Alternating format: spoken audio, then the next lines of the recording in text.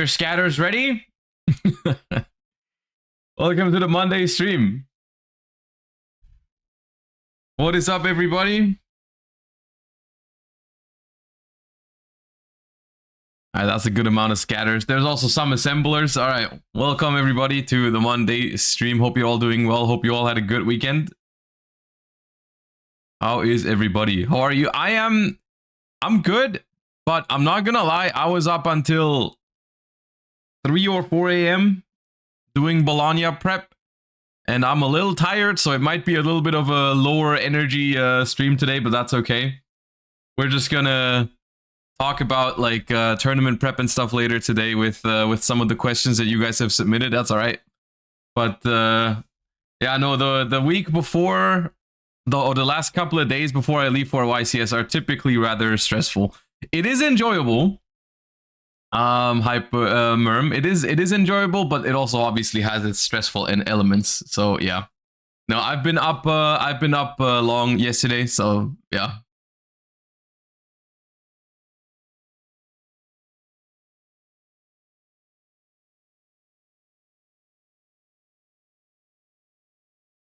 Can you be transparent on your Twitch ads? Well, what do you mean?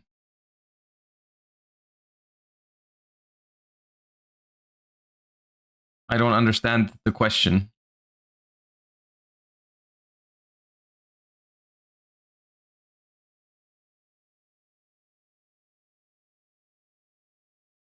Anyways. Are you doing viewer remotes this week, or is there no time? There is no time. Like this week is a rather stressful one. But I'm live today answering your questions regarding what's it called? Answering your questions regarding tournament prep and doing some Master Duel later.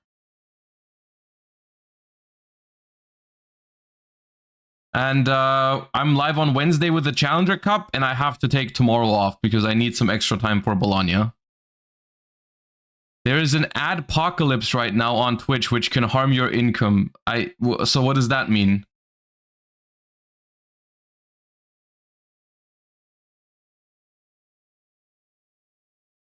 All I know is I haven't really looked into it. All I know is that I have my settings lower than recommended. Last time I checked.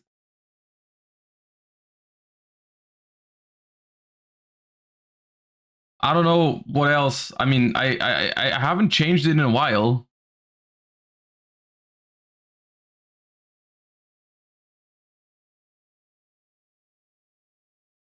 I don't know. You get less income from ads? I have no idea. I haven't checked that. I don't know.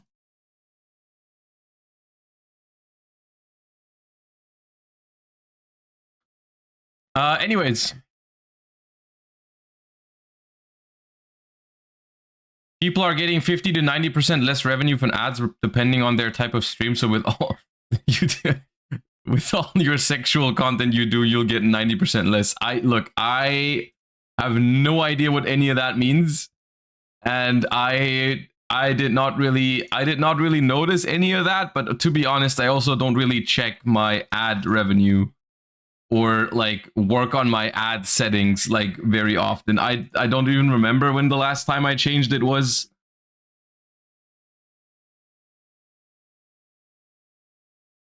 I know I checked a while ago, and then I saw it was lower than recommended, and I felt like that was fine the way it was. So I don't know. That's all I know. But yeah.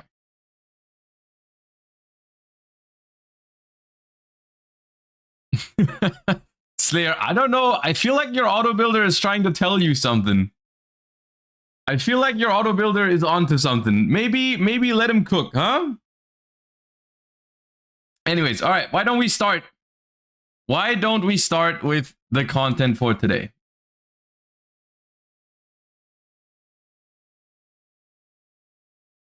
Let us warm up and then we begin.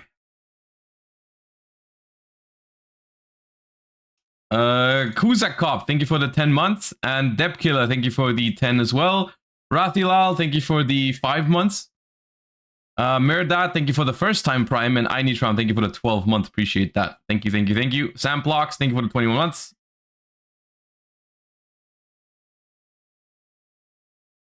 I'll try my best.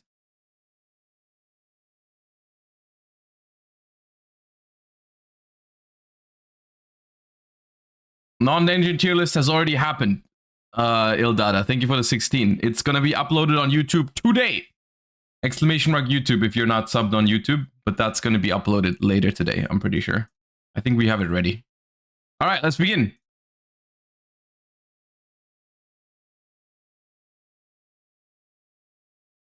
Earthbound, Immortal. This one.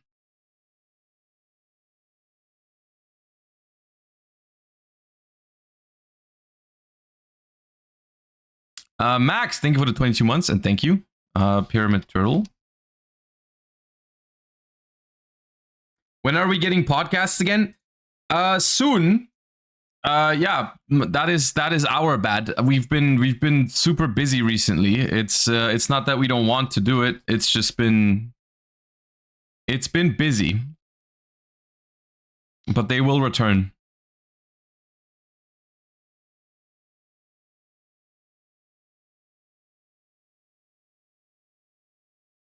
This is the first one I don't know. Credit plant.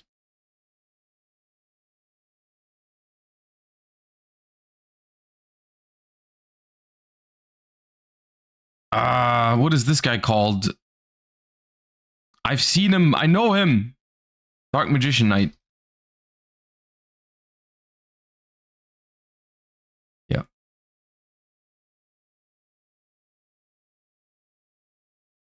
Necros Cycle.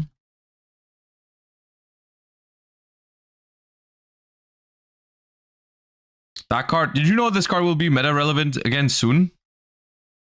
Opium.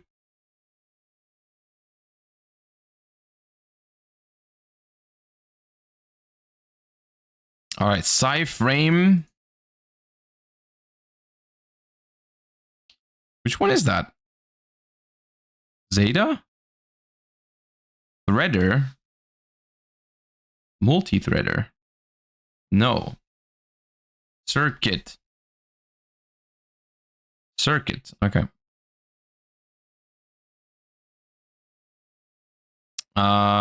Is that Origami Trio? Yeah.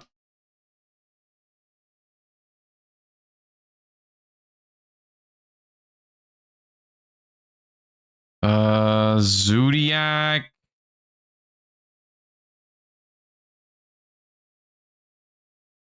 Is that combo? No.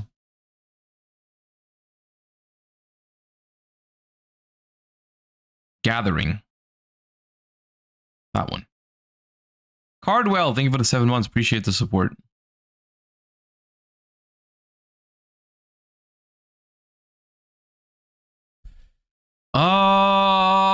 Miracle Contact, I think.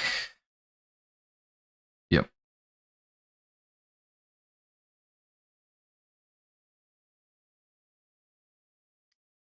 You feel familiar as well. Spark Blaster.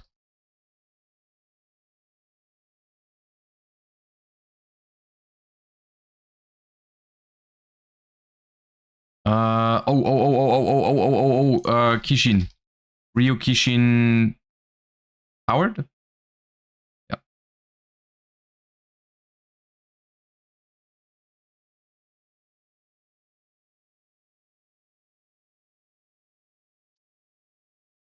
Second sarcophagus?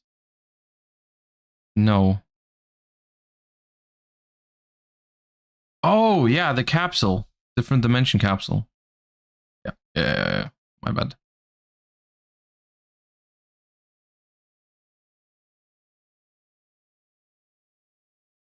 Wars Raider.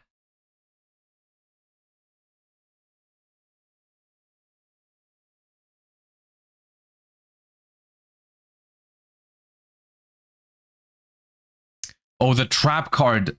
Dark Spirits of Malice?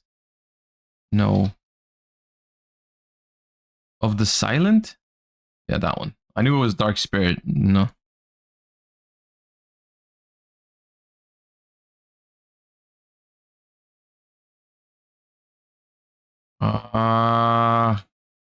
Mobius?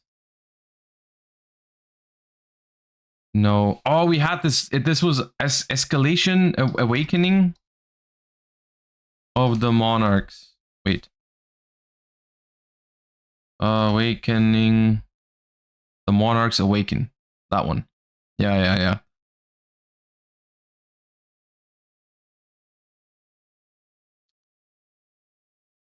Levier.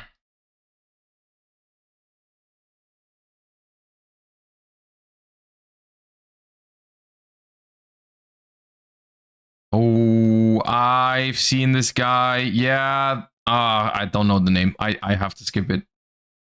I've seen it though. It's very old. Lady Panther. Well, that looks. Yeah, that's what it looks like. All right. Weather painter, maybe. Well, there's something painting. Witchcrafter. Okay.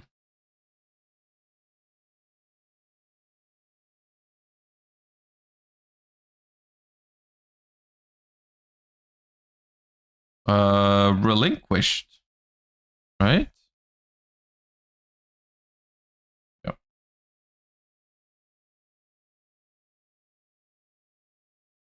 AI, I think. I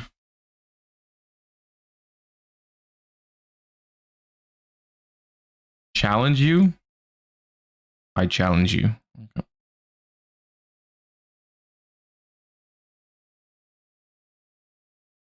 Slime Toad.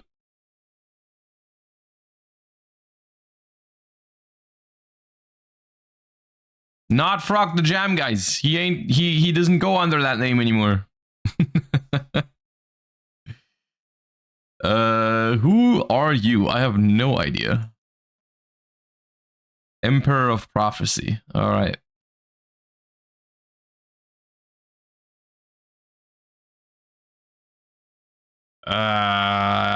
This is like a crystal clear wing.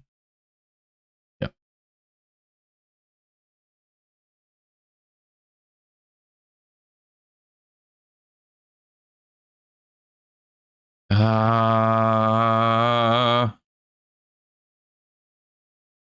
That is, it's like a Gaga trap. I'm not gonna like try that. Gaga Revenge. Yeah, no shot.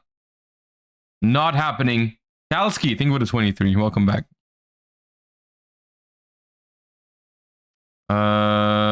Destruction Punch or something. No. Maybe the other Destruction Punch? Continuous Destruction Punch? Yeah. Okay.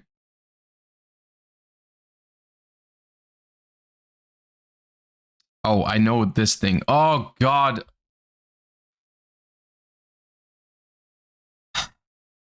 Skull Kraken? Yeah.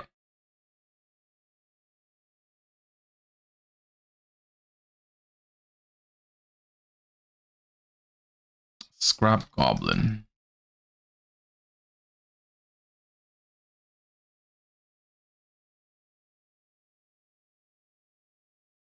This is either Marionetter or Camouflage.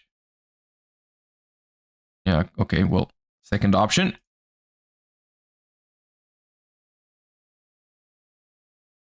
This feels like an Arcana Force, but I don't know. Dark Ruler? Yeah, no. Force EX. Light Ruler? Light Ruler. It looks more like a Dark Ruler.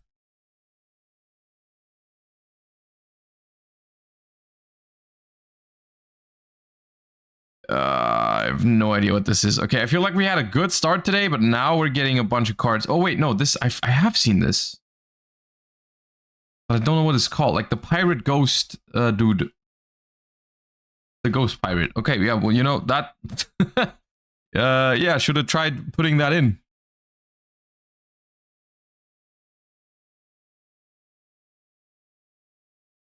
This one I have no idea. Infernity Force.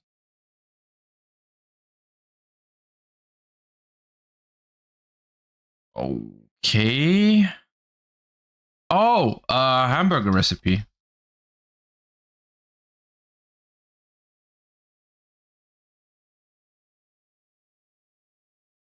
This is Evil Eye or Despia? Despia. Is that Adlib? Yep. It's been a while since I've played Ad Libitum anywhere.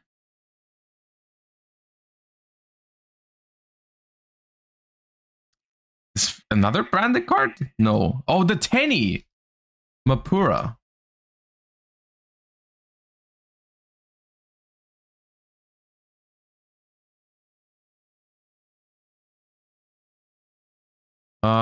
Wind up juggler, right? Yeah.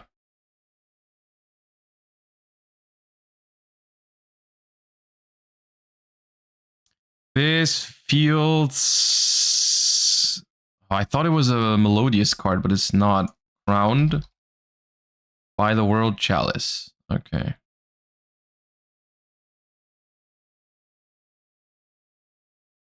Metal foes. Metal foes, metal foes, metal foes. Oh, it's Electromite. Electromite. Yeah.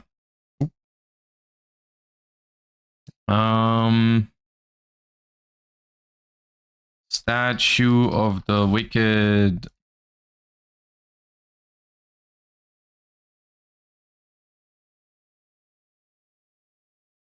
Oh, you are. I've seen you. You are a level 4 something dragon. Dragonic Master. No.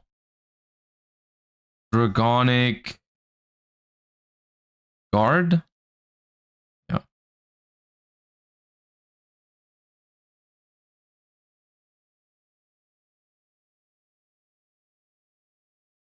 Don't know this one. No idea. Eternal Chaos.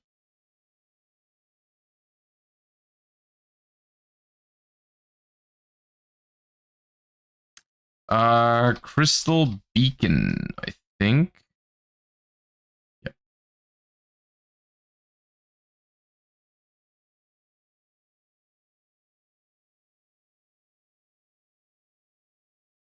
I seen this one.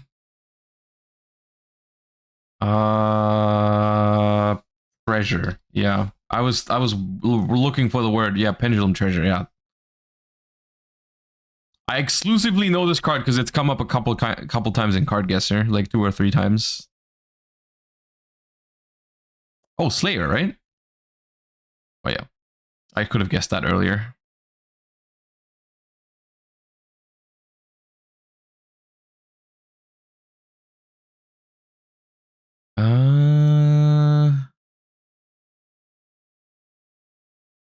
It has Vendred vibes, but no idea. Yeah, good thing I didn't try.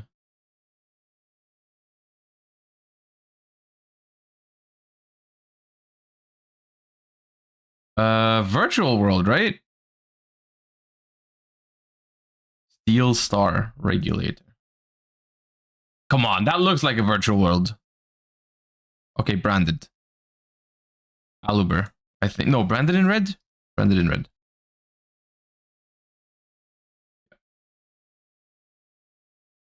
Yeah. Oh. Golden Lord, Golden Land Forever.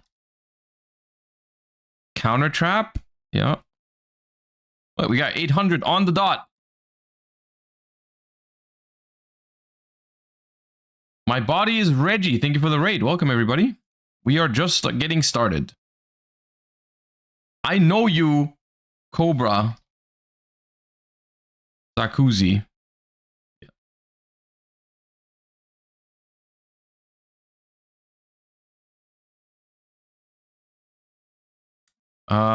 Infinity Machine. Machine Infinity. Infinite Machine. That one. I feel like we got scammed. Infinite Light? Oh, it was not Infinite Machine. Okay, well. 810. Not a bad start. Considering I'm running on very little sleep. That's okay. Not the worst.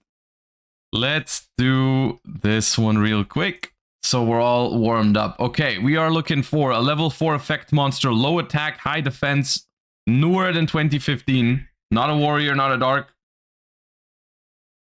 What do you mean barely? That was alright.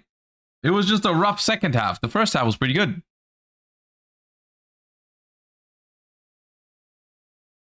Gunslinger Go, thank you for the full year of support. Thank you. And Caustic Skies, thank you for the 5.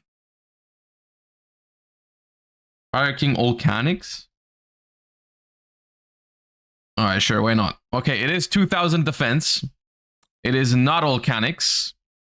2000 defense, level 4, 2016 to 2023. What's a 2000 defender? That could be anything. It feels like any archetype could have a 2000 defender. A Tenny? Stana? Could have been Stana.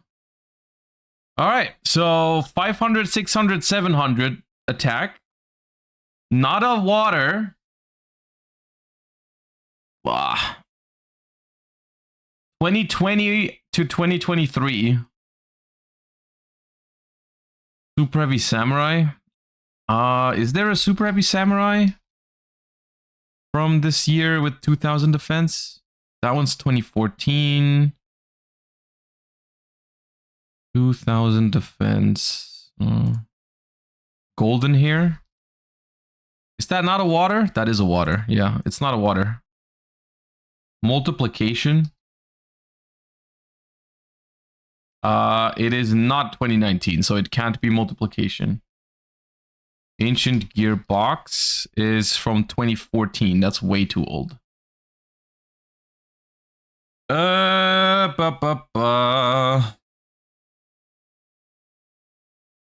Seyfert?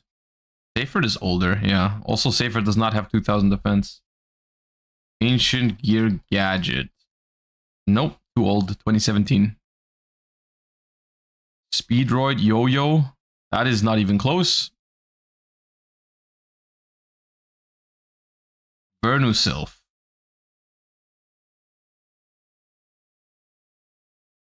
Too little defense, but not bad. That was close. Too little defense. Man, what is this card? I can't think of it.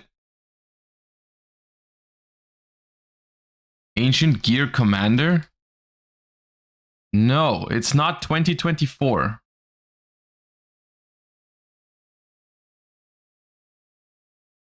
Crusadia Draco?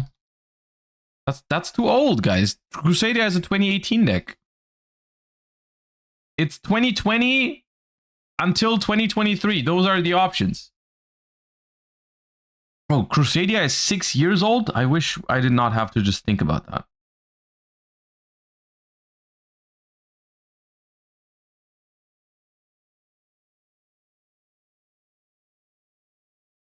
I don't know. Stardust Trail. All right. Well, it is a... That was a good guess, by the way. That could have just been it, but it wasn't. Light level 4, 2000 defense from the year 2022 or 2023. I'm out of ideas. Libromancer Misty Girl. That is 2100 defense. So that's a ritual monster. What about the Mystical Elf retrain? Isn't there a Mystical Elf retrain? Mystical Elf White Lightning. But the attack points don't match. It's 800 attack. And it's lower than it. Come on, what is this?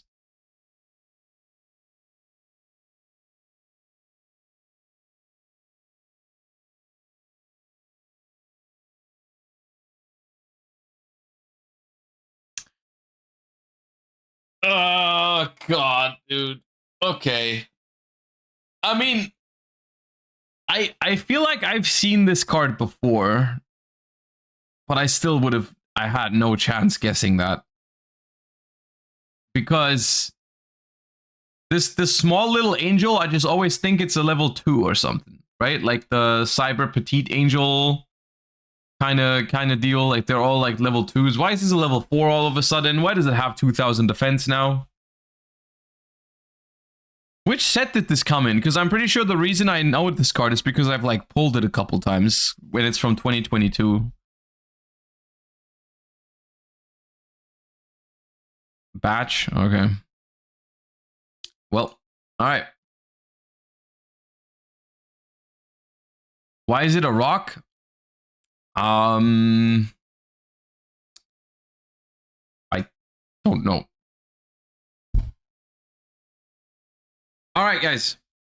With that, warm up out of the way. Welcome to the stream today. We are getting into some content for today. Excuse a little bit of a lower energy today because I'm a little tired because I stayed up way too late for YCS prep yesterday, and it's in general going to be a little bit more of a stressful week for me because the YCS is coming up. I'm leaving on Thursday morning, very early, and I'm still like not done. I have narrowed down my deck choice relatively quick. Was it your first day of prep? No, I've started prepping a while ago. Like 2 weeks, I would say. But it's always like no matter how early you start, the last week before a YCS is always going to be stressful because you start like even if you start early and you think you've got it all set up and prepared, the last week is where you start second guessing yourself. You start being like, you know, what if other people adjust their decks and so on and so forth, and what? Yeah, it's tough, but like it's all right. I mean, it's stressful, but it's also fun, you know, because it's part of the process and it's just like part of playing the game. So it's okay. It just means that you know, if I stay up until 3 or 4 a.m. on a Sunday night, I will be tired at work on Monday, as it is. But yeah, so the plan for this week is the following. Just so we're all on the same page. We're gonna obviously we're live today. Then I will also be live on Wednesday with a Challenger Cup, and then I will leave on Thursday morning. Tomorrow I'm taking off because otherwise I would feel way too stressed in terms of Bologna prep, because like I said, working today, working on Wednesday, tomorrow is the only day I can take off this week before I have to leave on Thursday. So yeah, unfortunately tomorrow is going to be no stream, but there will be a stream on Wednesday before I leave for the YCS on Thursday morning. And I'll be returning from the YCS on Monday, so the streams will most likely return on, I think, Tuesday. Let me check if there's anything. Like streams will return Tuesday or Wednesday next week. I don't know, but yeah. So for today, we're gonna do something that kind of like something we're gonna try for this YCS, or like try in general, which I already initiated at the end of last week, which is I'm gonna be trying to help you guys prepare for tournaments a little bit, and also including the upcoming YCS. I had people on my Discord server submit questions. Well, if you guys want to take part in something like this in the future, it'd be good if you joined the Discord server. You can go !Discord in the Twitch chat right now. Obviously, it's too late to submit questions for today because I have already picked them out and prepared them. But in general, these kind of things we run on the Discord server, and people were able to submit questions for the upcoming YCS. Some people submitted more specific questions for the current format, and some people submitted more general questions, but that's both fine. Both of those are included. It was not sub only. No, it was not sub only. It was everyone could submit questions. The thing is that I wasn't able to I wasn't able to include every single one because there was a little bit too many, and some of them were slightly repetitive, and some of them were also completely unrelated. But I have gone through these, and I've selected a bunch of them that we can talk about. I haven't it's not going to look super fancy. It's just going to look like this when we run through them. That is the extent of my PowerPoint abilities. So we're just gonna run through these and talk about them. But the goal of this basically is to somewhat replace the what's it called? Not replace the deck doctor. We're still gonna do deck doctors at some point. But for this event in particular, I wanted to try this approach because it gives people more opportunity to ask other questions, not just deck list related. And I mean, if there are some people here that have asked me relatively specific questions regarding a deck, like should I play this card in this deck, or I'm choosing between these two cards in my deck, which one should I play? Those kind of questions are in here, but I also gave people the opportunity to ask other kinds of questions, not just deck list related. But the deck doctors are still going to return at some point. Did you know there's an option in PowerPoint where it does the design for you? No, I have just opened an empty slide and pasted the questions in there because it'll make do. That's going to be okay.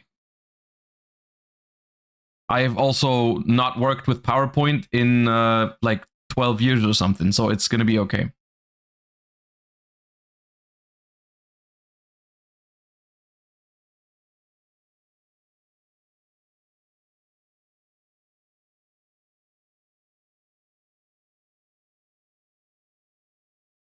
All right, so quite simply, I have no idea how long this is going to take, and I don't know how long we have to spend on every single questions, because some of them are more in detail and some of them are relatively quick, I feel like, but we're just going to run through it. We're going to take it as an opportunity to answer some questions and have a little bit of discussion on the current format and other general things, so feel free to give input in chat. This is not just supposed to be like a presentation of sorts, but rather just a starting point for some good discussion, and we'll see how much time we spent on each individual questions. I've also left out the names just in case, because I didn't ask if people were okay with having their names included.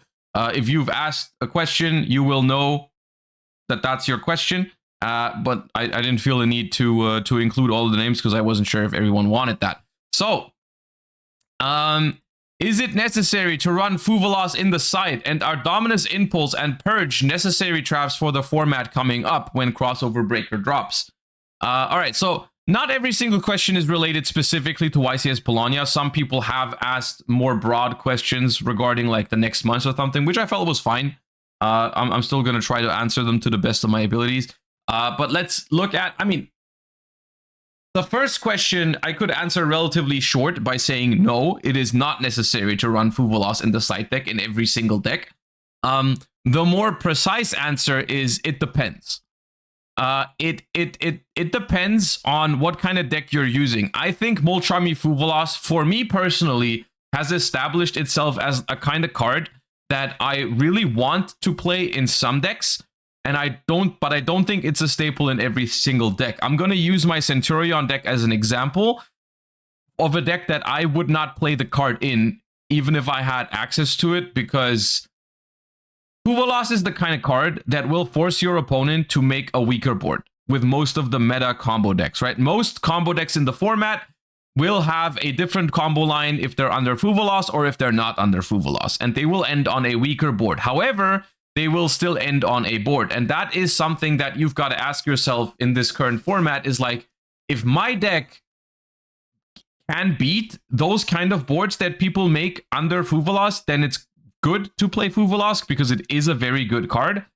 If your deck struggles with these kind of boards, then you should not be playing Fuvolas. You should instead focus on cards that either stop your opponent from putting up the board, or you should play cards that actually out their board.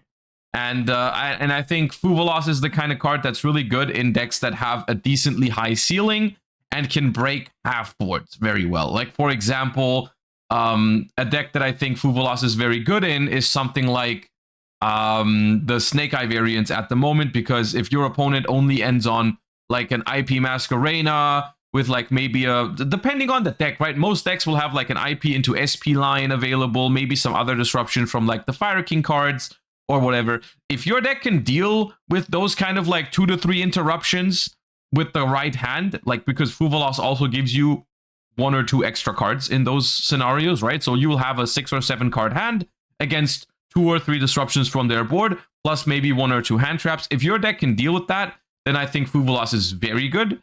If your deck cannot deal with that, then I would not play Fuvolas.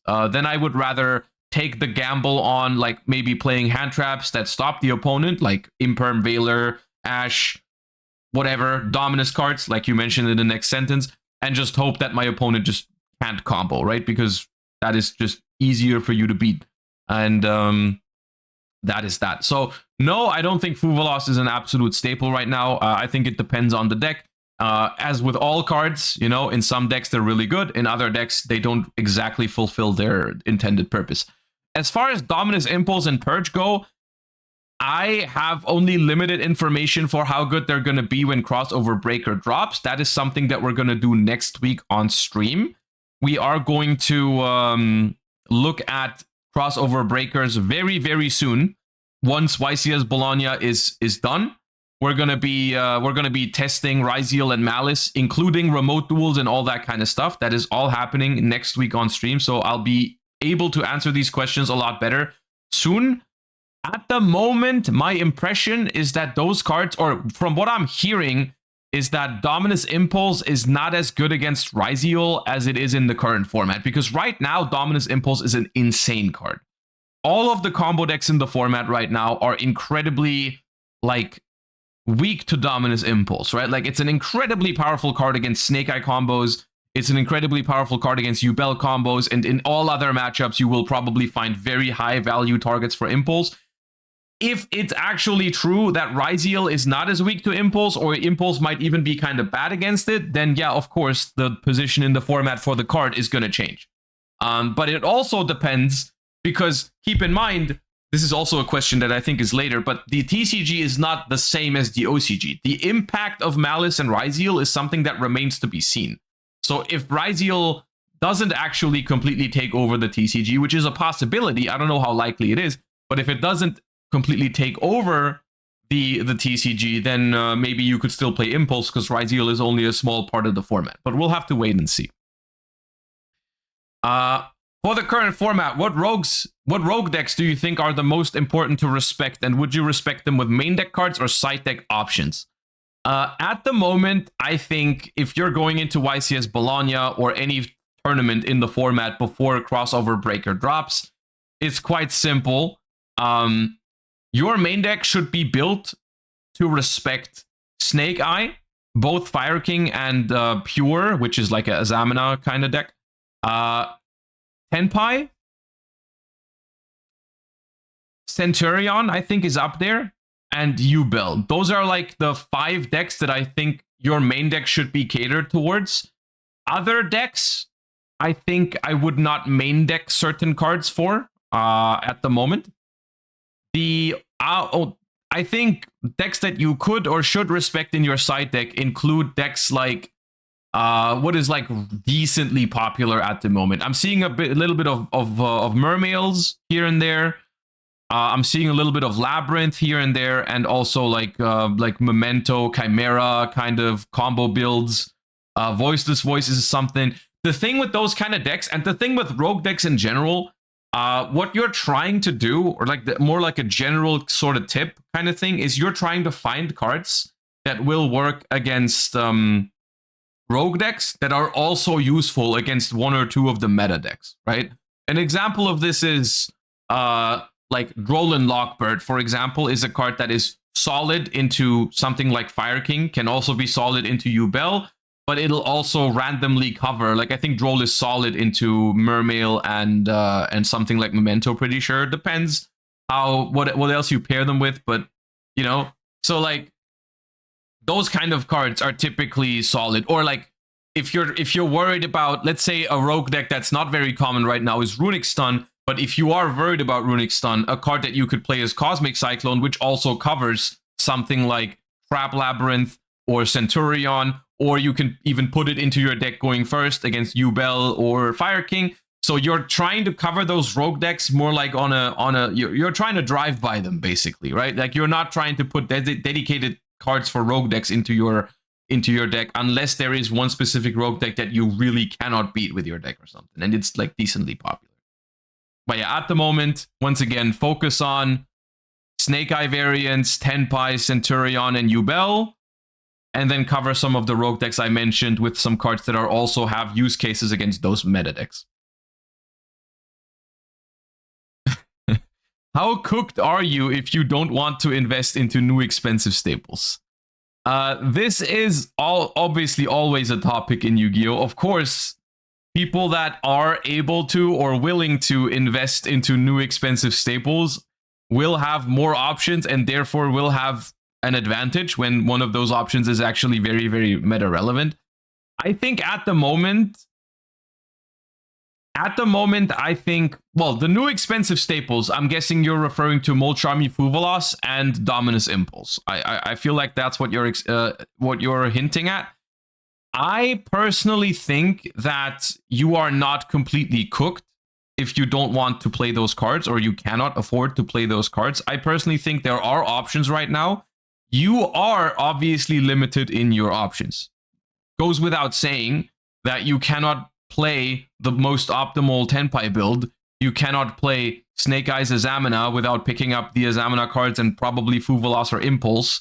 And you also can't really play Yubel without an expensive Fiendsmith package or something.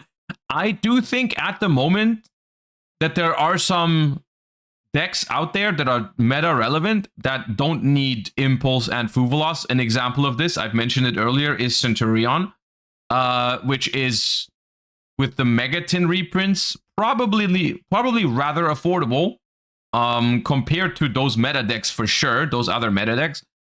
But it's still solid. Like it's a good deck right now. It's not. I don't think it's by far the best deck of the format or anything like that, but it's solid. It's a solid concept, right? Just play a bunch of hand traps and a bunch of like efficient one card combos, and you've got a good deck on your hands.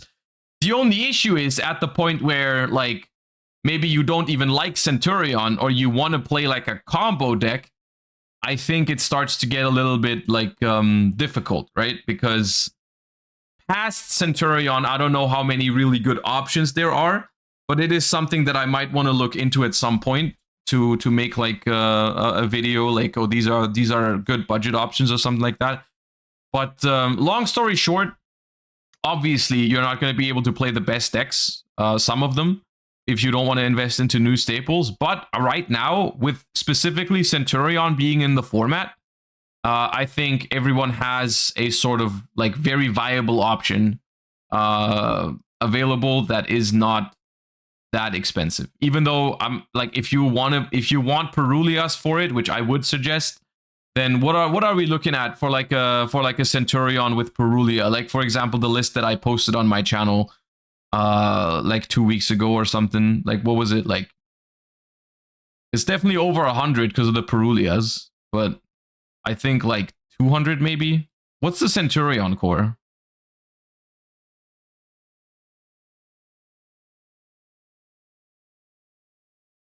The Centurion core is 300? There's no shot. Hold up.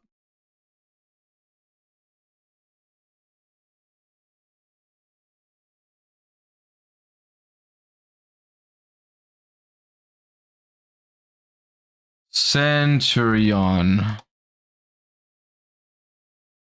So Primera Primus is nothing. You need Trudeas. 3 Trudeas is 25-ish. 3 Primeras is 30. So that's 55. Stand-up is nothing. Legatia is like $2. All right. So 2 Legatias on top. We're on 60.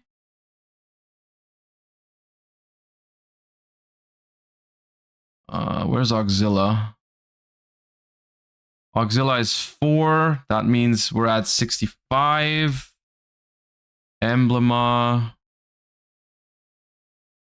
Okay, Emblema is 13, so that's 40. So that's 105. That's 105 for the Centurion cards. It's 105 for Centurion cards plus staples. Perulia. Perulia is... How much is Perulia at the moment? Oh, Perulia has gone up. Okay, I wasn't aware of this. Okay, Perulia is 50 each. All right, so I guess even Centurion, I mean, I would play, I honestly, I would play Perulia in Centurion for the optimal version. It's probably playable without it because it is quote unquote just a side deck card. So if you're, how cooked are you if you're limited to Centurion as your deck option and you don't play Perulia? I wouldn't say you're completely cooked, but obviously it doesn't feel great, right? You need Blazars too. Blazar is a common card, mother. Blazar is 5 cents. All right. So the Centurion core is 105 plus 2 5-cent commons.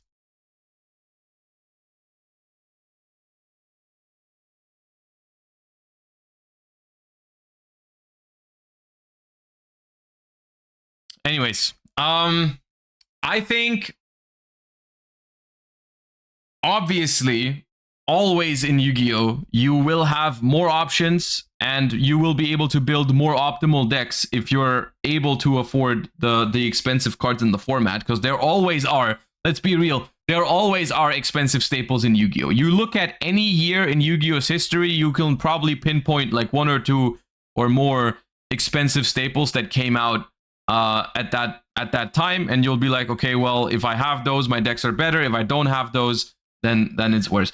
Compared to other times, I think right now though, like there are solid options that will not need Fuvalos. Fuvalos is not as Fuvalos is not as mandatory as a lot of other staples in past years. Like Fuvalos is not as staple as Ash Blossom was in 2017, or Imperm in 2018, or Evenly right when it came out, or Prosperity right when it came out. It is definitely more feasible to play decks without Fuvalos than it was to play decks without those cards when they came out, I think.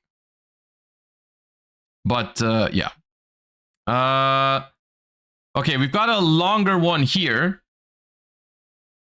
How important is winning game 1 in your opinion? I've noticed that in this format, a ton of people are running cards like Thrust to set floods like D-Barrier or Different Dimension Ground, or cards like Deck Lockdown, Anti-Spell, there can be only one, to play around Fuvalos post side. Since you get hit by a Charmy, you can Thrust, set into a Floodgate, and pass back. Because of this, I feel like if you lose game 1, then you are automatically behind, because even if you win game 2, game 3, your opponent will be going first, and it'll be them going first post side with Floodgates and Thrust. Is there even a way to beat that scenario, or should you just build your deck to win game 1 regardless if you win or lose the die roll, so that you never have to go into game 3 with your opponent going first? It is a valid question, because this has been a concern for a while now with how, like, the side deck has shaped up modern Yu-Gi-Oh! Sometimes it's like, well, if I lose game 1, I know that my opponent is going to have a very, very crazy hard deck to beat in game 3, even if I win game 2. And I mean, yeah, in an ideal world, you would just win game 1, right? But I think the more realistic approach is, what this means is that You have a couple of workarounds for this. The first workaround is that you could try to find a deck that doesn't lose to cards like D-Barrier, right? Which some decks in the current format do that. Like there are decks in the current format that are not as bad into D-Barrier or different dimension ground as some of the Snake Eye decks or Tenpai or something. There are ways to mitigate this issue by playing a deck that isn't, and this is typically one of the advantages of the decks that are not regarded as the decks with the highest ceiling, but they are still good because they have these other mini advantages, right? Like, for example, I hate bringing it up every single time, but Centurion is a deck that doesn't really care that much about different dimension ground and also doesn't care as much about D-Barrier. Or like Trap Labyrinth or something. Like there are cards, there are decks in the format that are valid options that don't really care that much about Thrust. And that could be one way. Like if Centurion loses game 1 and then wins game 2 going first, they can very easily hand trap the opponent in game 3 and reasonably win the game. However, Centurion obviously has other issues. But in general, you do have to realize that not everyone is able to do this, right? Like in theory, yes. In theory, this sounds bad for the format if everyone is playing Thrust with D-Barrier, Deck Lockdown, Anti-Spell, and all that much. However, I think in practice, this is not what everyone is doing because you do have to decide a little bit in your side deck, right? Your side deck space is not infinite, and people are also worried about having to go second, right? Like, you are not the only person with this issue. So, like, other people have the same problems, so they will. I've looked into it. I've looked into it, and I think at the moment the trend is going more towards siding more cards for going second rather than siding a lot of Thrust and D-Barrier and DDG and stuff like that. Yeah. Josh gaslighting his fans to play Centurion in Bologna so he can farm them. Not very funny and also not true. I personally, currently, I'm gonna be honest with you, I will not play Centurion in Bologna for other reasons that I've also stated. But the deck has advantages. I was considering it until like a couple days ago. But I will not. At the moment, I personally won't play it. I think there are better options. But I do think it is a very good deck at the moment.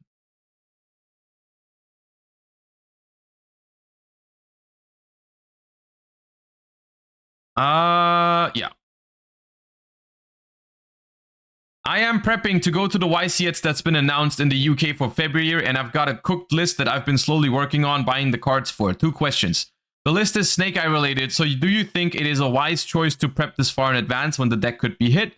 And do I go back to my comfort deck, Branded? This list I think is way better than Branded, but if it ends up being murdered by a ban list, then I will be really out of practice on Branded. Long story short, even though, like, if you already know that you're going to be able to go to YCS Birmingham in February, I completely understand wanting to start preparing for it right now. However, I do think the amount of, like, it doesn't make that much sense to prepare for a tournament that is 3 months from now. There's new sets coming out. There's new ban lists coming out until then. There is only a limited amount of preparation that you can do before YCS Birmingham at the moment. Like, at this point, the best preparation, unironically, the best preparation that you can do in a scenario like this, when you are attending a tournament that is still a while away, and you have time right now and you want to start preparing for it, is don't focus on that format that's about to happen. Just keep up to date with current Yu-Gi-Oh! Look at the development that's happening. Learn the current decks just in case they're still relevant. But like, if you learn Snake Eye, if you learn the current version of Snake Eye, if you start looking into Ryzeal and Malice and that kind of stuff, if you understand those decks, you will have a much easier time once the YCS actually happens, because you will already understand, like, maybe there's a ban list that comes out a month before it and it'll, like, I don't know, random thing, it'll ban Flamberge. And because you've looked into Snake Eyes, you will now understand, okay, without Flamberge, this is how the lines change, or the deck becomes not viable altogether. Like, you will have an easier time understanding this, and you will have an easier time immediately either discarding the idea of that kind of deck or just continue working on it. But I think specifically, like, right now, no matter what you build for YCS Birmingham, it'll not look the same once YCS Birmingham happens. And that, I mean, I think there's only a limited amount of sense that that can make. Yeah. I'm preparing for YCS Bologna, and the deck I have the biggest problems against, and ironically, the only deck I have problems against is Tenpai Dragon. I can run a lot of hand traps and non-engine in my deck and side deck, so my question is, what is, in your opinion, the best way to beat Tenpai with non-engine? First of all, I would like to have your problems. I would like to have your problems. Can I please have your problems? Because if your problem is, hey, I'm fine against every single deck, my only problem is Tenpai, and I also have a lot of room to solve my problem, then I don't think you have a problem. Because what you're saying is your deck beats every single matchup except Tenpai, and you can afford to play a bunch of non-engine against Tenpai specifically in your side deck. All you do, just play like cards that beat Tenpai. I don't know what you want me to tell you. D-Barrier beats Tenpai. I think there's a lot of other traps that beat Tenpai. I don't know what your deck is, but there can be only one. If it fits there, you can play that. Deck Lockdown is crazy against Tenpai. Solemn Judgment, Solemn Strike are very good cards against Tenpai. I think this is a very good problem to have. That's what I'm saying. Like, you can just focus your, if what you're saying is really true, right? And I don't know this because I don't know your deck and whatever, but like, if you're comfortable with your deck in most matchups or in all matchups except Tenpai, just play a bunch of trap cards that are good against Tenpai, and your issue should be solved, in my opinion. And then you even have the added bonus of being able to side deck those cards in other matchups, right? Like, D-Barrier is good in some matchups, and like, if you decide to do like Solemn Judgment or something, those are also good in some other matchups. Yeah. In terms of other possible approaches, if you are looking into hand traps, this is obviously something that is a little iffy against Tenpai, because Ash Blossom is obviously very good, but besides that, there is no hand trap that'll like guarantee to do something. Like, all of the Effect Veiler, Infinite Impermanence kind of cards are all very weak to if they hard open the field spell. Then like Ghost Ogre, Effect Veiler, Droll and Lockbird, those kind of cards, they will suffer from Dimension Shifter if they have it. Cards like Dominus Impulse and Dominus Purge, I can't tell you to play those because I don't know what deck you're playing. I don't know if they conflict. And if you can play those cards, they are good against Tenpai. The Dominus Purge and Impulse are both very nice against Tenpai because they can negate Kaiman. So yeah, that is that.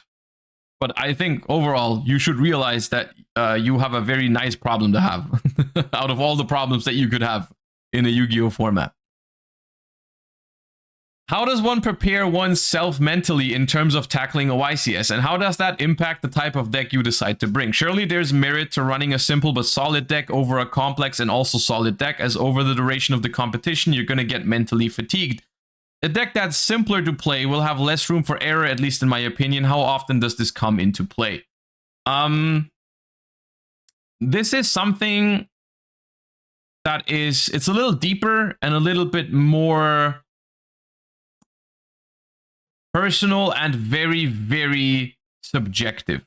But like, there's a few things that go into this decision. I'm feeling like you mainly want to talk about deck choice, depending on your mental and depending on like how you feel about your own capability in the current format. So personally, I think it's very important going into a YCS, understanding what you are, like what your goal is, right? That is something that you want to prepare yourself for the YCS with in mind.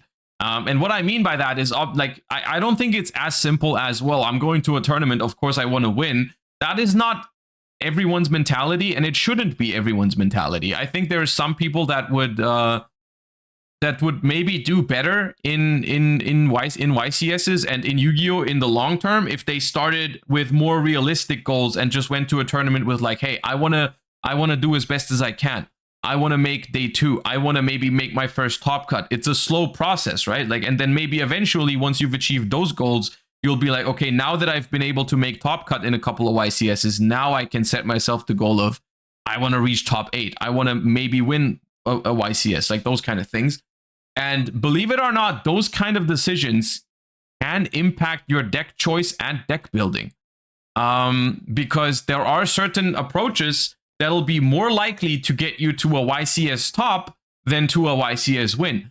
For example, I think a deck that is more likely to give you a salt, like the quote unquote standard, the quote unquote standard approaches to the current format, for example, like a 10-pie deck, or a very standard Snake Eye Fire King deck if you've practiced with it, a very standard Snake Eye Azamina deck. Those are the kind of decks that are up there. They are top meta for a reason. And if you take one of those decks, learn it, play it well, and bring it to a YCS, there is a very solid chance, if you actually execute it well, if you play it well and you have a solid day, you are very likely to make top cut. But if you make top cut, you will be way more likely to play against people that are prepared for exactly those decks. Right? Every single, I don't know, you want to call it pro Yu-Gi-Oh player, good Yu-Gi-Oh player at the moment is preparing for the YCS with those exact decks in mind. Everyone is going to have a good plan on how to beat those decks.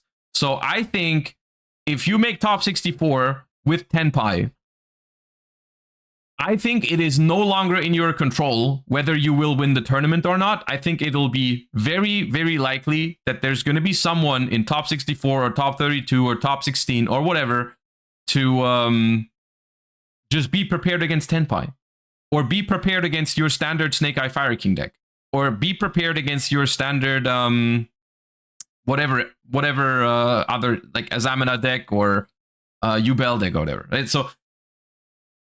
But this is important. It's completely fine to enter a YCS with 10-pie or Fire King or Snake Eye Azamina because you just want to see how well you can do with those kind of decks. And maybe you want to get your first YCS top, your first YCS day 2, and you've been practicing this deck because you thought it was going to be meta, or it is meta for a couple of weeks now, and that is what you feel most comfortable with. And that's completely reasonable. And if you make it to top 64, even if your deck is standard as hell, there's always a chance that it's going to be enough if you play it well. And even if people are prepared, it's not 100% guaranteed they're going to beat you, right? So like any deck that makes top cut can theoretically win the YCS from that point on if they just, you know, get lucky and are played well. But there are other approaches that are, let's say less likely to top, but more likely to win, if that makes sense. Because what you're preparing for is basically look at a YCS in 2 different stages, right? You have stage 1, which is Swiss, and then you have stage 2, which is Top Cut. And Top Cut is usually a different format than Swiss, because the deck representation in Top Cut is not going to be the same as it is in Swiss usually, right? You have the pie chart for Swiss and the pie chart for Top Cut. They're not the same usually, and the average opponent is also not the same in Swiss as it is in Top Cut, right? Like the average opponent you will face in top 64 is not the same as the average opponent you will face in round 1 or round 2 or whatever. And so you can make meta calls and stuff like that that will be very good in top 64 if you get there, because you're basically building your deck to beat the super popular decks or the decks that other top players are playing.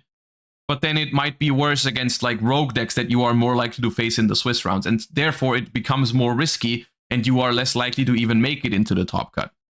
A lot of this kind of thing goes into the tournament, but it all boils down to, in my opinion, just you have to be very self-aware and honest to yourself of what you want to achieve, what you can achieve, and what kind of deck is the best to get you there.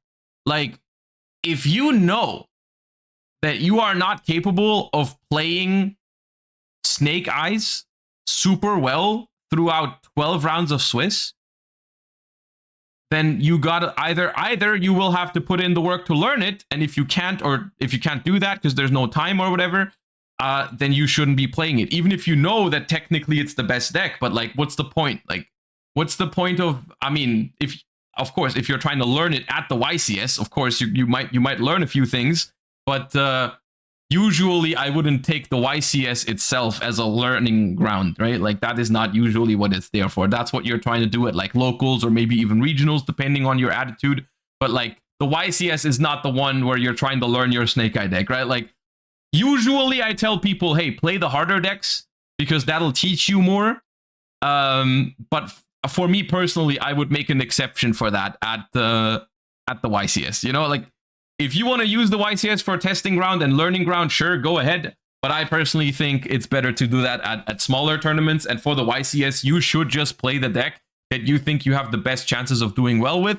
And even if you think Snake Eye is the best deck, if you can't play it properly, then you should probably pick something else. And that is completely okay too, to realize that. It's actually good to realize that. You know, it takes some courage to look at a deck and be like, yeah, I've tried it, I think it's good, but I think I'm not going to play this well. I need to pick a different option, and that's also respectable, because it is very, very respectable or normal to not have the time to learn a certain deck like before a YCS. That happens, you know, life gets in the way, and that is a very normal thing. So yeah. Do you think some decks are becoming underrepresented relative to their strength because of Fuva loss? Yubel in particular comes to mind. It hasn't lost any power. If anything, it's stronger now, but it does not seem like a popular choice anymore, and I'm not expecting to see a lot of it in Bologna either. Is this the right approach? Well, you're using a weird term. You're saying underrepresented relative to their strength. I would not say Yubel is the strongest deck right now. I don't think Yubel... I think the word you're referring to is ceiling, which is a word... I mean, the Yu-Gi-Oh community uses the word ceiling as something that refers to, like, how much a deck theoretically can do, right? Like, the raw potential of a deck's combos, right, is its ceiling, right? The maximum thing it does, the end board it goes to if it's uninterrupted and stuff like that. Yes, Yubel has the highest ceiling in the format right now. But a deck's strength, at least I personally don't measure a deck's strength only based on its ceiling. And because a deck's strength overall, I would say, is dependent on a lot of different factors. Like, how good is one of those factors? How good is this deck into the non-engine that people are playing? Because what's the point of playing the deck with the highest ceiling ever if every time my opponent uses a Fuva loss on it, suddenly it becomes one of the weakest decks in the format, or with the lowest amount of possible combos under Fuva loss, because it just isn't prepared for it, right?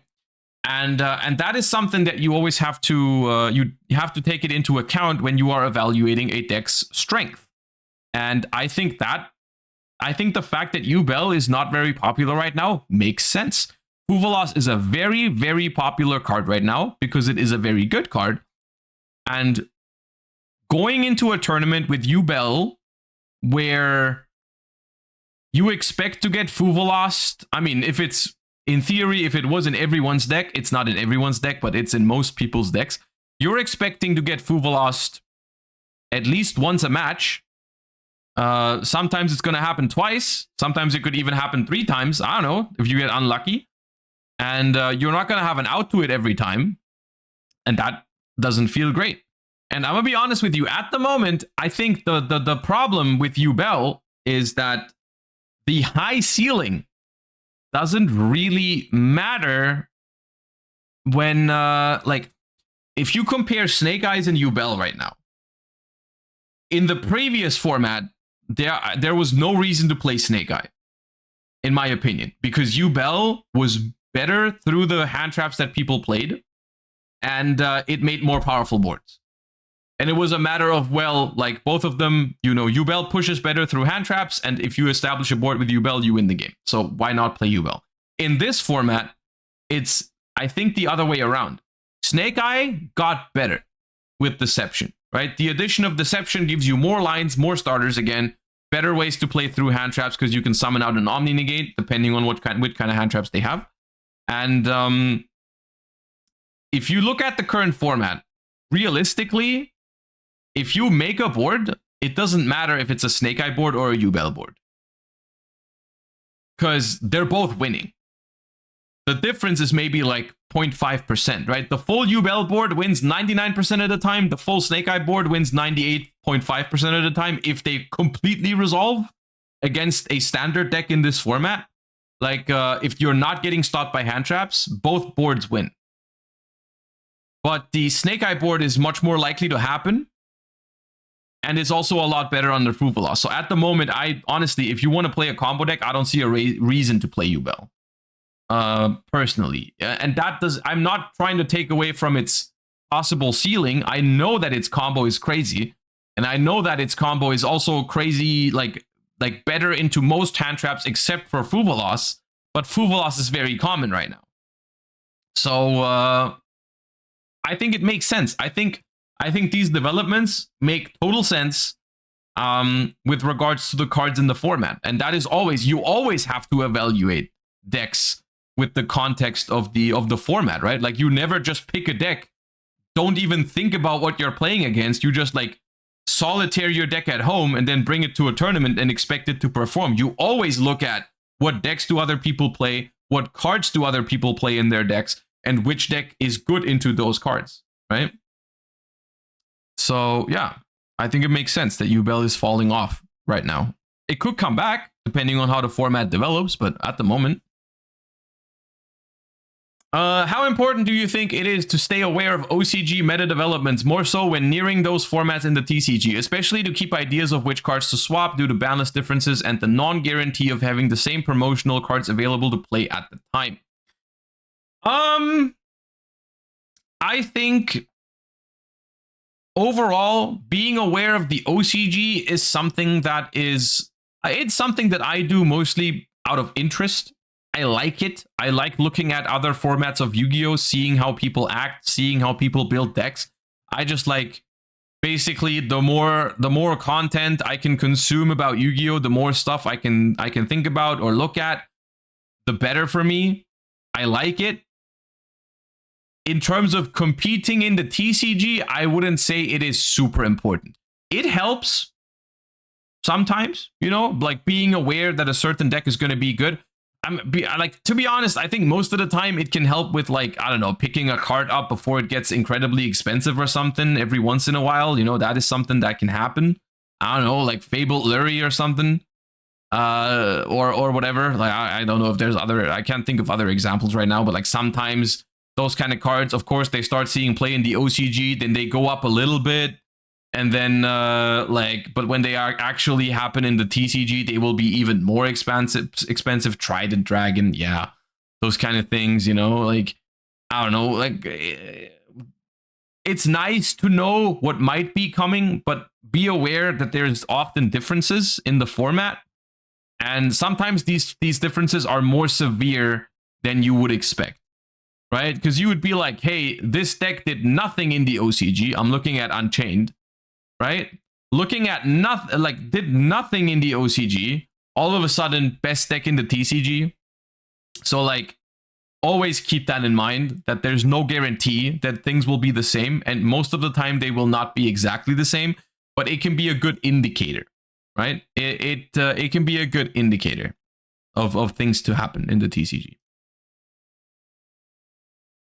Are runic combo decks kind of dead now that Fuvalos is in the game? Is there any way to play around through Fuvalos without having to drop an extra runic to summon? Feels like runic is now forced into stun. No. I don't think Fuvalos is the reason that runic combo decks are not good right now. Period. I think runic combo decks generally will have solid lines into Fuvalos, depending on the deck, right? But like, this is coming from someone who's obviously, I've played Runic Naturia at Worlds in a format with 3 Maxis in everyone's deck, which Maxi is better against Runic combo decks than it is against than Fuvalos is, because obviously it cuts you off of more of your special summons. A deck like Runic White Forest, a deck like Runic Naturia, if it had 3 Sacred Trees, a deck like Runic Bestial could definitely be fine under Fuvalos. Now, that being said, Runic combo decks are not good in current Yu-Gi-Oh! But that's not because of Fuvalos. That's because they just can't do shit going second. Against Snake Eyes Azamina, Fire King, or Yubel, or whatever else, let it be Memento or Mermail, those kind of combo decks, you're not beating them going second. It's a very non-engine heavy format. It's a very, very non-engine heavy format. It's very important to draw non-engine at the moment, and Runic decks cannot play many non-engines. And that's why they're not great right now. And that is something that'll only change if the necessity of drawing like multiple non-engine when you go second, if that ever changes, then Runic combo decks will be back, right? And as long as Snake Eye and Yubel are going to be the most popular decks by far, that will not really change in terms of Runic combo decks. But Fuvalos is not even close to the reason. Like that card, I mean, it's good against Runic combo. I'm not saying it's a bad card, but it would not be impossible to play Runic combo. If Fuvalos was your only issue, then it'd be fine. But it is not the driving force that's keeping the Runic decks out of the format. I'm gonna enter YCS Bologna with a list that cannot afford to play a lot of flex spots. If you know, you know. Do you think I should run breakers since drawing 1 or 2 is enough, or should I play some high impact hand traps plus Ash Bestial, or maybe a mix of both options? This is a tough question, but I personally think that in these kind of decks that cannot afford to play like infinite hand traps or something like that, like I definitely think that quote unquote low impact hand traps like Effect Veiler, Ghost Mourner, I don't know, even to an extent Ghost Ogre because it's matchup dependent. Those kind of cards are only really good if you can play a lot of them, at which point they become very oppressive, right? If you can play a lot of hand traps, then you are actually making it very unlikely for your opponent to play. But you need to draw like at least 2 or 3 on average to be able to do that, which it doesn't sound like your deck can do. In this case, I think you have 2 options, right? You can either just play Fuvalos if your deck can really break boards well, like half boards under Fuvalos. If your opponent ends on like a Garunix in the graveyard with an IP Masquerena, maybe Flamberge or something, it depends on exactly how they play their line. If you can beat that with your deck, then Fuvalos is a good option. I think there's a non-zero chance in the format right now that these decks pass to 1 Imperm or 1 Ash. I wouldn't recommend Bestials because you mentioned them. I don't think Bestials are good in this scenario.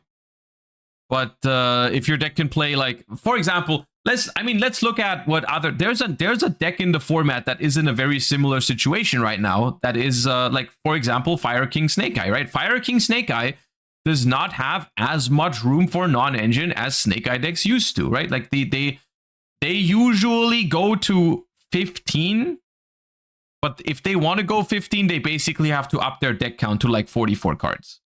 Right? If they were trying to play like closer to 40, it would be like they'd have room for 12.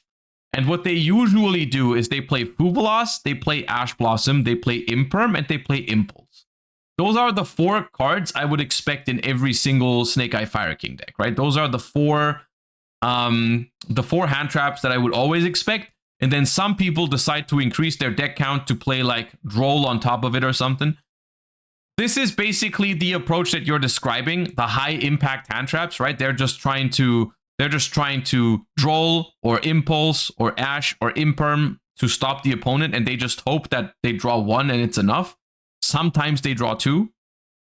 And this is a working concept. This is a working concept right now, and that is definitely an option.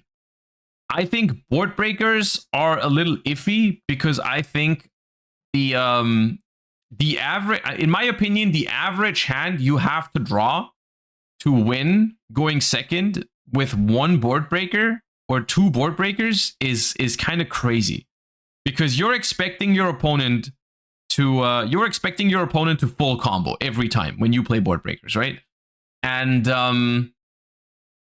the full Fire King combo or the full Yubel combo are very, very hard to break with board breakers, especially because everyone else is playing. Okay, let's take out the Fuvalos from the equation because they're not going to be good going first. But everyone else is playing Ash, Imperm, Impulse, right? Let's just assume Fire King, standard deck of the format. They're going first. They're full comboing because you play board breakers. They play 9 hand traps at least in their deck, right? Ash, Imperm, Impulse. So you have to expect to be able to beat the Fire King board plus, on average, at least one of those cards. And I think you will find relatively quickly that even with 1 or 2 board breakers, your hands need to be crazy to be able to do that, right? Because like their setup is so good. So at that point, even though it's not really, I'm not really happy with it, I would still say you are better off just trying to hope that one Imperm is enough than to hope that one, whatever, like Dark Ruler is enough, or Super Poly, or Ultimate Slayer, or whatever you're trying to play, whatever it is, Droplet, you know?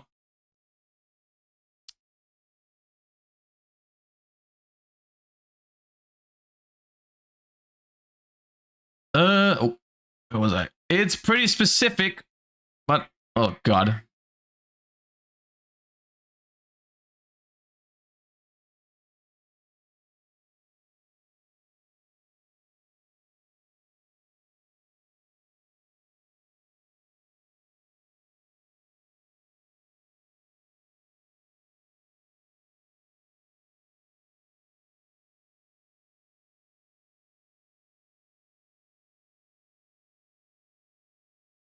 Is there a limit for text-to-speech characters? Or rather, can you set a limit? 500?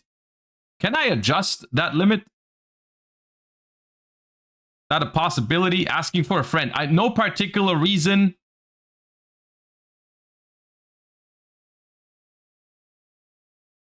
No, sorry. Unfortunate. It's pretty specific, but I'm playing Voiceless Voice, and I'm wondering if I should play Fenrir as a flex spot or one more set of a hand trap or breaker. Already playing Imperm, Purge, Ash, and Bell.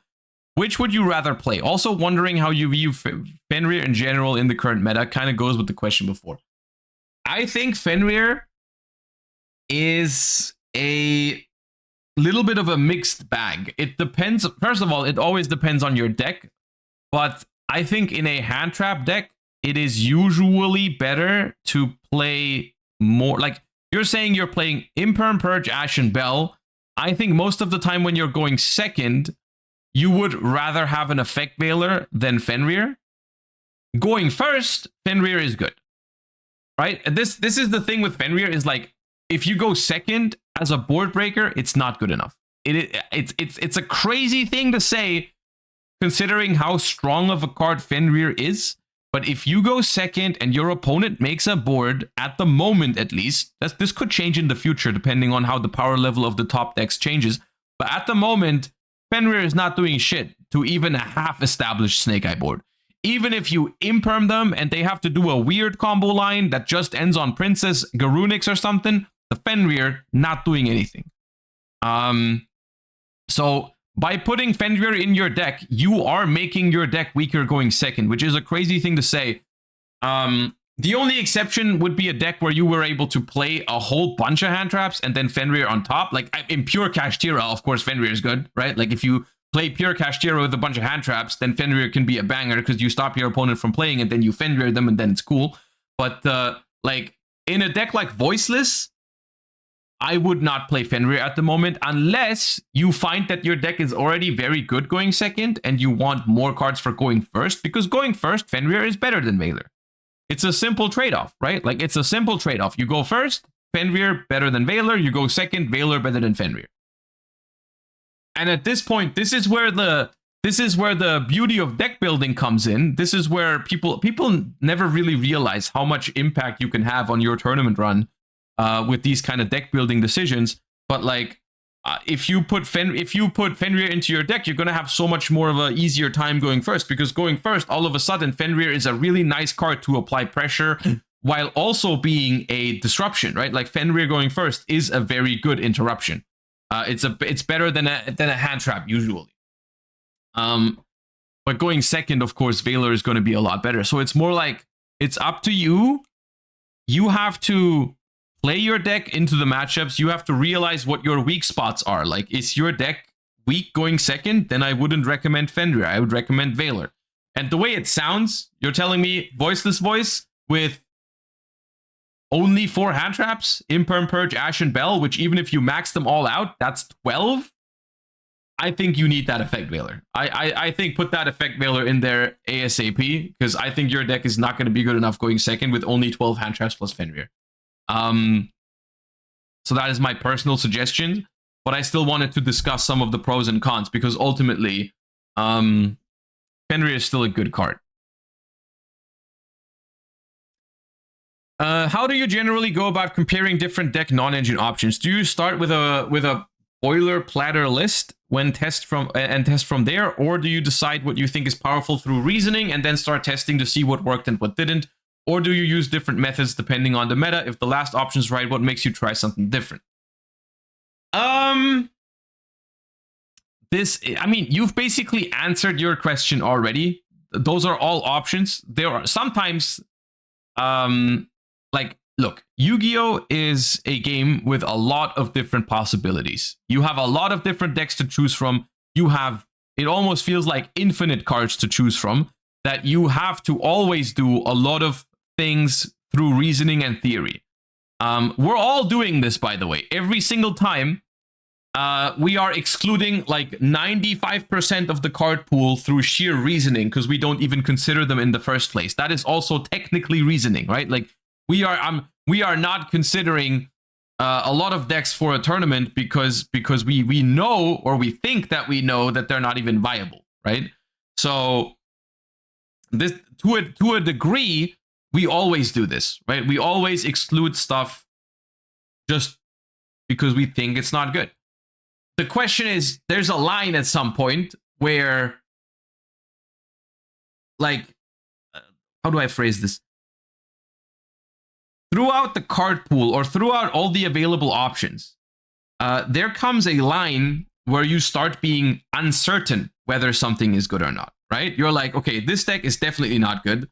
This deck is definitely not. I'm not using examples to not hurt any community right now. But like, you're like, okay, this deck I'm sure is not playable. I don't even have to consider it, even if it's just subconsciously. This deck, and then it starts getting into the like the area where you're like, this deck maybe, right? Like, that deck, maybe it's good enough. I can't say for sure that it's not an option. And that's the point where you have to start thinking about, is it worth dedicating some of your limited testing time to one of those decks? Because there's usually more of those. Like, every single time I enter a tournament, there are things that I would have liked to test if I had the time for it, but I didn't. Every single time. Every time, because there are so many cards in Yu-Gi-Oh! So many options out there, so many different decks that I would have theoretically, like, at least given a try. But you're not always able to, right? So sometimes it'll just you have to limit yourself to exclude some of these things with theory, right?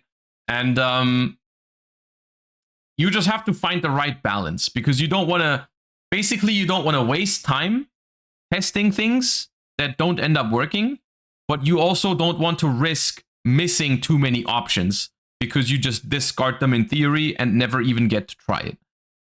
finding the right balance is very hard, and I would argue that I personally also don't find that balance very often. Like, very often I either waste some time on decks that were kind of pointless, or I end up not regarding or not even looking at a certain option. Then after the tournament, I'm like, yeah, maybe that would have been it, right? But yeah, basically, the way I do it is I think about a lot of stuff, and I try to, whenever I think something could be good enough, I try to put it into practice. I try to actually play with it and see if it's correct, of course. And I try to find the balance between the things that I think are worth trying and the things I end up thinking are not worth trying. It's difficult, though. It is difficult, but it is like time management is very important when preparing for tournaments, and that is a big concern.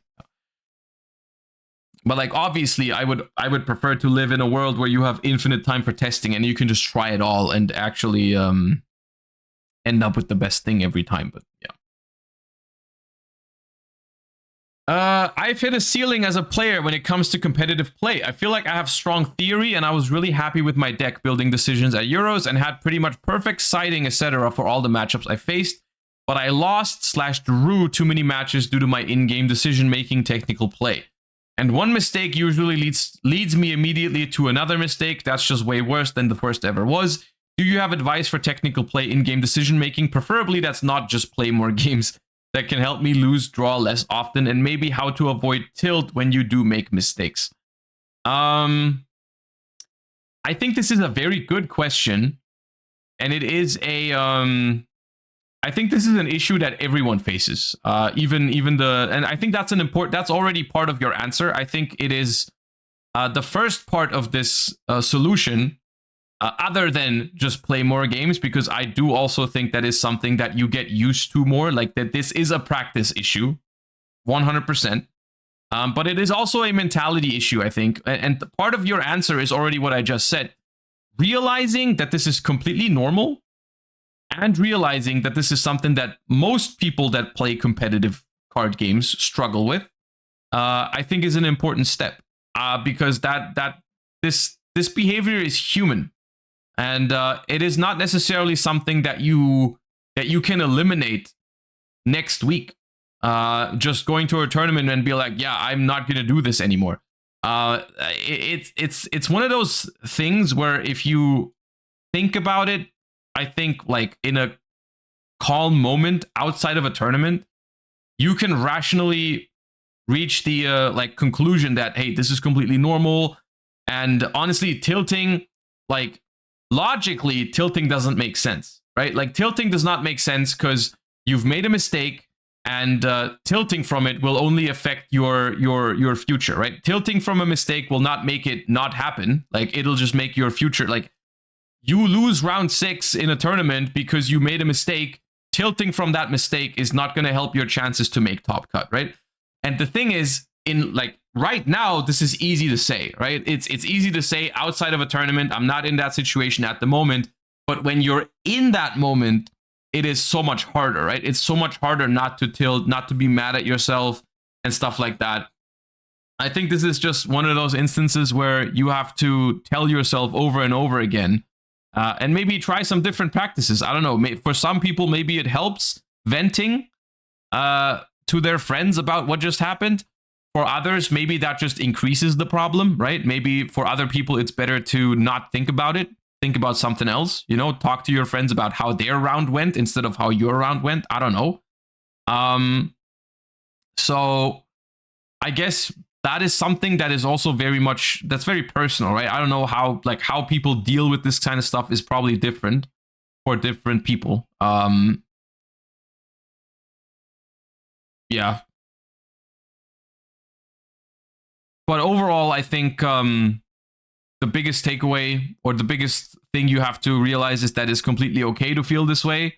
And everyone feels this way sometimes. And maybe accepting that this will sometimes happen will make it easier to deal with, right? Like, I think frustration is something that sometimes just needs to happen. And I think sometimes you need to let it happen in order to make it less bad, if that makes sense.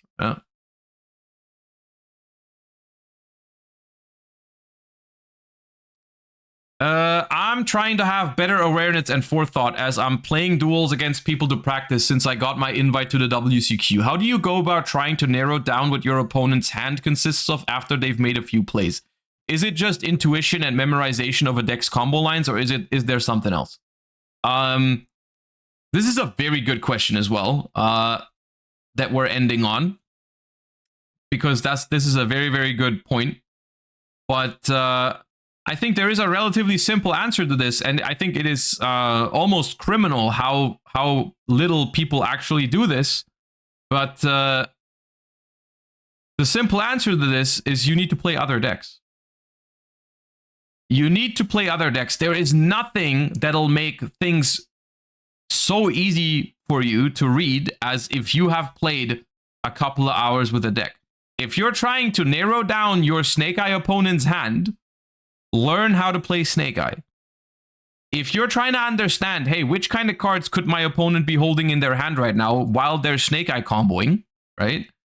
Play Snake Eye. Learn some Snake Eye lines, because you're going to find out certain things, right? You're going to find out stuff. If you start going into the Snake Eye content or like talking to the people that play Snake Eyes, you'll be like, okay, if I have, for example, right, just an example, if I have Bonfire and Witch, do I start Witch or do I start Bonfire? One of those simple questions. Now, not everyone is going to answer that the same way. Some people will say, hey, start Bonfire. Some people will say, start Witch. But you will find out what the majority of people do, right? You will find out, hey, okay, most people start Witch, for example.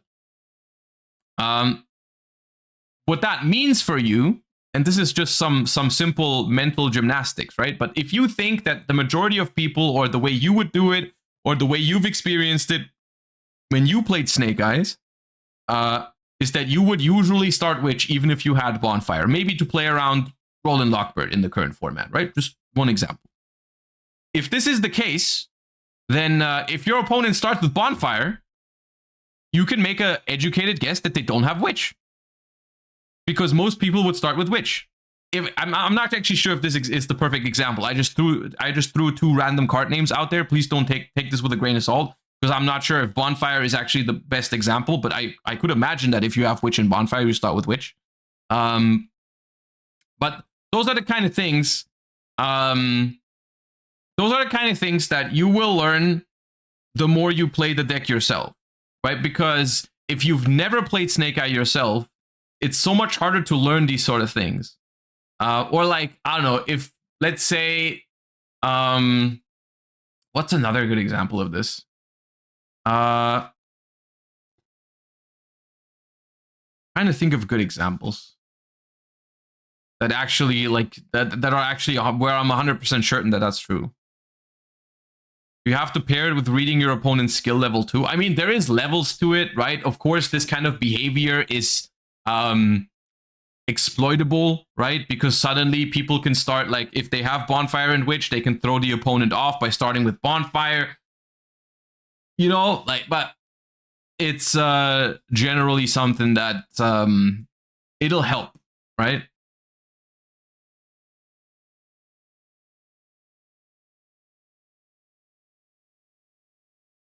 I don't know. Maybe another example is better.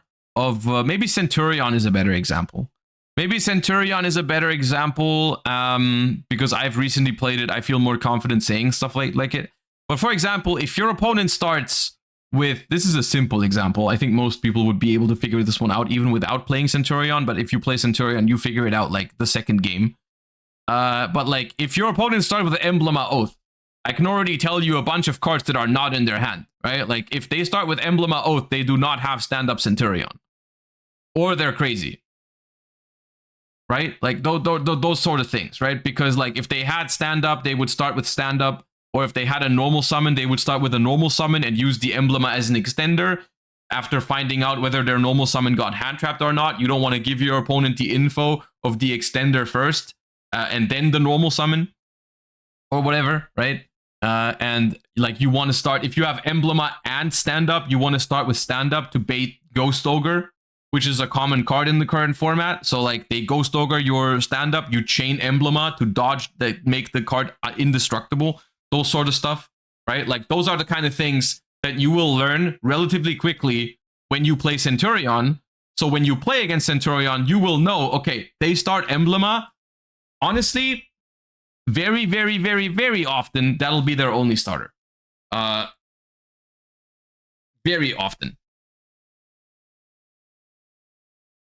So, yeah. All right, so this was the Q&A session. This was... I thought this was interesting. I personally think that was some good talk. I hope this was interesting for you guys as well.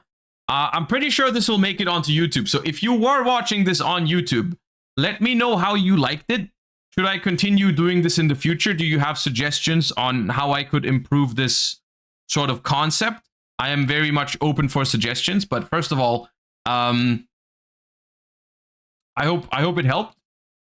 We can definitely do this regularly before big tournaments if you guys want to. If you're watching it on YouTube and you want more content like this, then make sure to leave a comment or a like and subscribe to the channel to show me that you like this sort of content. And thank you for watching. Goodbye, YouTube viewers. See you next time. Make a better PowerPoint presentation and wear a suit. I mean, if this becomes something that we regularly do, I might look into how to make these things look better. But I'm gonna be honest with you. I woke up this morning. I went to bed at 4 a.m. or something after YCS preparation, and I picked these questions like an hour before the stream started, and I just threw together something that looked better than this. That was my goal, right? Like 30 minutes before the stream started. So like I think it's gonna be okay for today. And the main purpose, right? Like for the YouTube video, the editor can throw in a couple of cards that we're talking about, right? But I think for just the stream's sake, this will make do for today. You know, I didn't have that much time before stream, like I told you, I didn't sleep that much. But I think it's gonna be fine. I think this is okay.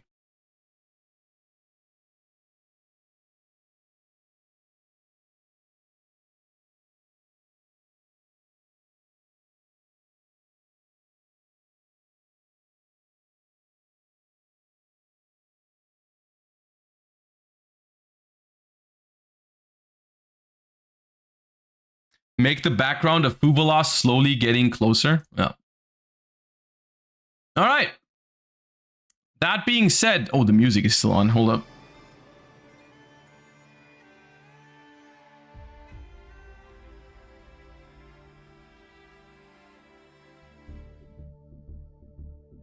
So, oh, ooh, we got the 1,000 Days Rescue Rabbit. That's cool.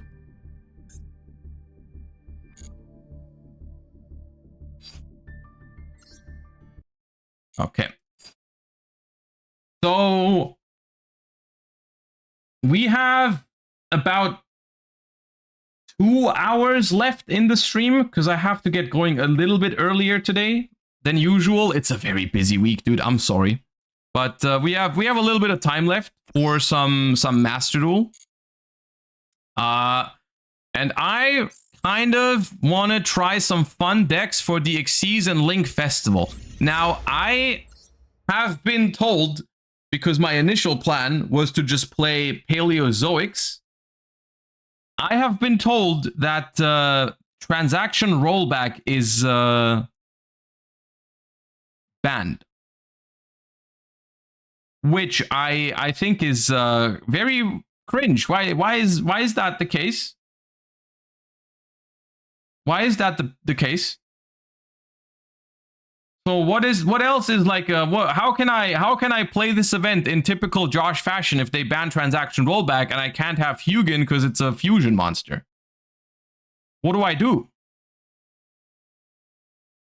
Sprights? Oh, we could play some Sprights. I haven't played Sprights in a long time. What's the ban list for this tournament? One elf. What is the life twin situation? Do we have all the life twins?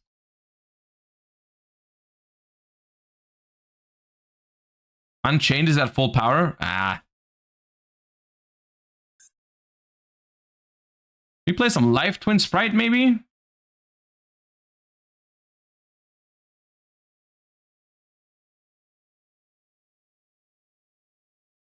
Fire King. Pure Fire King also seems fun. Oh, Pure Fire King. One Kirin?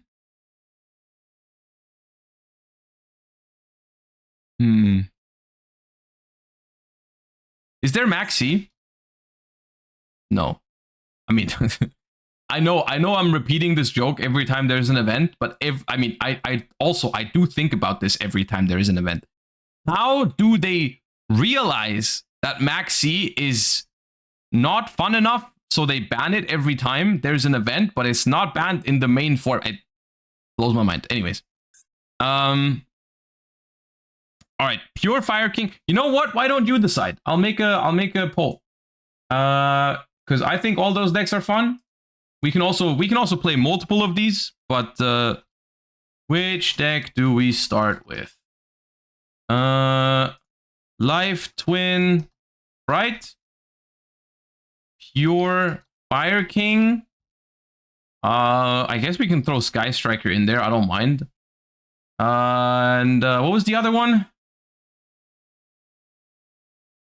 Madolche. Oh, can we get a Madolche redemption arc in this? Oh, is Madolche full power? Okay, I'll throw in Madolche. That could be fun, actually.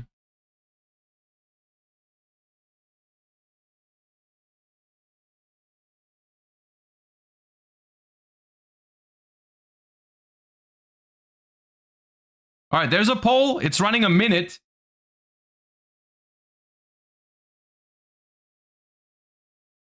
Go ahead and pick your deck or my deck for the first couple of games. I mean, we might play a different one of them. Okay, it's a race between Madolche and Life Twin Spright. You know what we'll do? We'll just play them in order of the results, right? We'll play Madolche first if it wins.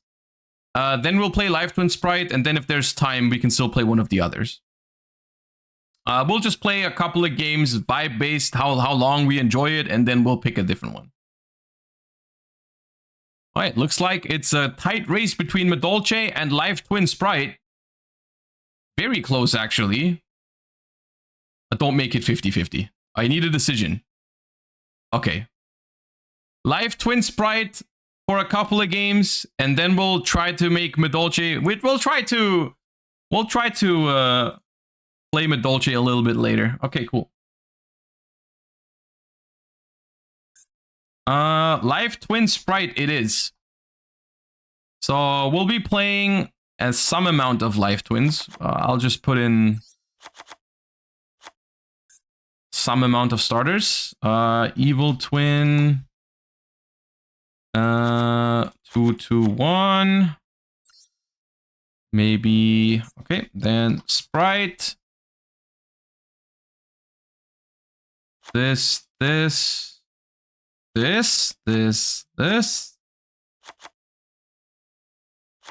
Probably 2 red, 2 carrot.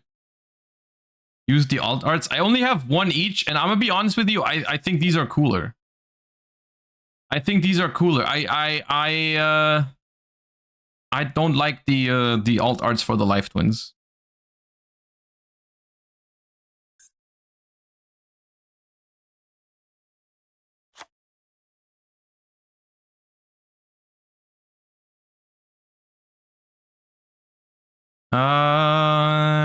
Okay, so is Ash Blossom in there? Ash Blossom is in there. Gamma Burst? Could have Gamma Burst.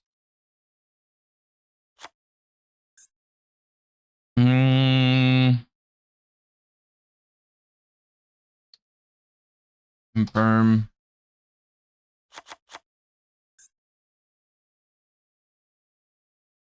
Double cross. I mean, what's the format for this? Is what are people playing?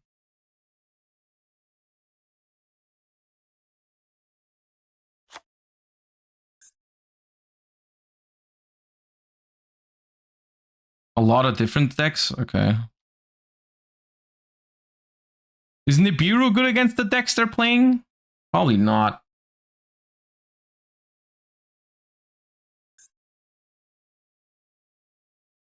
Yes. Maybe. I mean, we have a lot of room for non-engine. I'm kind of worried about having very little sprites.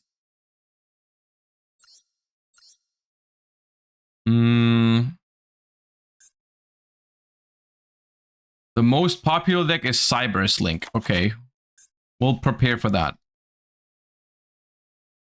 Actually, Nibiru could be weird if we draw Life Twins going second with it.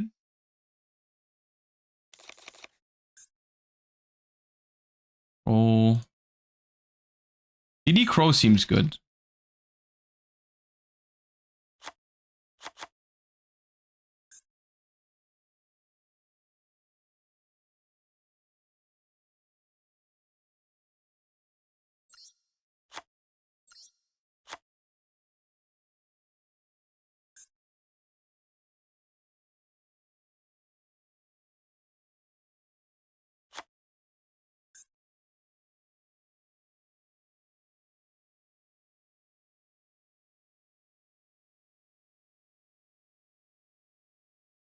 Followed by Meow Mine.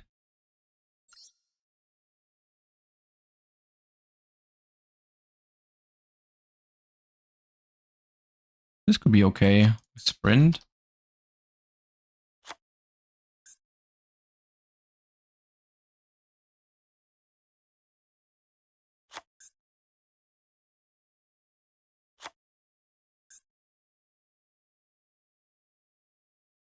Oh, SP is banned. Okay. Then we need Nightmare Unicorn.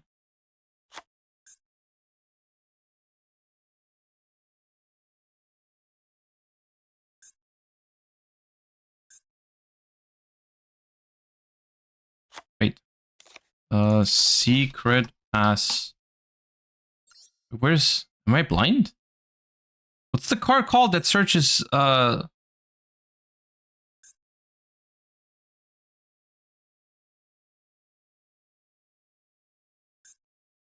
Secret Password, right? Oh, I don't have it. It's an ultra rare. That's why. Okay, yeah, we don't need it that bad.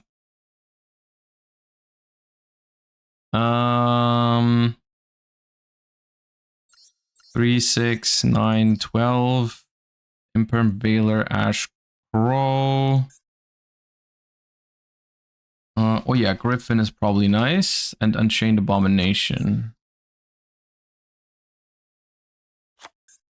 Talents, maybe. One.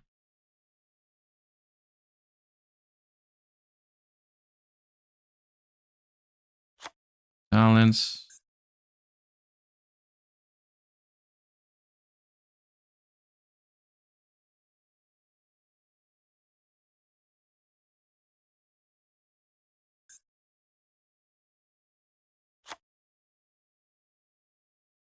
Okay. Let's try. We can make adjustments.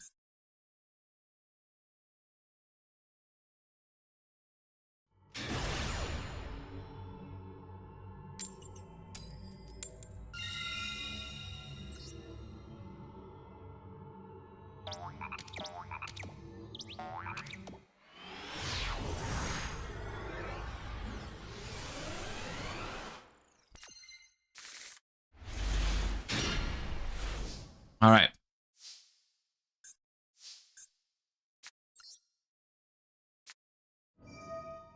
Droplet would be really good. Droplet could be very good, yeah.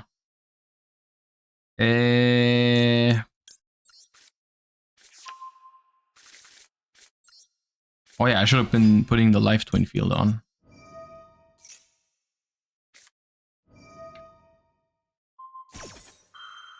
Or every time I have Called by the Grave, it's Imper, man. Every time.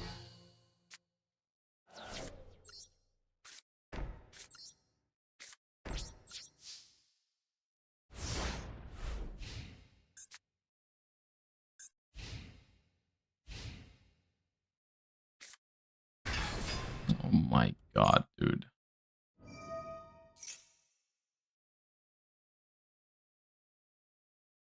The problem is if this attacks, it'll look at my top deck, and that's very worrying.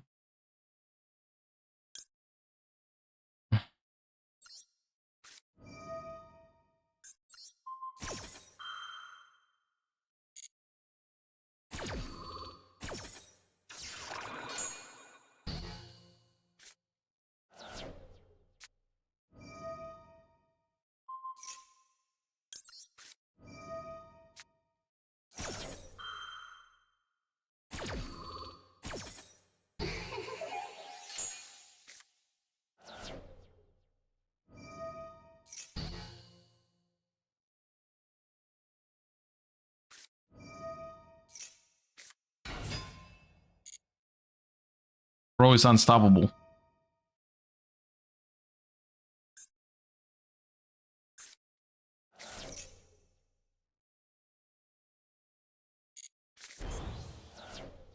I lost my 1 blue by 1 smashers. And the top card of my deck was, I think, Lila.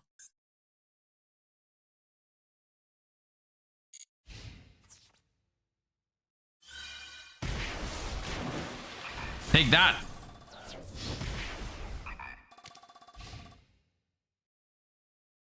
This is my concern. This is why I put 3 red and 3 carrot into this, because I feel like with only 1 blue, 1 jet, you are gonna lose 2 hand traps way too often.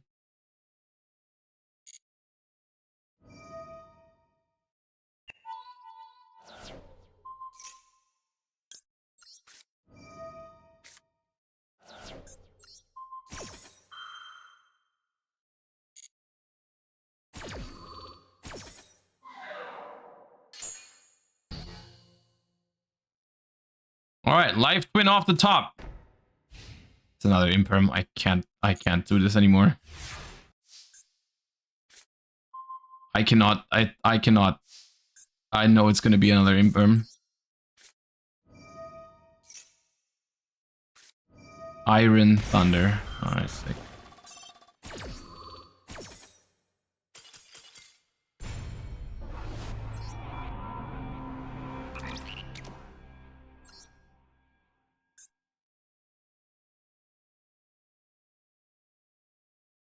It wasn't the imperm. Yeah, I was wrong.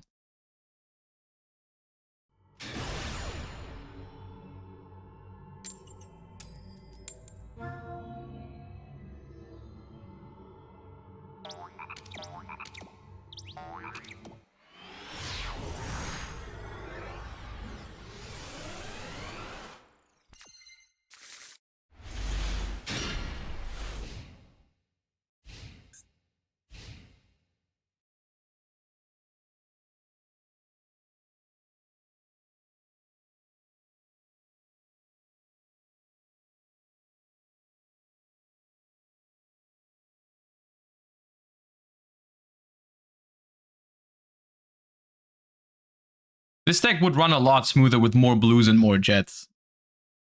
Of course. Ah. A fellow, yeah. I think I let this happen because I have DD Crow. And DD Crow is pretty good against this. And if it's Life Twin Spright, then I would rather use my Veilers for the Spright cards than the Life Twin cards.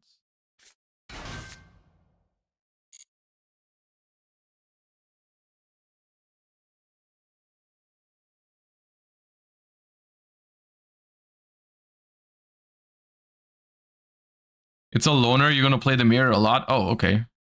Yeah.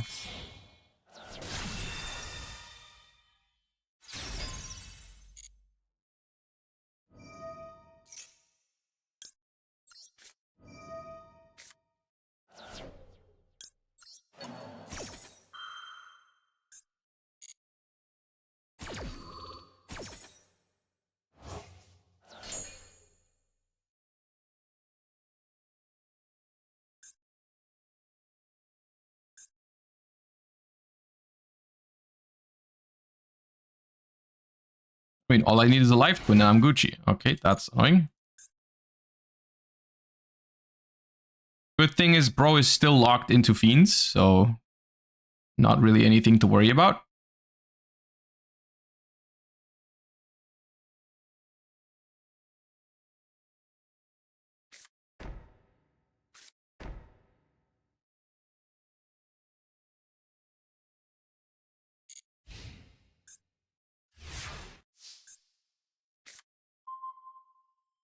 I have my own Meow Mine.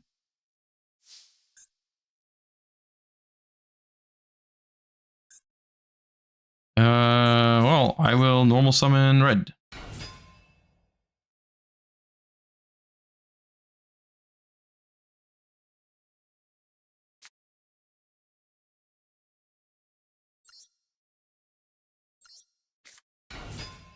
Special summon Meow Mine.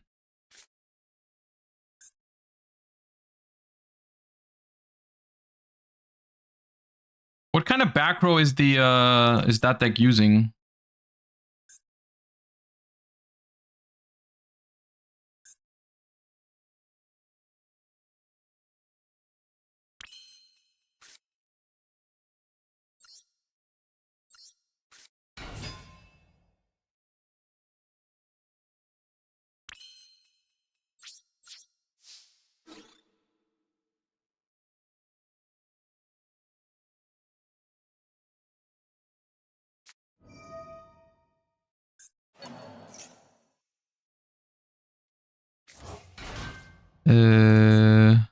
Okay.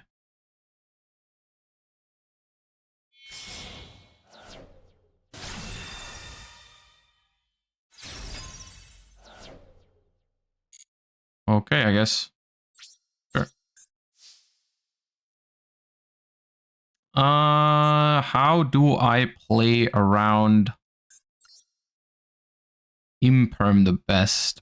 Probably Spright Elf first.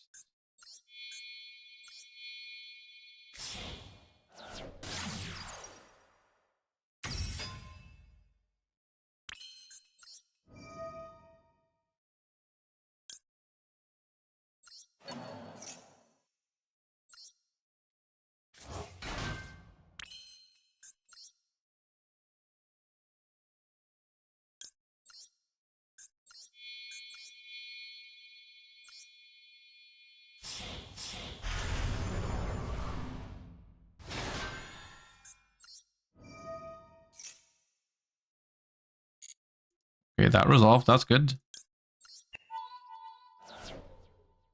That'll be a blue for me.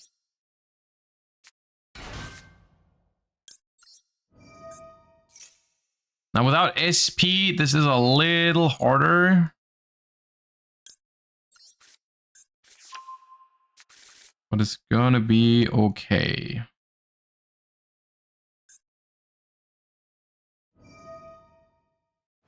They get to draw a card here, which I guess I let happen. I think Ash is better on something else.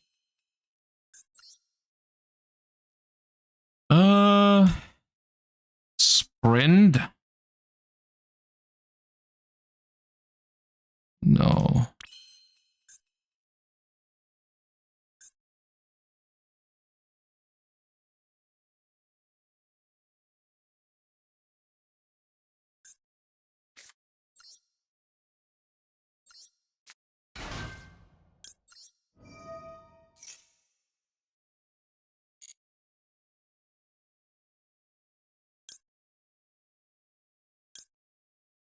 I think this is pretty nice, but I think double cross is good here.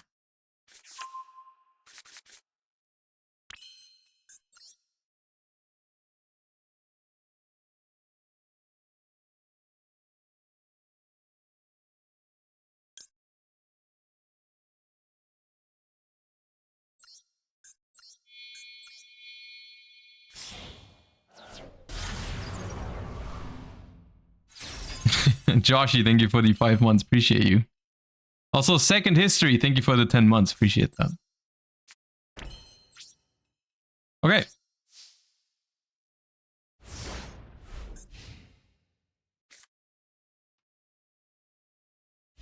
So we have IP into Unicorn. Secret password. See, I think that's a worthy Ash Blossom because I don't want to have them have a Lila monster ideally unless they've top decked it. Then on res, I do be thinking I shall activate Spright Elf on Spright Red.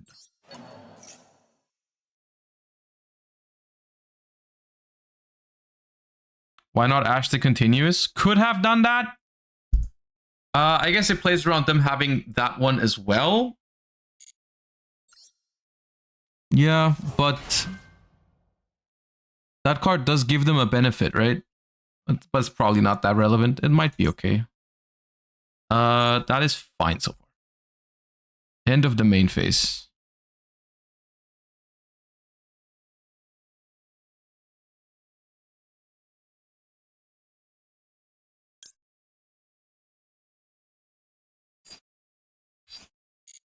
Fine.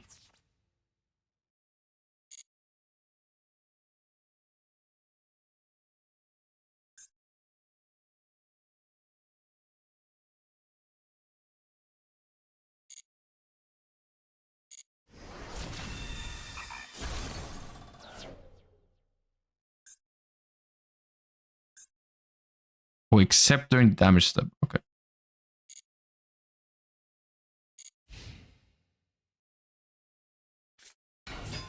Of course.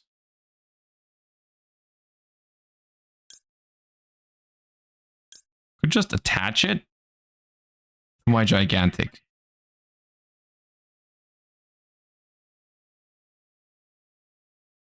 I think I attach it to my gigantic.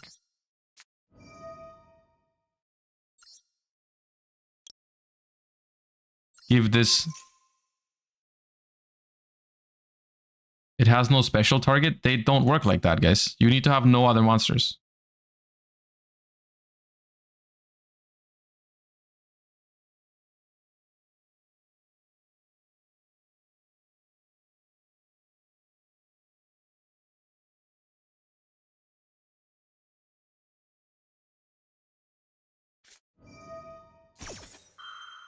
Fuck.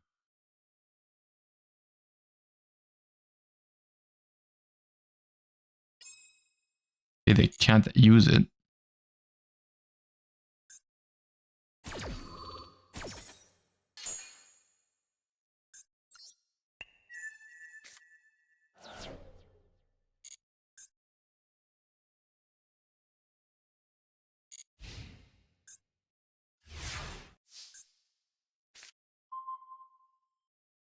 Okay.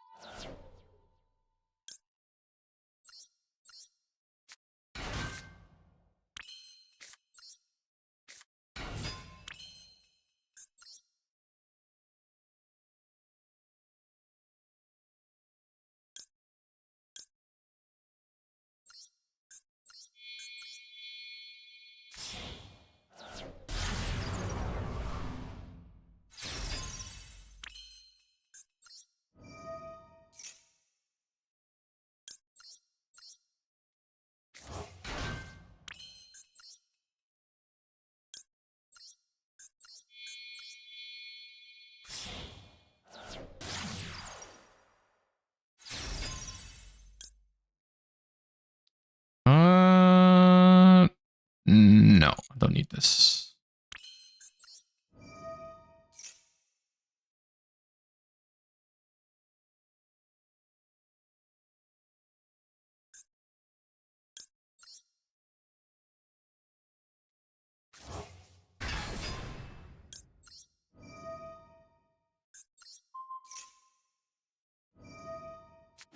Is this Giga cringe for them? Because like I just negate this, tribute this, and then I can even still draw a card. Oh no, I've already revived the Lilla. I can draw next turn.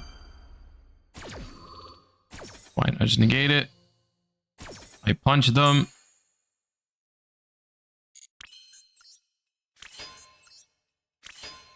I'm still holding their Lilla hostage under my gigantic.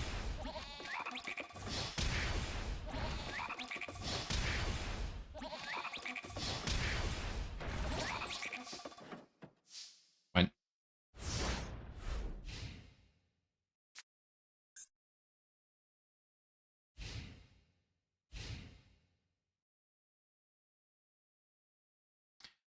Don't want to go. Thank you for the 2 months. Appreciate you. And Zero Wall, thank you for the 2 months and the kind words.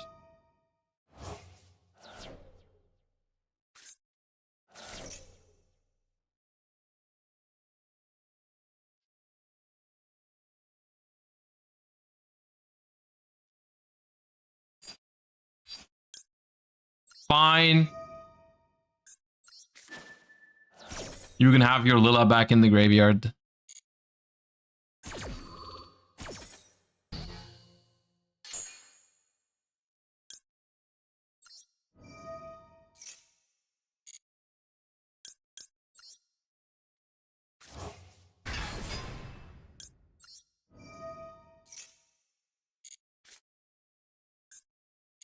Nice.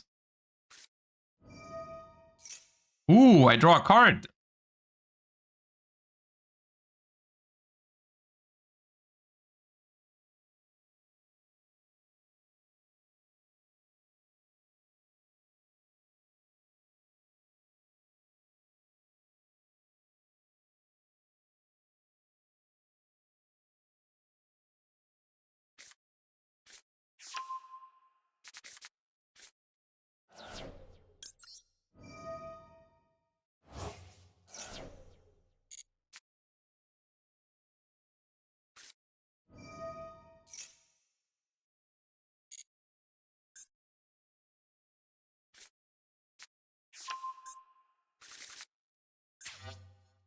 Lilla treat. Oh, okay.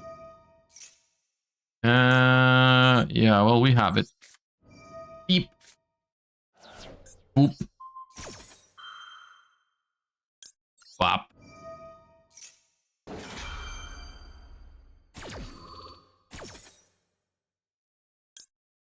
We will link off this one so we can revive with Kill for another pop, potentially. This will draw a card as well. And we spin this before they can summon that thing from their hand.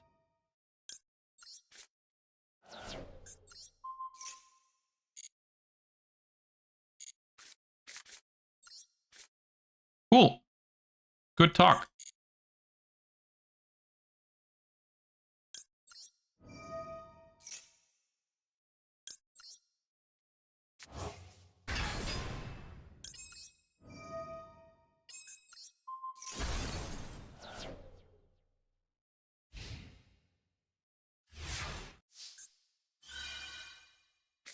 Ooh, I could have co-linked it twice if I positioned differently. I could have drawn 2 cards in my draw phase with hidden Nightmare Unicorn effect. That's a missed opportunity. Unfortunate.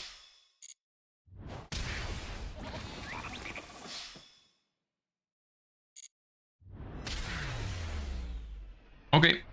Oh, the DD Crow was good there. Holy.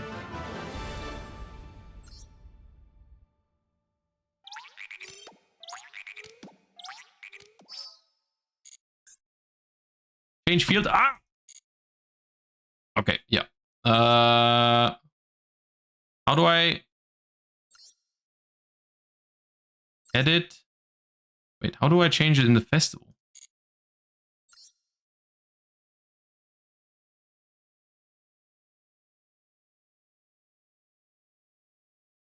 Go outside. Okay.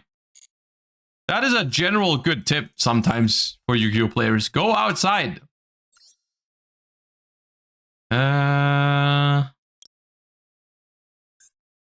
When are you gonna play a good deck? I don't know. When are you gonna start becoming a wholesome member of the chat? Maybe then.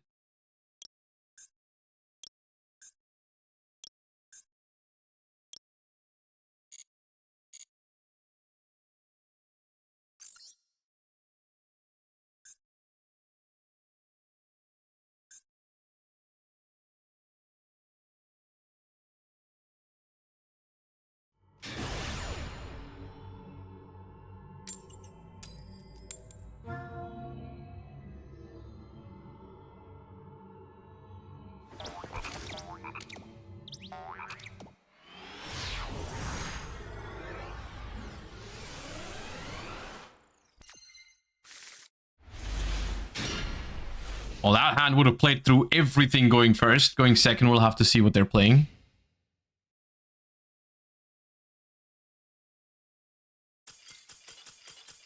All right, well, it was enough.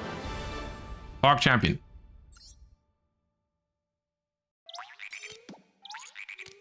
Have you watched the new episode of Arcane? How many are there? We've watched 5 yet. We watched episode 5 yesterday. But then I had to go lock up in my room and test for Bologna. So I only had time for 1 episode yesterday. 6? Okay, yeah. Is it good? I really like it. I love Arcane. I think it is one of my favorite shows. But it's... I think we should have rewatched season 1 before season 2 because there are some things I forgot about that I'm a little confused by. Please don't hand trap me. I have plenty of sprites in my hand and I will punish your hand. Okay. What about playing League of Legends on stream because you liked Arcane? I think those are 2 very different things. I think liking Arcane is not the same as liking League of Legends necessarily. I'm also one of the few people who, when I watch Arcane, I look at some of the people there and I'm like, I know this guy or I know this one from Legends of Runeterra, which no one does that. Everyone's like, I've seen this one in League. And I'm just out there like, hey, I know this one from Legends of Runeterra. Well, I have. Why? What does this mean?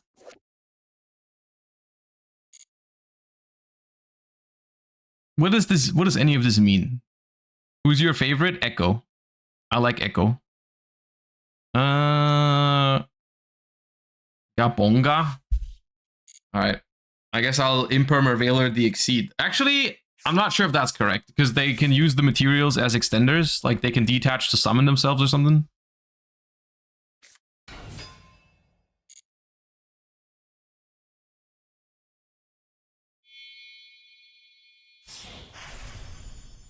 Invoker.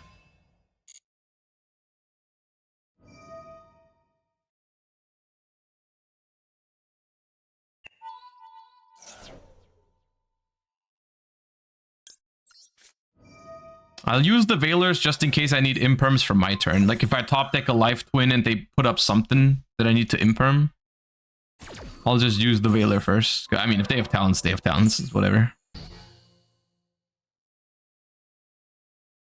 I need to think about my win cons. And my win con is top decking a Life Twin card and imperming like whatever they make. Uh-oh.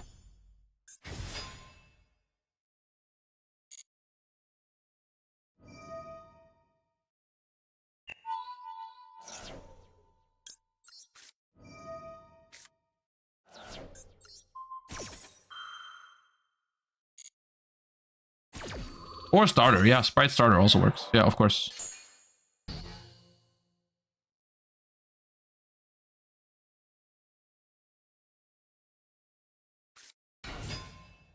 Ram against 2 imperms. You've got to be kidding me.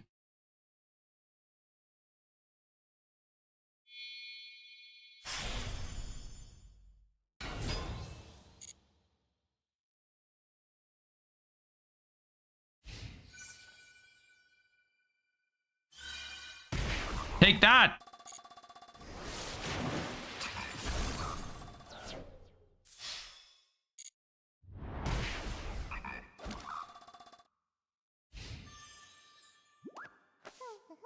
Now they build a tower.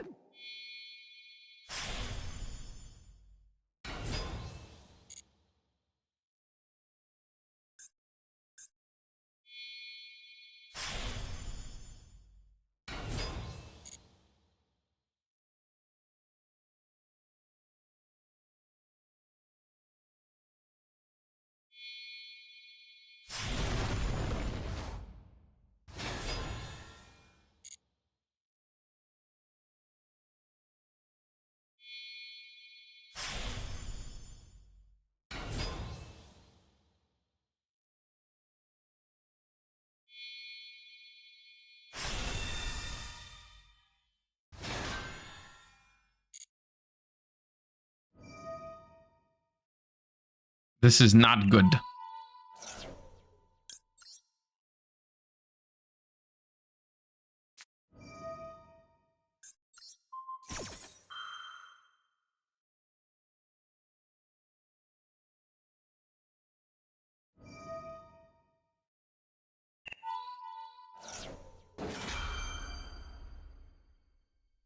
Maybe they chain again.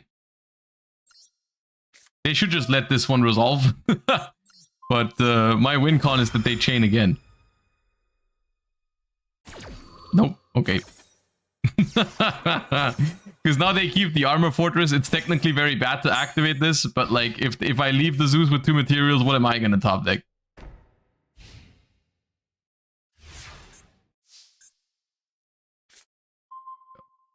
Okay. Well, the thing is, I would love to play more cards to play through hand traps. I don't actually think I need to draw like infinite hand traps, but like, what do I even play? I mean, I can't have, I don't want to craft secret password. I can't craft secret password. I don't have ultra rare crafting points. But like, am I gonna play Spright Pixies?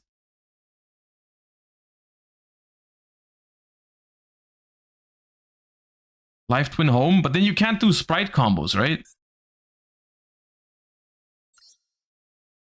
Yeah. Nah, Life Twin Home is too bad. You have to discard and you... No. I mean, we can play Spright Pixies. 1. Just as an option. But talents for it. I mean, talents would be nice there. Let's cut a Veiler.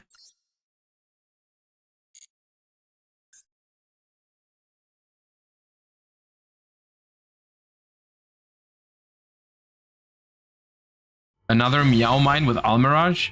But that wouldn't even make gigantic, right? Then I'd have to waste my one I'd have to waste my 1 elf to overlay into gigantic. Wait, they made me go first. What does this mean in this event? Sky Striker?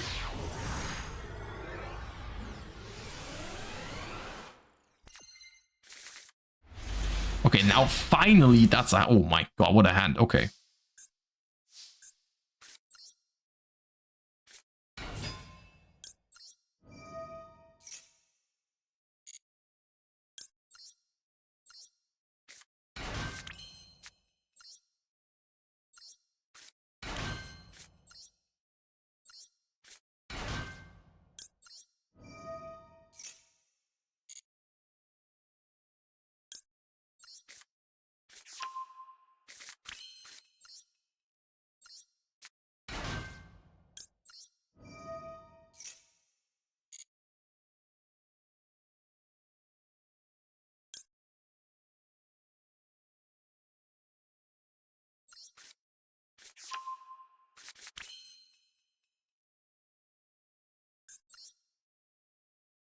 We want to have Spright Elf up top.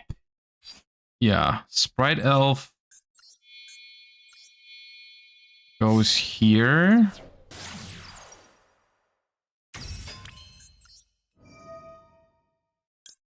Brings back whatever.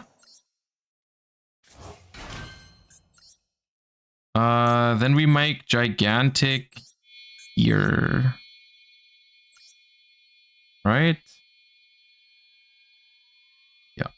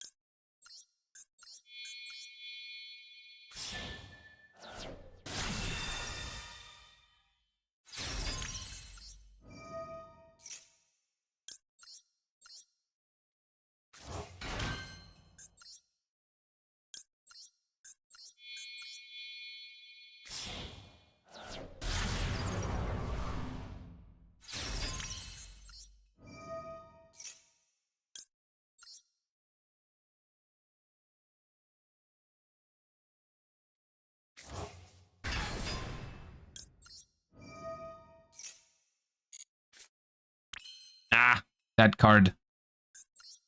Okay.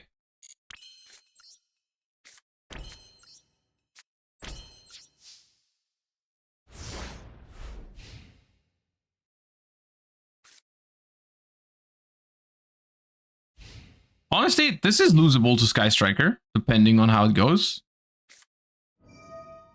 Rota for Ray. I think that is okay with me.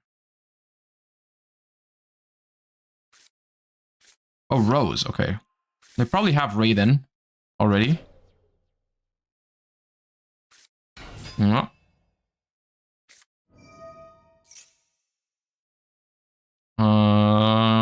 Okay.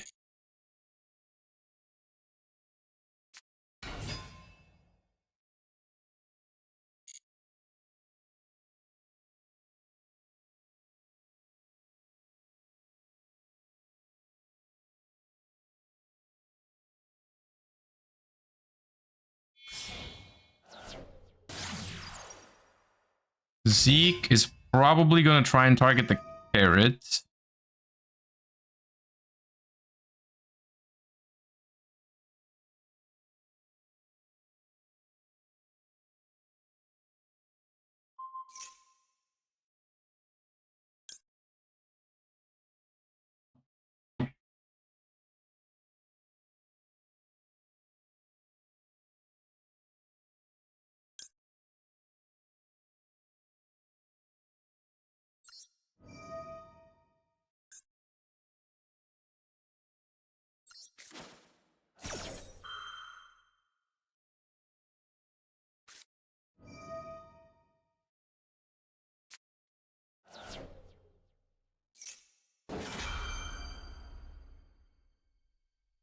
Droplet for 1. Droplet for 1. I will imperm this.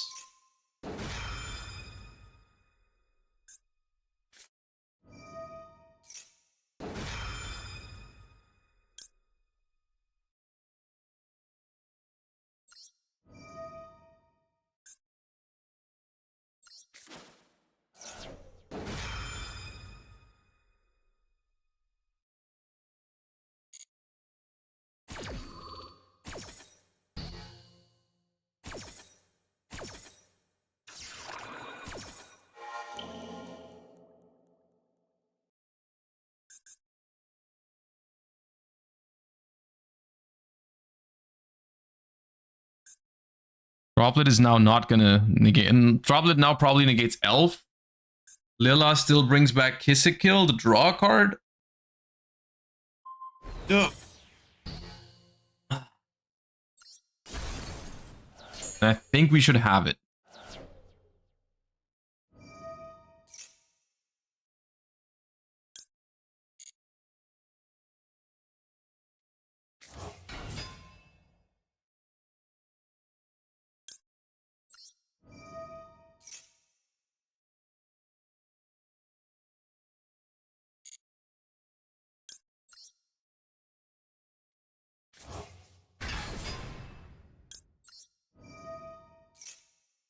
We gotta draw first so that they think we drew Ash Blossom for extra tilt. It's important.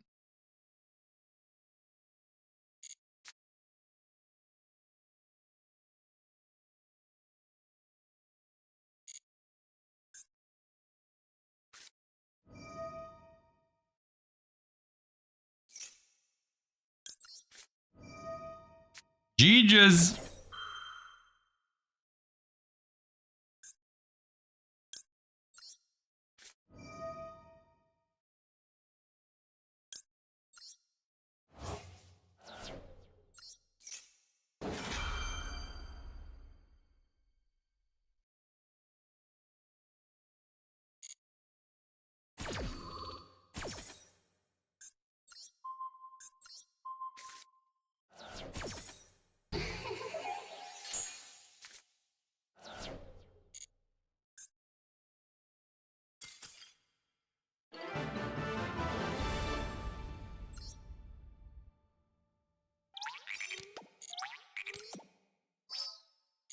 Sweet.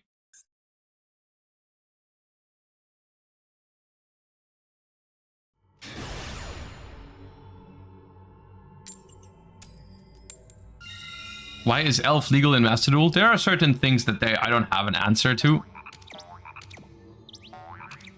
That is one of those things.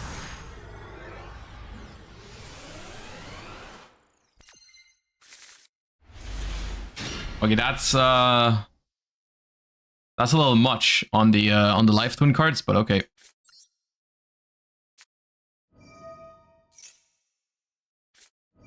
Okay, now it's more reasonable. That's good.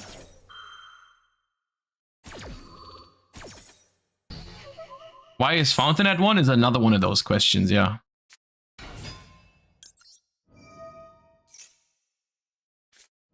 All right, cringe.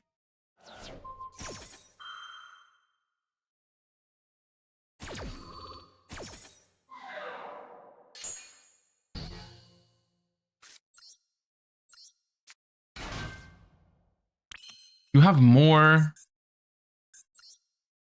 Stop.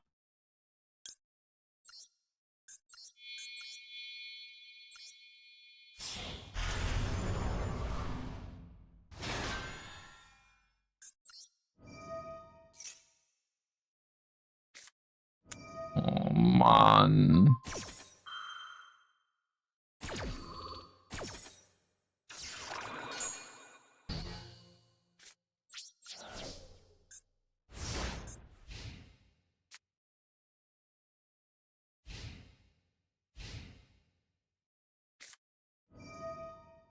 There's no way circular is legal for the... Why, how is circular legal for this event?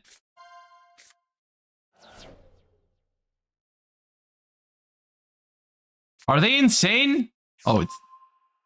At Chi-Chi. Well, either way, I'm leaving.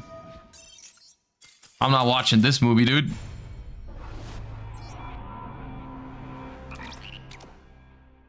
Because it's a link deck? No, it's a cringe deck. You spelled that wrong.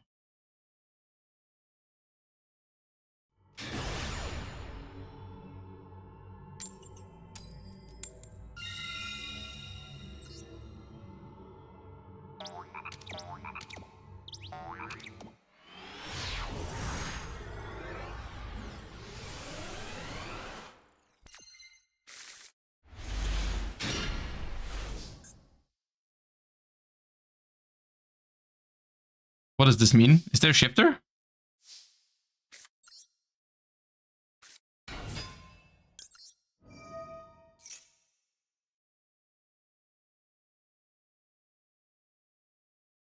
There's no shifter? Okay.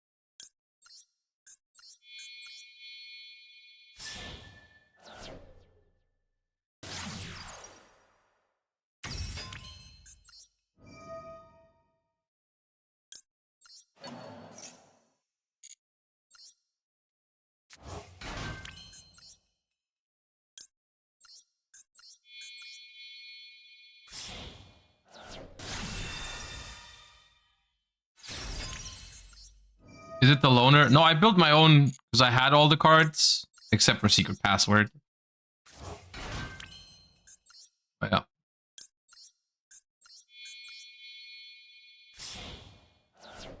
Where alt art in my collection? I like the OGs more.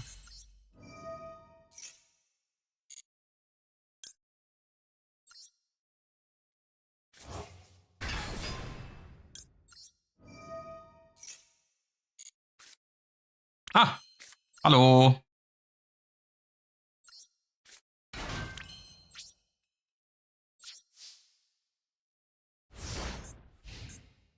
What's up, Quantal? How are you doing today?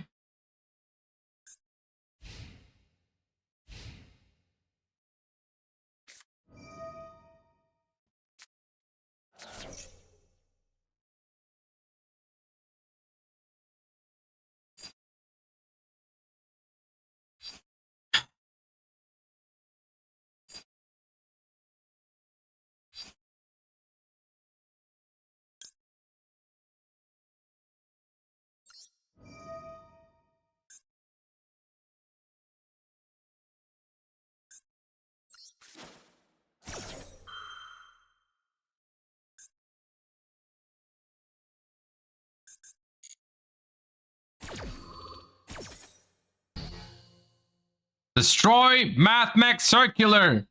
Yes.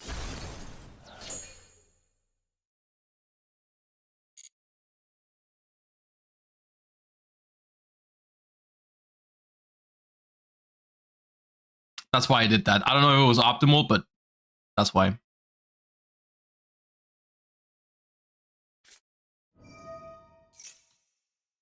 Small world. I kind of like the idea of them going -1 for this. I could negate it, but I am kind of... I mean, they might search diameter. I can out that.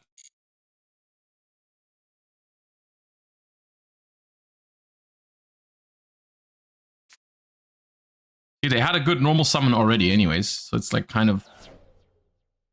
whatever.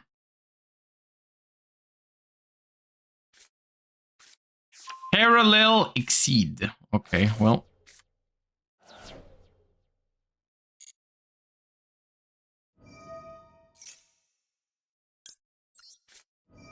No. No. I disagree. I do not consent. Yes, good. Goodbye.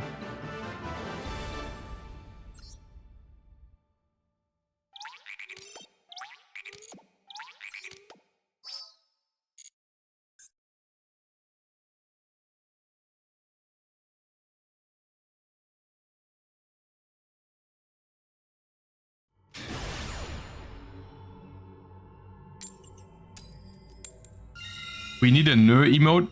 We're actually reworking emotes right now. We could make one.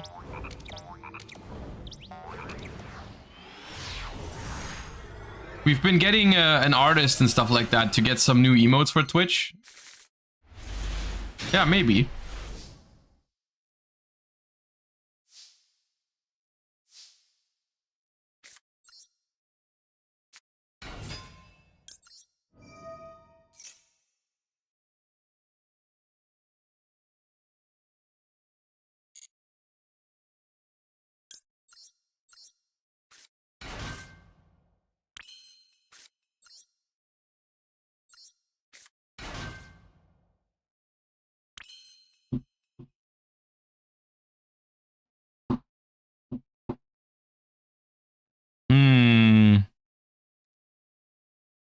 If I gigantic here, red cannot protect it. Imperm just screws me up. I could make gigantic with the red and the lila.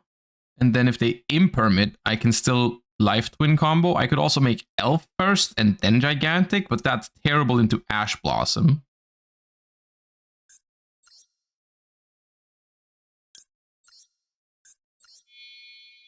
Name of the song? Please tell Rosie.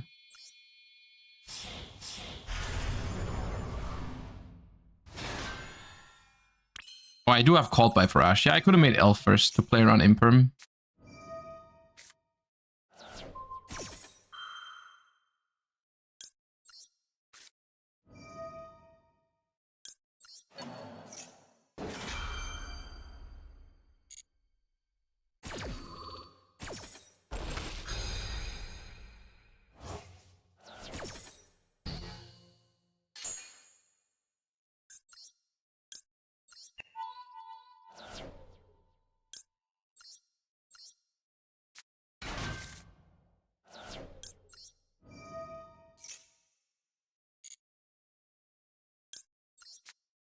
One Pixies is kind of like an interesting option here because we can always like Spright Elf summon blue on the opponent's turn to make our board harder to out, like IP Masquerena can't be run over and stuff like that.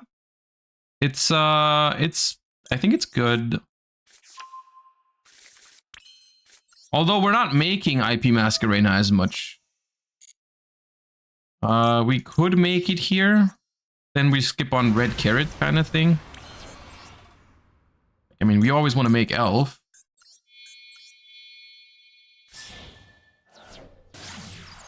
So now I have the choice between I could revive red and just combo with Kill into life twins, or I could revive anything and then make IP and life twin combo. But then I won't have red or carrot. So is IP without SP, keep that in mind, is IP better than red plus carrot? I don't think so.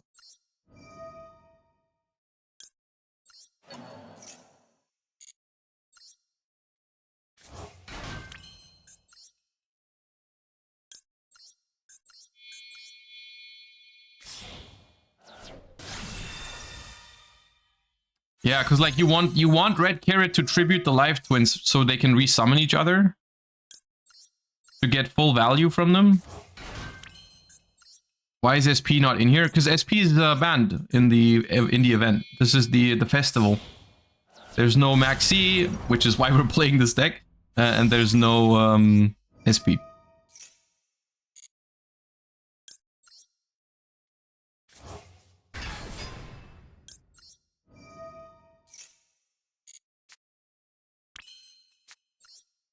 We have no hand traps, but we will draw another card with Kill on their turn. We have red carrot. It's not the best setup, honestly. I mean, they only have 5 cards though, so that's good. But we'll see. Tanky. Does this mean it's Zodiac? At the moment, I can't answer Zeus.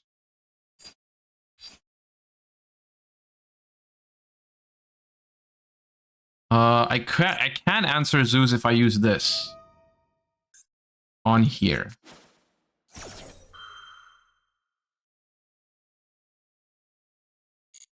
Might be odd, but I think it's correct.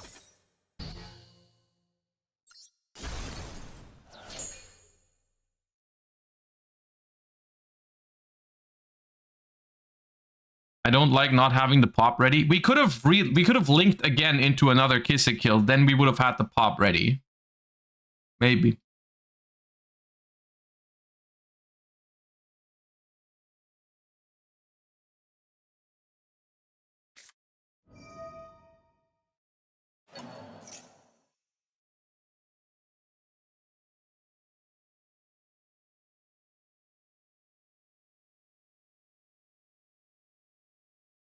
That's annoying.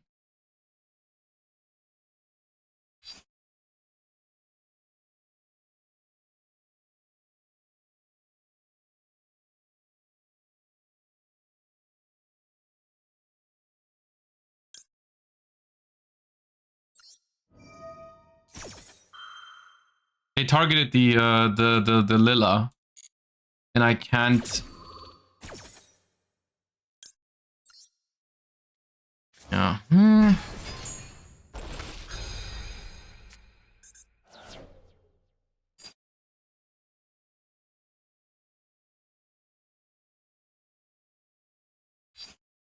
I could pop itself and then draw a card with Kill.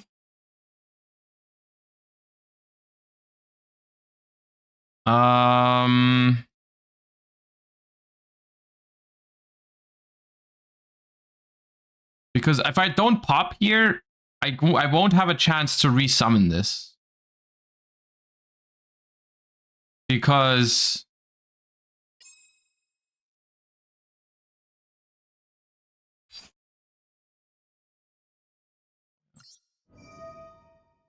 if it's really Zodiac, then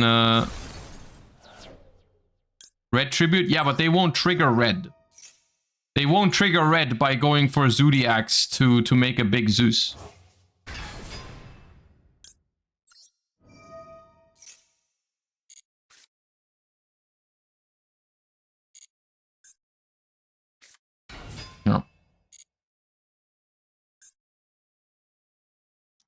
I mean, the thing is, I think our hand is okay here because we probably are able to... I mean, we have follow-up. We have a lot of follow-up, is the good thing. We'll have to go Spright. We need Spright Jet. Or Smashers. Maybe Smashers? Yeah. Smashers. And then we can beat Zeus if that's their end board. We can beat the Zeus with this hand. Although it does hurt, but we can beat the Zeus.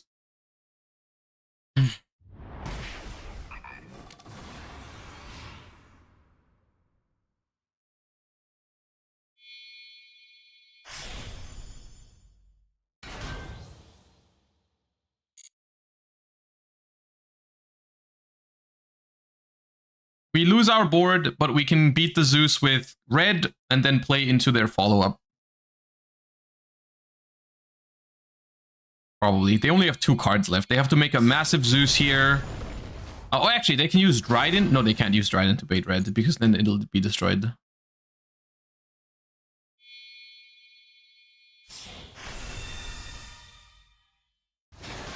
Oh, it's only a format Zeus anyways. So they'll have no, it would have no materials, but it's okay. Okay. Why is the orange Spright not called Carrot? I really don't want to talk about it. You're asking very weird questions right now that should not be asked.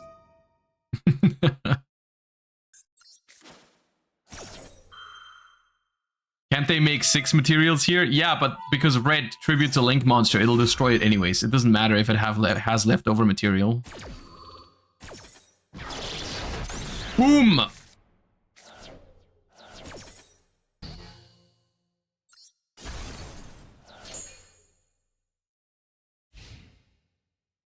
Yeah, and now we cook.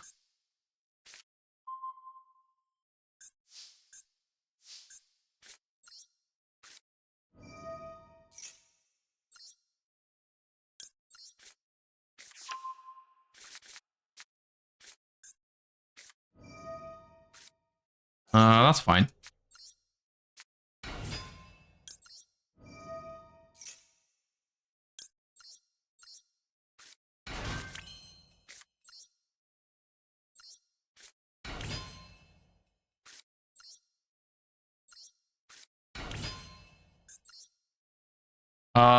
We probably have game. How does this work? Target 1 you control, it gains 1400. I think that's game, right? Because the Trouble Sunny is 5500 damage on its own. Yeah. Easily enough.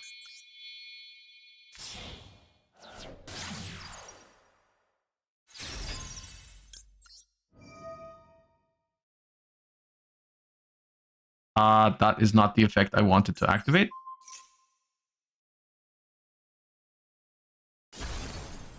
Oops.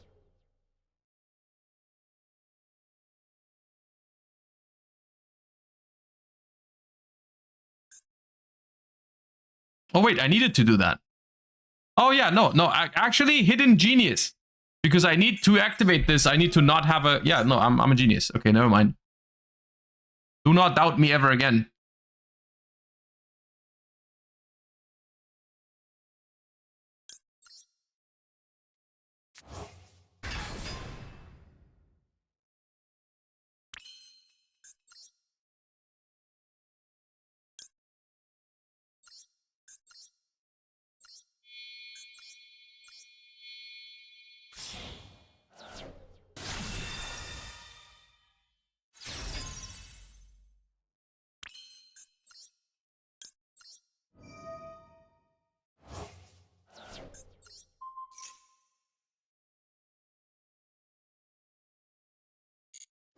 This is going to be enough. They have to Veiler the Trouble Sunny, otherwise it's game. Or they can just have Nibiru. What the hell? Okay, I get... Why do I get owned? God. And all that because I should have just summoned this later, dude. The Kissy Kill Frost.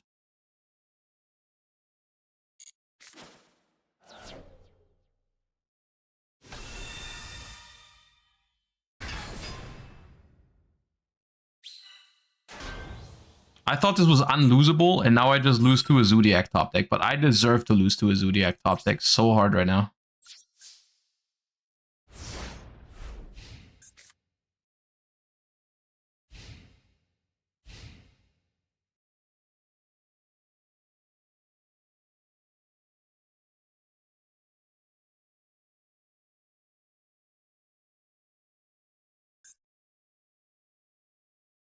These just attack.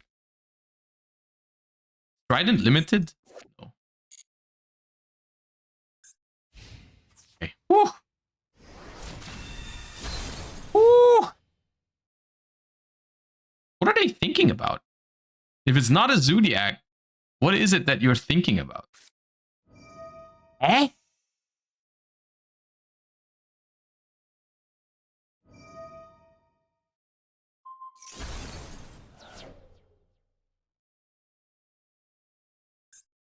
The hell? What?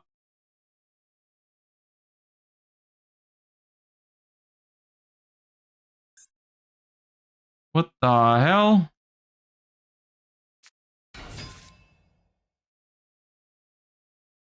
Normal summon Chain Smasher. The problem is I don't have enough life twins, I think, for that play. I'm out of Kissy kills. If I can go normal summon Kissy kill Chain Smashers, but then the Lila still can't activate, which is annoying. Which is why I might still lose. They also will have double Trident, right? Because this revives a Trident and then you attach a material to it.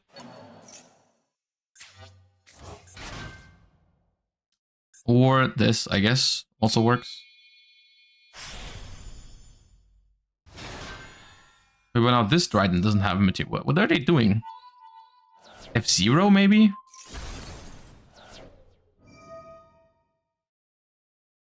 I think F-Zero is worse than just making 2 Tridents here.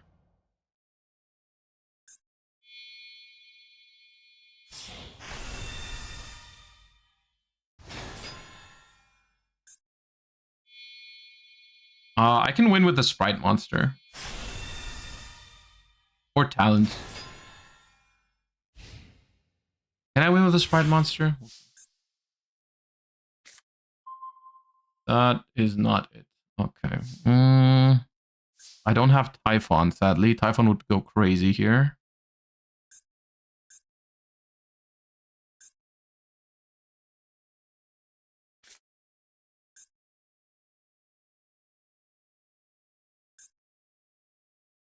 Do I have more outs if I just pass? Or do I have more outs if I...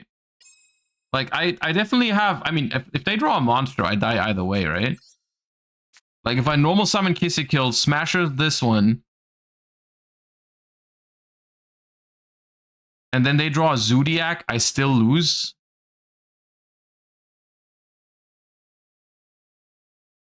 Yeah, I think I just hope they don't draw a monster.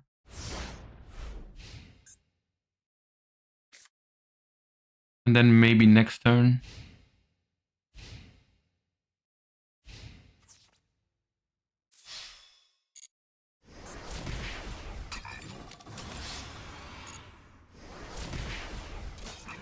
Let's add Typhon. Yeah, maybe. Do you think they Zeus on top of this?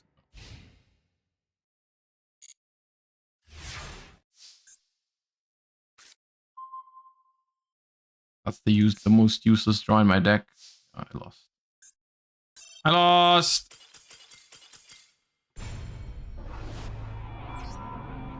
That's my bad, though. That was 100% my fault. I should not have lost that.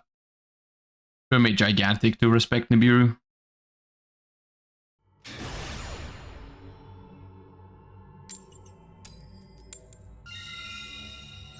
Do you even need Called By since there's no Max C? Maybe not. I forgot to add Typhon. Dude, my brain sometimes...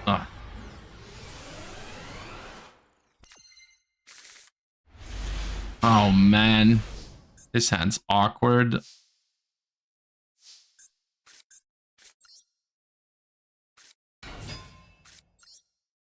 A fabled carrot combo.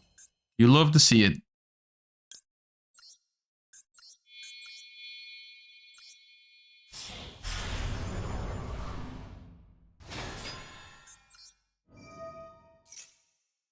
Ah, if I have cross out, they don't have hand traps. I see. I see how it is. Okay. Yep.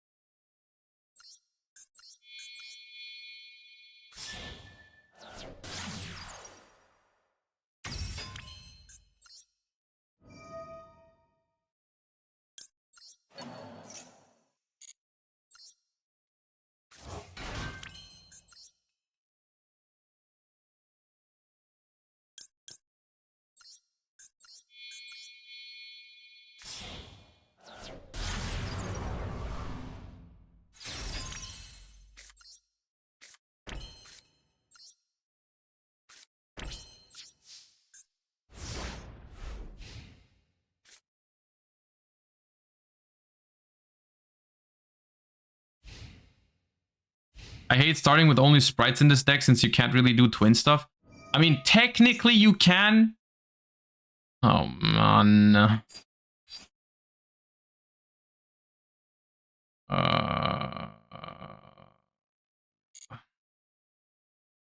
Technically you can, but it's really inefficient. Oh, they had nib.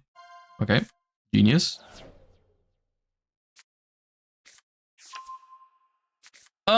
Hello darkness, my old friend.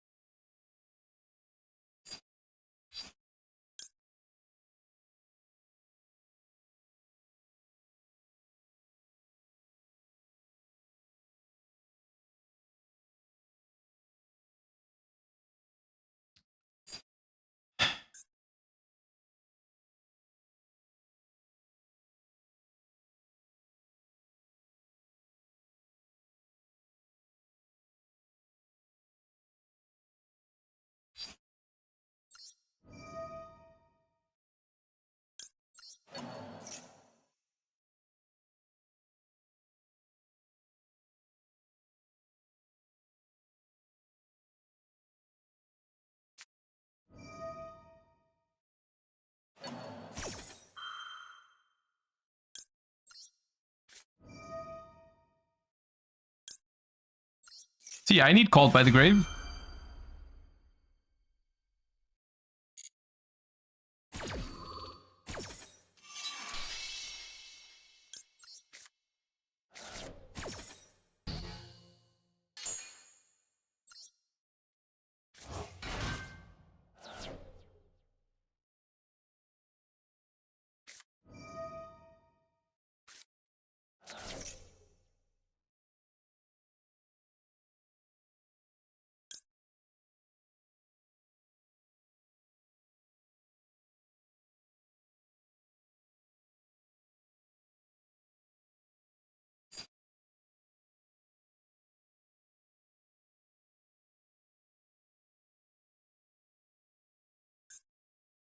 The fact that I don't have SP is really bad here.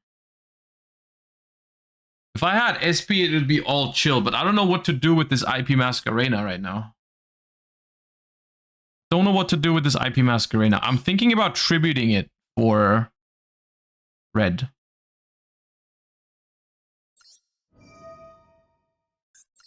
I will do that.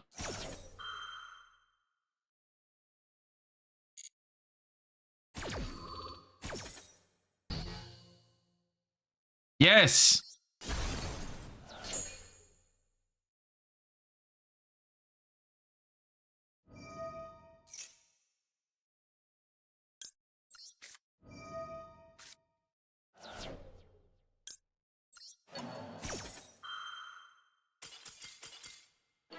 Woo!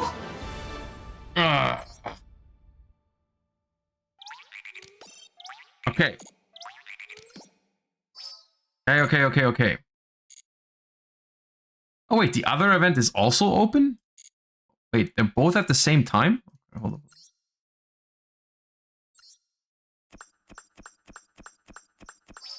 Oh my god, so many gems. We can try opening a Royal Fountain later. Okay, so this deck is cool. However, we had a poll earlier and people said they also wanted to see this deck. So I want to give a chance. I want to play this deck a little bit.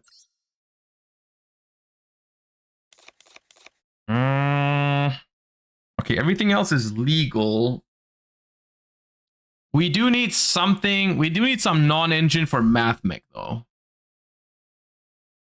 We do need some non-engine for MathMech. It's not Talents. What's the best non-engine for MathMech?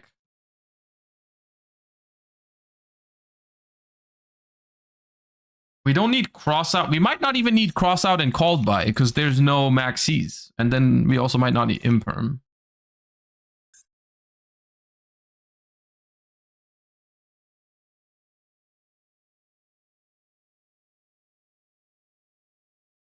Maybe we play Nibiru and Crow? Yeah.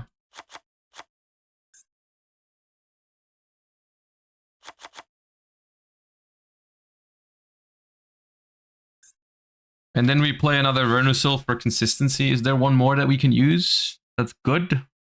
We're already playing this one. This one. Could play a second bear. Bear is kind of cool. Grab the bear.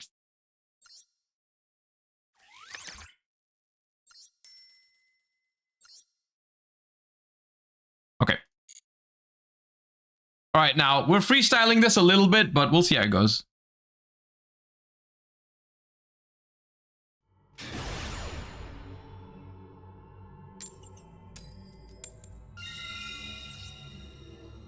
All right, surely we don't break another time with Madolche.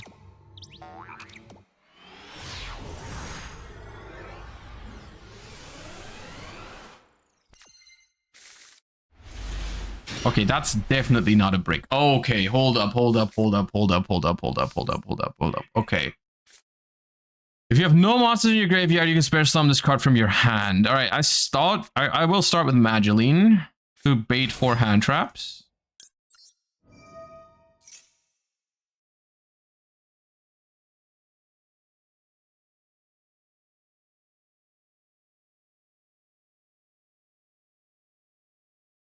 Yep, okay. No problem, we play through that. Did you play yesterday in Grünbeck? No, I didn't have time yesterday, unfortunately. I had a Challenger Cup. All right, now I'm going to summon Petting Sissur. And activate. Damn, bro. Okay.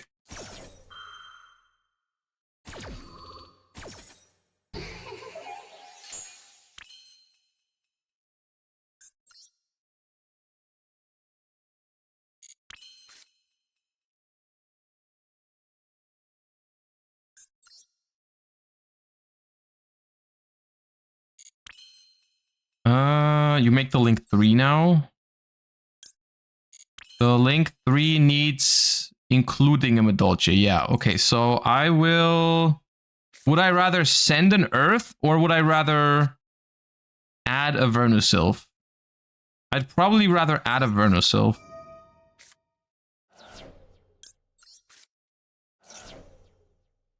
And I'll add the duck.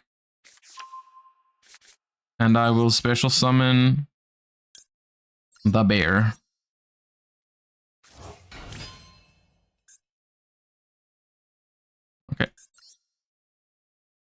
I will make mini Meowcaroons.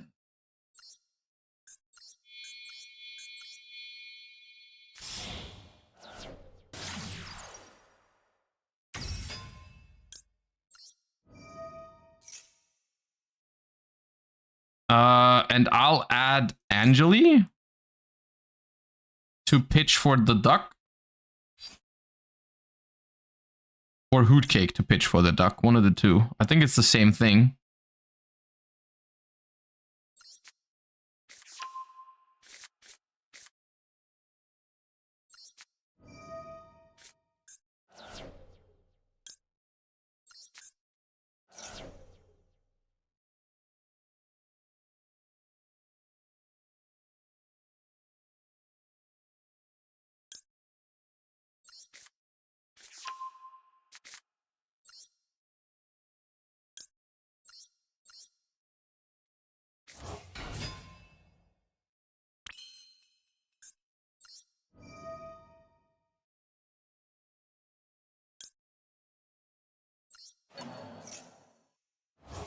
I think they have a response window. I think they had nib.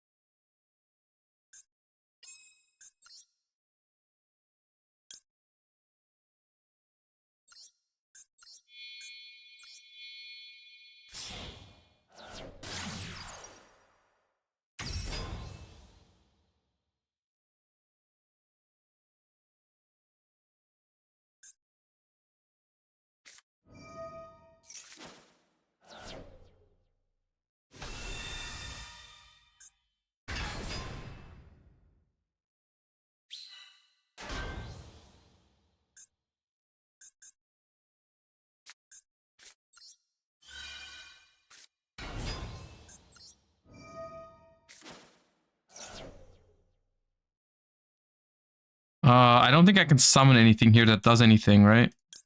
Unfortunately. But whatever I summon here cannot be destroyed by battle, I guess. So the best one for follow-up.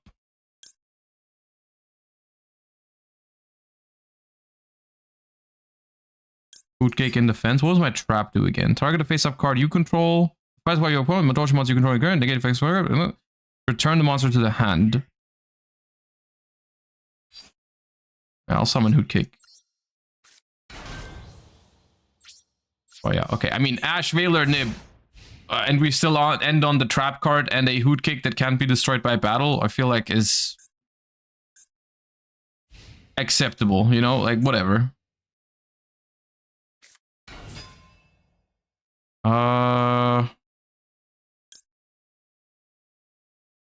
Yeah. Yeah.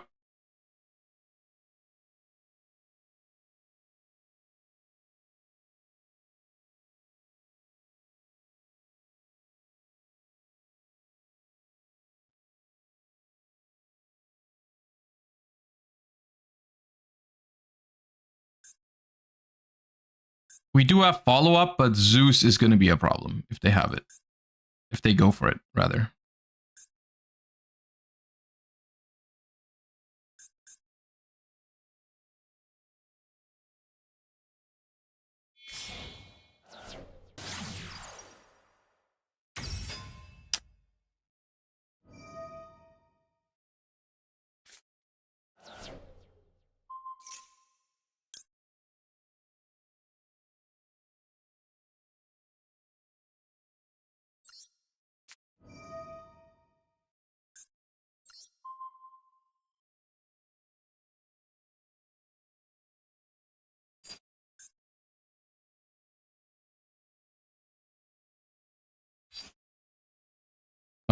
Well, I kind of want a hoot cake back in my hand, right? But I can take the one from the graveyard.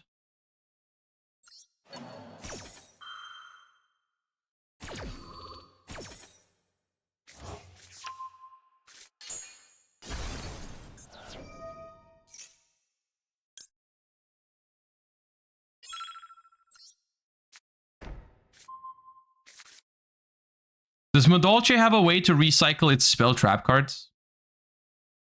Like Chateau and stuff? Glass Souffle, right? Or is that also only monsters? 2 cards. Okay. Oh, they activate this. I don't know if I like that. I don't know if I like that. I mean, it's okay, I guess. But Zeus was insane here. We'll see. Why is my hoot cake 2000, 1600? Why is it caked up like that? Chateau? Chateau. Okay.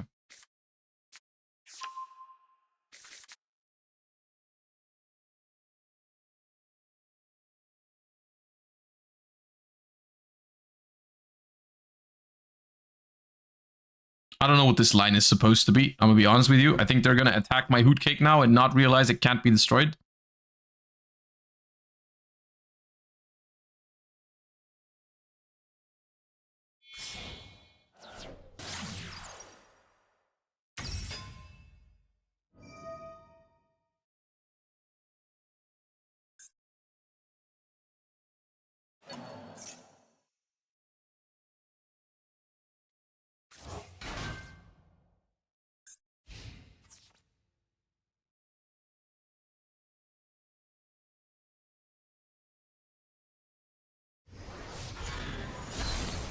Okay.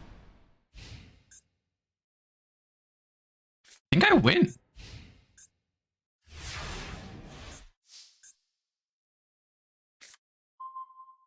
That is a terrible draw.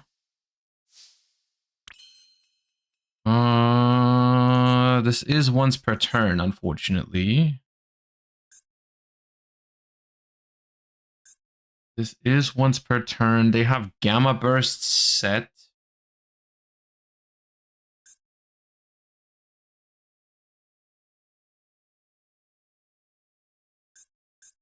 Trap for Tiramisu.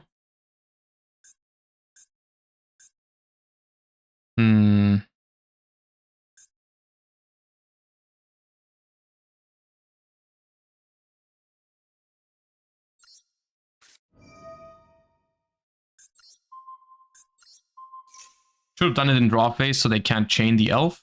My bad. They'll have follow-up for free now. Makes it harder for me a little bit, unnecessarily. Yeah, well, it's okay.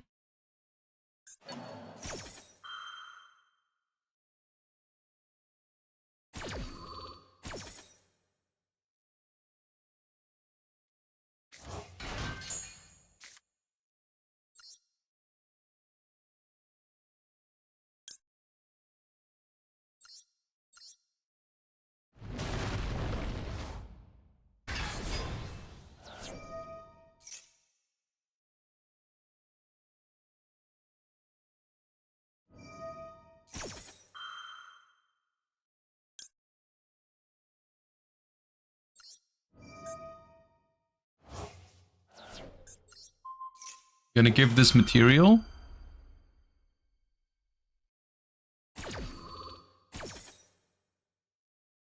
By attaching, I have no idea if it's important. Attach this. Okay, I'm 60 seconds.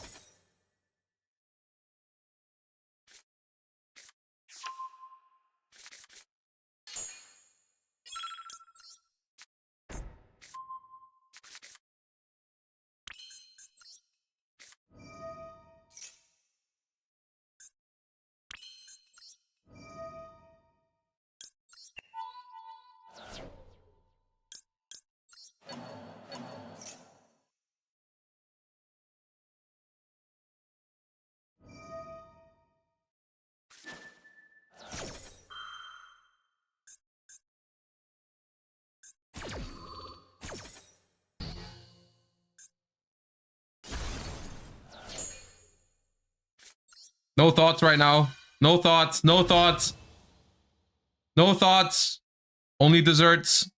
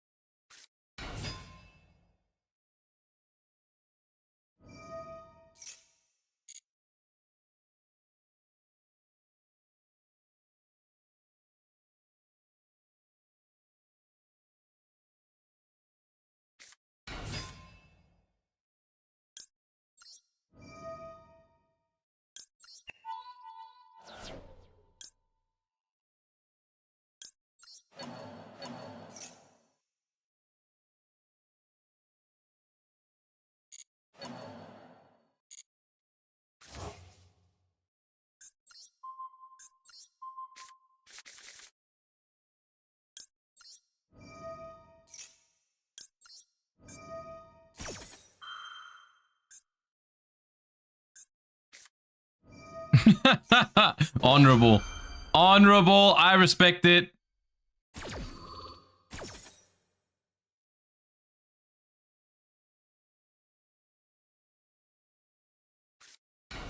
Yup. Ugh. Okay, I mean, obviously not perfect, but with the timer I had, I feel like that was okay. I feel like that was okay. I liked that one. That was fun. Look, through Ash Veiler Imperm, it was not that bad. Really wasn't. It really was not.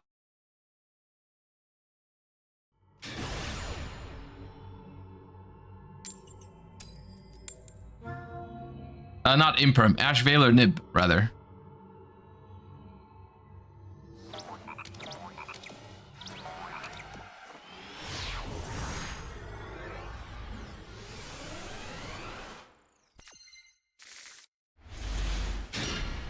Oh, we have Herald, but it's our only engine. That's not good.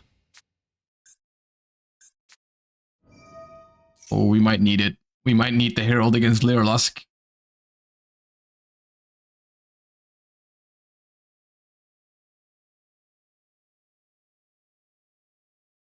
We might have to Herald and just hope we draw a play.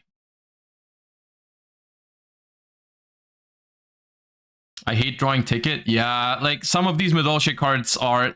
They're still good enough to play because other cards search them for free. But,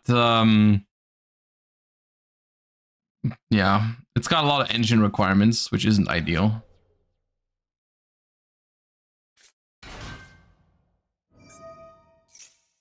Oh.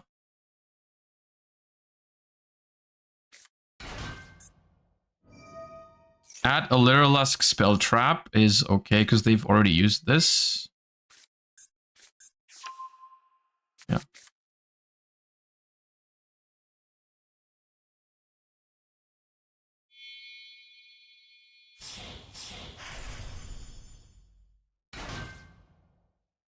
Real swing. Thank you for the bits. I could do that at some point. Yeah. It is noted. So the problem here essentially is I would like to herald this. And I will. But if I don't draw a starter, I'm doomed. Because I know they have follow-up. And I mean, Crow is good here because if they have, which one's the one that extends from here? There's Barrel Canary. I can Crow that.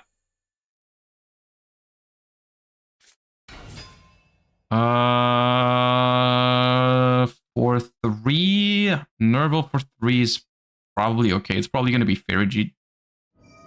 Anyways, it's not great though that they have this as well. Yeah, they go for 2 anyways. It's Lyrlusk Tri-Brigade. Thank you. How did you that from the Lyrlusk and the Tri-Brigade cards? Oh, with only that information, you got that?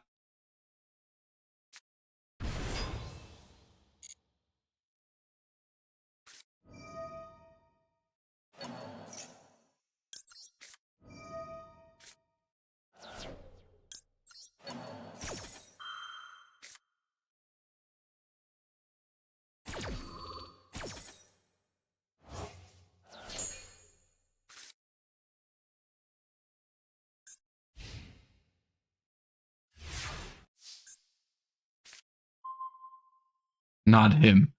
Not everything but him. No. No. Wait. Ticket. Saloon. Crash. Technically, it works if they don't do anything about it.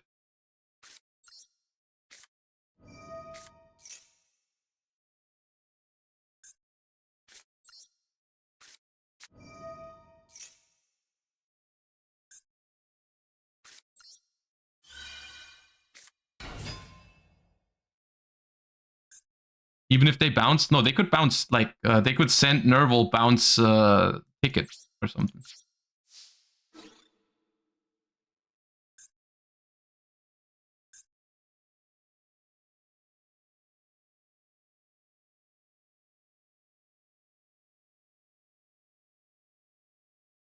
This deck was so good and so cheap back then.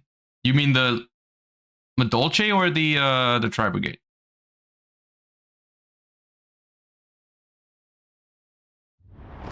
Oh, hold up.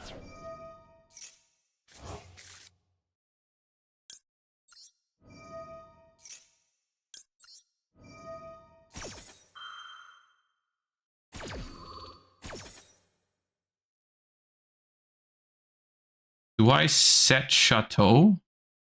Or no, I think I set Promenade as already an interruption. Ticket adds a normal summon. Or, yeah, I could also add Petting Sister. I mean, I have another normal because that was an extra normal. I could go Mageline for Petting Sister. Technically, they all work, I think. I think technically they all work. It doesn't really matter. Which one loses to the least amount of cards, I guess. Oh no, I have monsters in the graveyard. I can't petting. Never mind. Never mind. Never mind. Then it's Hoodkick. Or Angeli. I think it's Angeli. It's Angeli.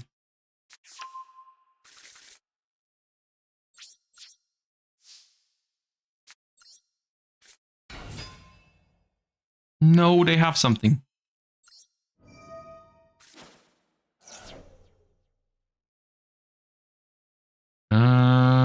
I will summon Hoodcake in defense.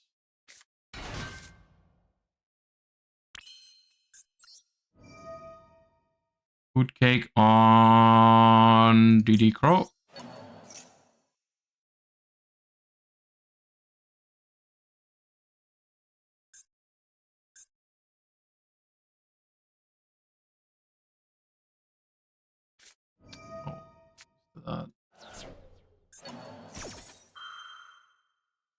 Maybe it was Angeli into Petting Cessor into Hoodcake.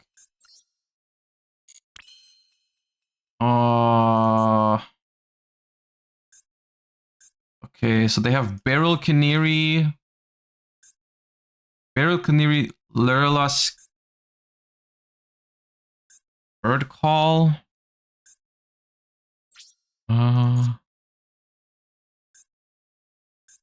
Should I Zeus? Should I Typhon bounce this?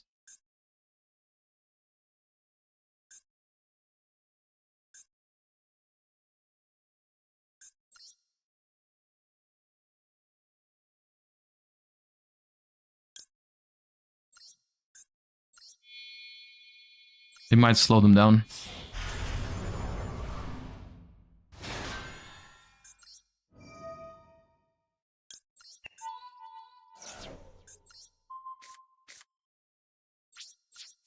All right, Bird Call, Beryl Canary, and Nerval. They have a lot, I think. I don't know if this is possible with Promenade. If with just Promenade. We do have follow-up though, because both Saloon and Ticket will activate. They normal summon Nerval. Okay. Or 2. Let me think about this. Hold up. What's the possible bird call targets?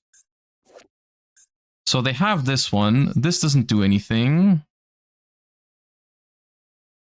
But this one is good. I think I just have to negate bird call.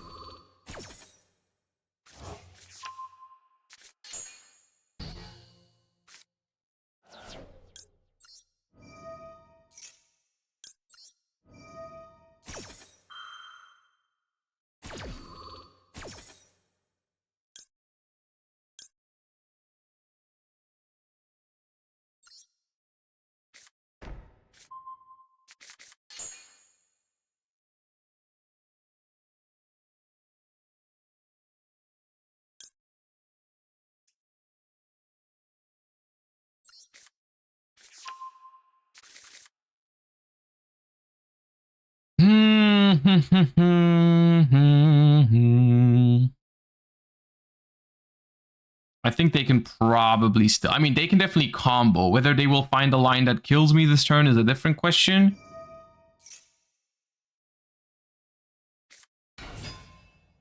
A special Barrel Canary. Then they can... I mean, they can make... Starling. Oh, Nightingale. Okay. I guess they Zeus me here. Oh, no. Wait. They can't Zeus me. Well, they can summon Zeus, but they can't activate it.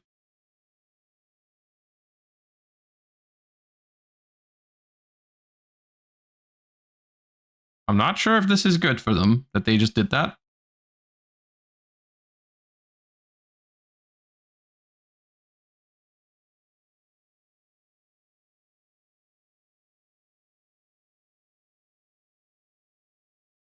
Why am I comboing? Why am I like in this game with Saloon Ticket Messengelato start? What the hell? Did I just beat them with Saloon Ticket Messengelato? I was about to concede even until I realized that that kind of works. The hell?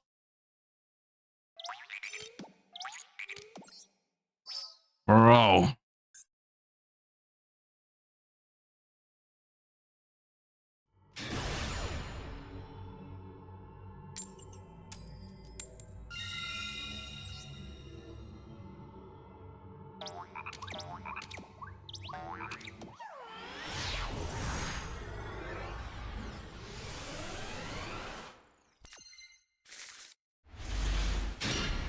Ooh, okay.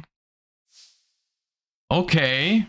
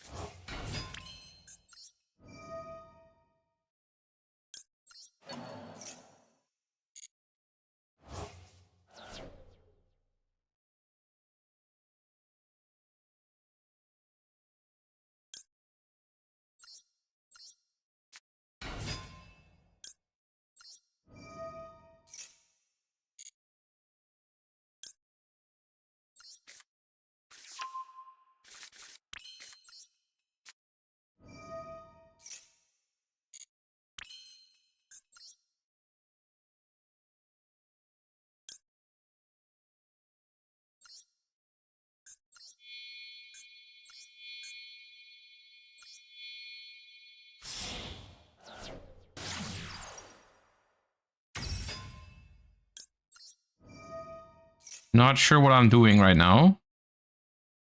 I'm adding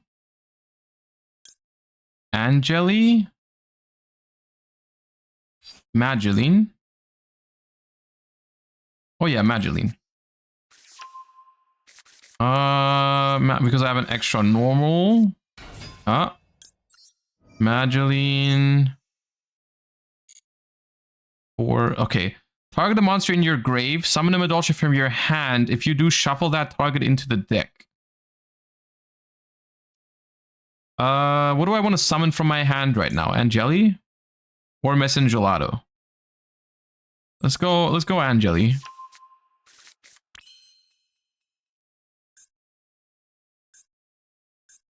Wait, I can still normal?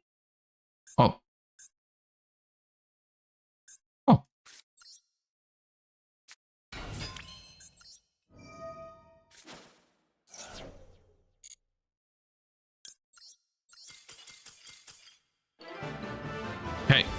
We're cooking!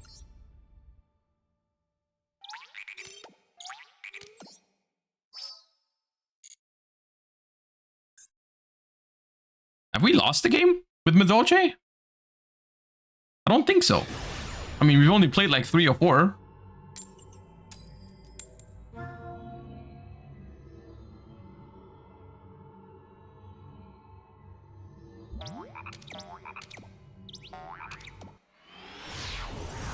No Maxi, such a blessing. Yeah, 100%.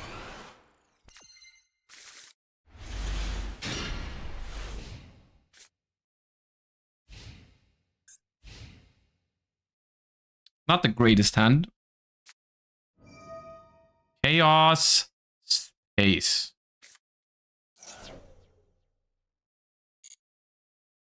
Well, Nibiru should be nice here.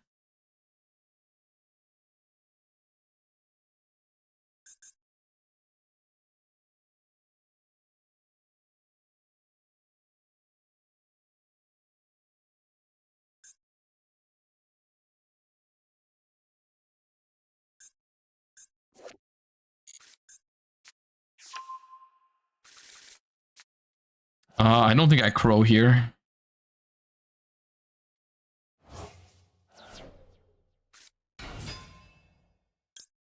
I think I crow here.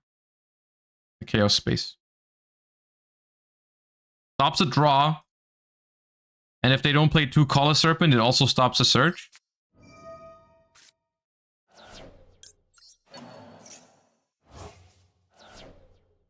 Because it stops them from recycling this. Worst case, they play 2 Collar Serpent, which is possible, but even then I still stop a draw from them. They do play 2 Collar Serpent. Unfortunate.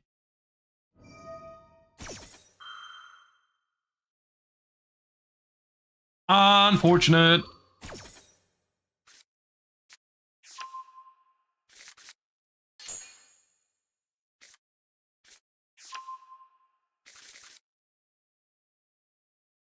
But it's Dragon Link without synchros, right? So no this pattern, no Savage. How do they stop Nib? They have to, I mean, Seals, I guess.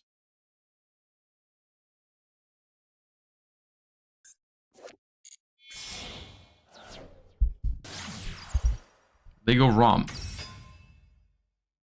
Okay, I mean, Nib should be good here, depending on what they go for.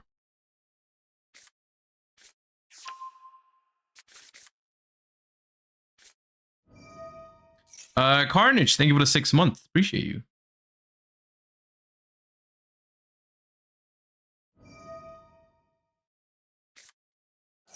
Driver kick. All right.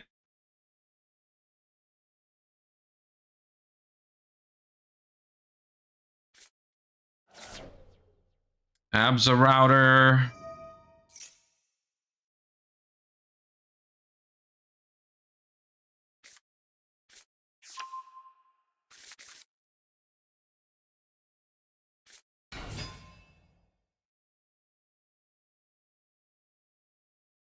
Normal summon tracer pop. I feel like I don't even have to nip here yet, unless I'm missing something. I don't think they can make a Nibiru negate here with these. I think I can take all the extra deck stuff with me, like with the nib. Like I can also take, like if they go LP, not LP, Pisty. Yeah, I can Pisty triple burst. I think I can nib on the triple burst effect, and then they'll have very little stuff left.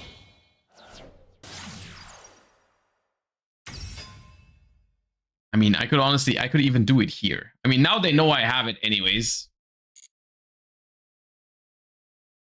because I toggled on. I think I just nip here.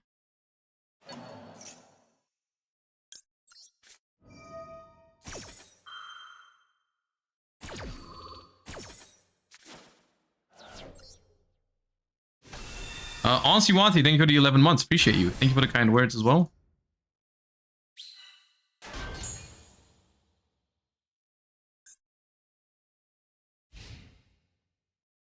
That's what I thought. I can do it again.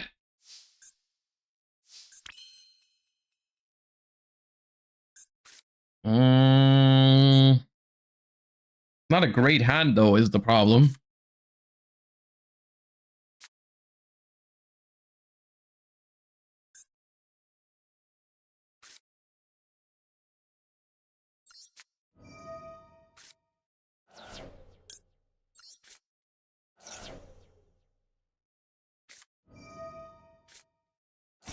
All right, this is going to get ugly real fast.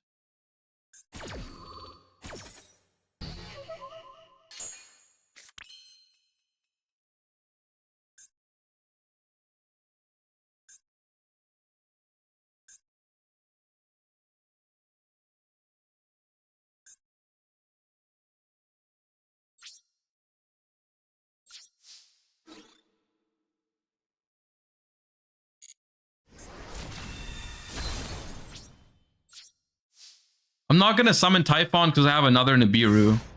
That's why I don't think it's correct here. Otherwise, I think making Typhon was okay, just to annoy them a little bit. And potentially, if Typhon survives, you can make a Zeus on top of it next turn.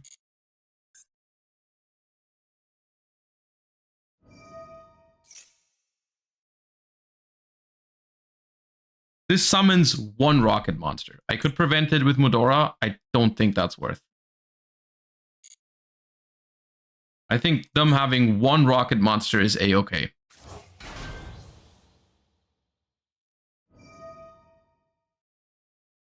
Because I want to get rid of this boot sector launch in the long run, and like I have another Nibiru, so I don't think that's like. And also with Nibiru in hand, the thing I'm the most worried about is them being able to make seals.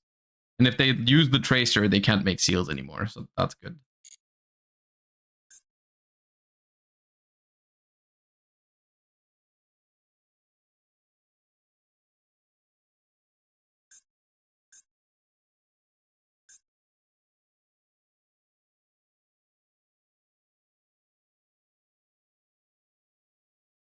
Dragon Link in the event?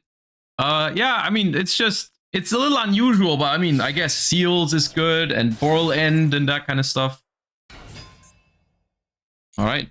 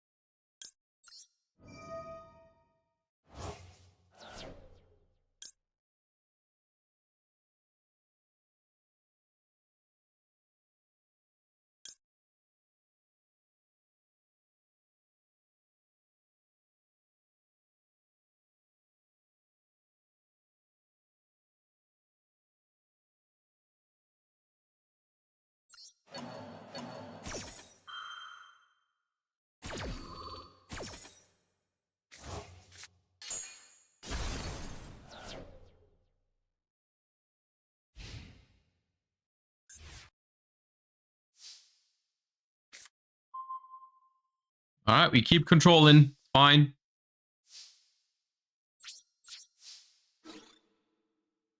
Yoo.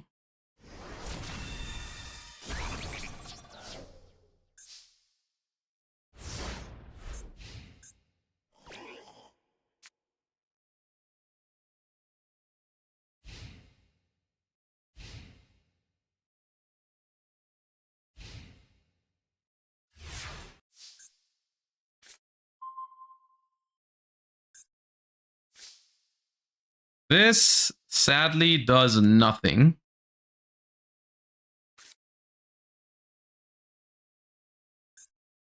Is this combo? Is it? With Saloon? What? How?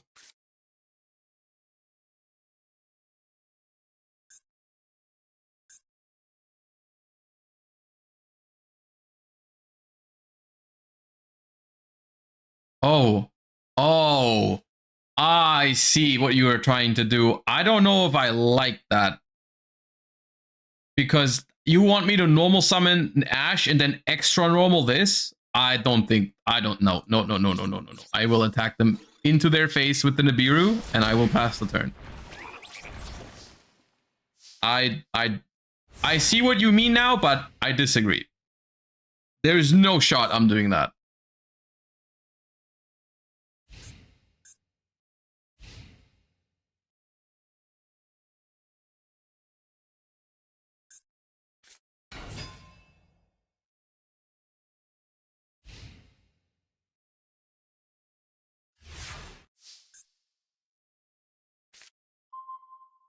Okay, now we're talking. Now we're talking, right?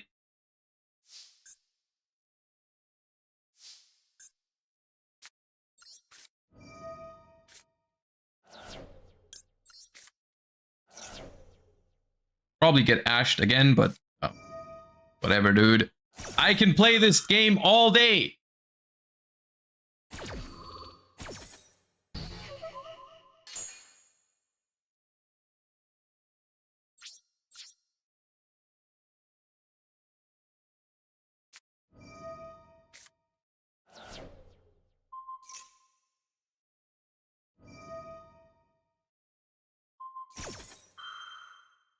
I am slightly confused.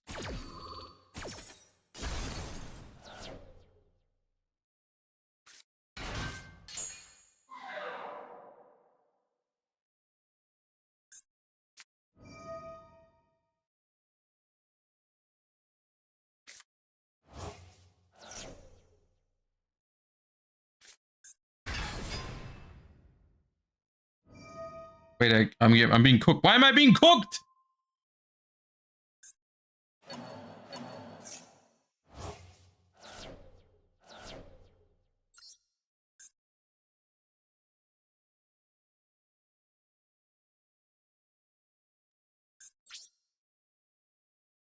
Well, that's not good. That's not good.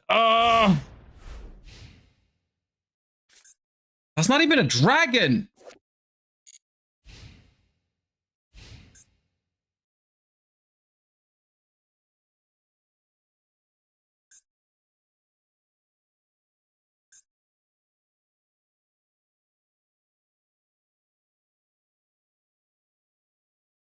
I mean, all we need is one play, really. Like, one play is all I'm asking for. Is that really... Is it... Am I asking for too much?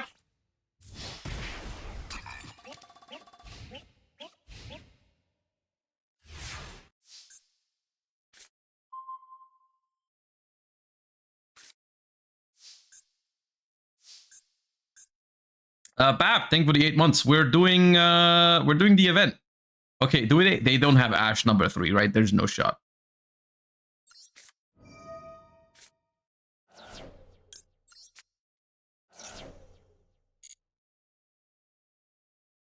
Add an Earth Fairy from my deck to my hand. That's gonna be Angeli. Special summon out Heading Sir. Back.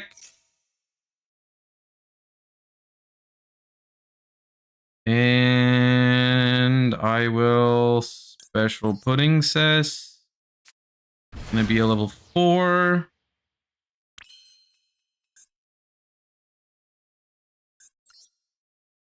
I'm gonna make this. Okay, GG's. Oh man, okay, that was close. That was close. But we got there in the end.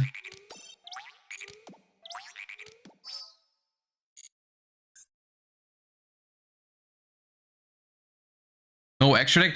We don't have that much time left on the stream. I don't want to get into a different event. We might still play it this week on Wednesday or something before or after the Challenger Cup. But I think for today we're just gonna like do as best as we can to finish this event and then do the other one.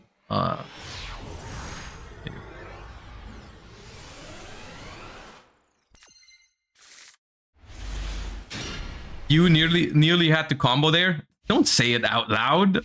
Hey, I would have played that turn perfectly, okay?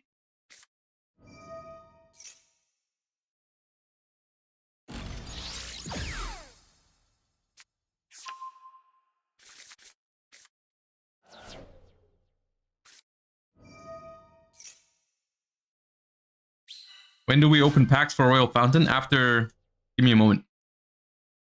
When we're done playing the event, we'll collect all our gems and we will spend them all. Don't worry.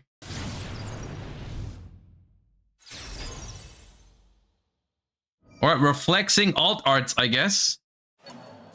Guess I'm gonna use my regular art DD Crow on your engage if I can.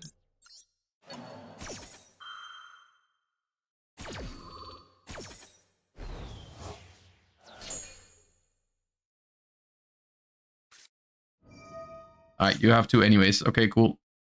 No, I was just asking. That's fine. Yeah, okay. Hell is he doing here? It's Orcus Sky Striker. That's cool. Alright. I would have cooked this going first, by the way, with the shuffler and combo. Holy, I would have cooked it. We'll see. The shuffler could still be very good.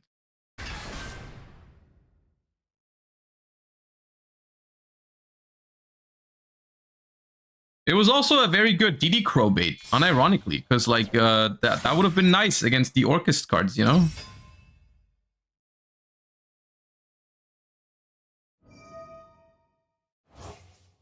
This deck is non-ironically pretty good in this format. There's honestly, you can play a lot of stuff in these events, which is the cool part about it.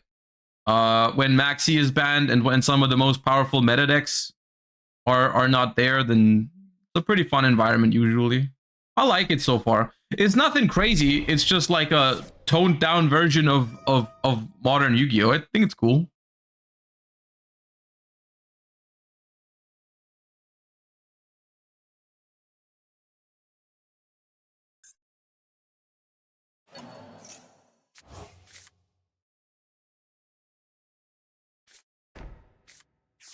Oh, we're going for return. Okay, probably means they have either the counter trap or the field spell in hand already, if I had to guess.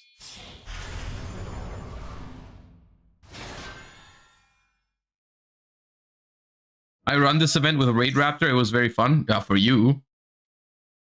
Not for your opponent.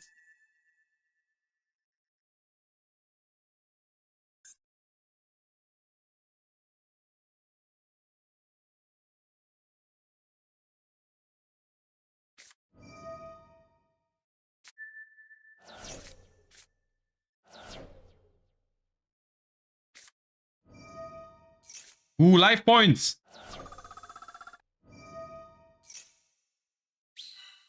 Oh, I get a token. Is that bad for me? Don't think it matters that much. This needs effect monsters. This needs Madolche monsters. I literally can't do anything with the token.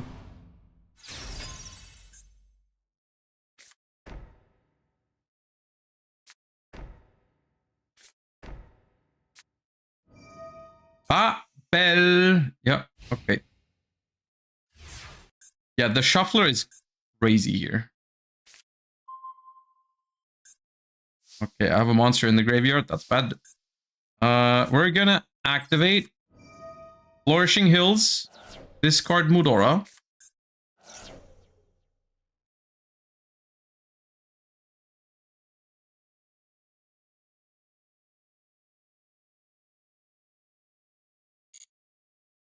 And we'll add the duck. And we will special summon out the Hills in defense.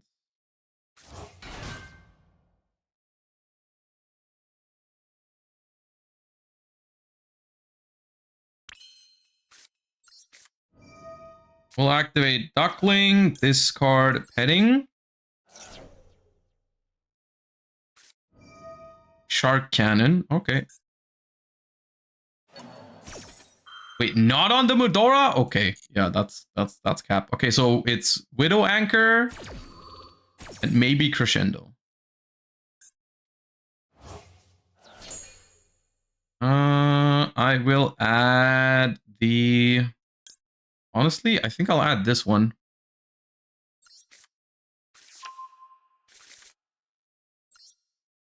And I'll special summon itself.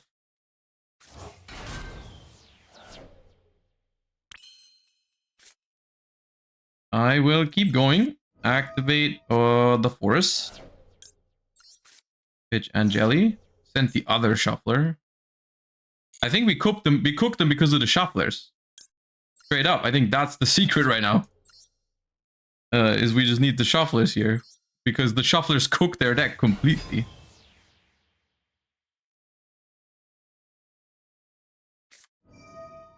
Widow Anchor to take Angeli.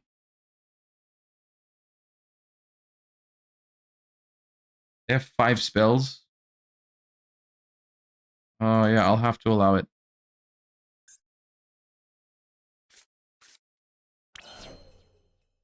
Oh, I should have summoned in attack position, I think. Okay, well. So I could have threatened the IP Masquerena now. That's my bad.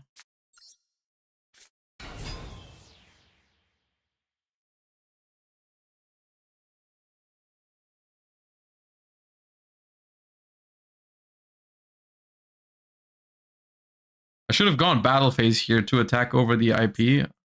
Actually, no, they have Orcus Nightmare. They can, yeah. Yeah, because now they can make either long, I don't know where long Girzu points right now. I should have maybe paid attention to that. Or Nightmare Unicorn. But I think long Girzu points would have pointed to my Hoot Cake.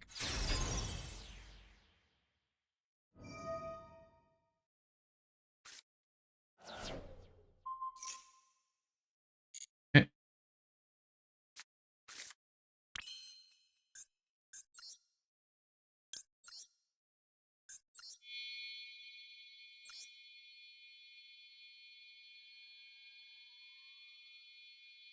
It points left up. Yeah. Well, I can't avoid it anymore. I would have had to put it here.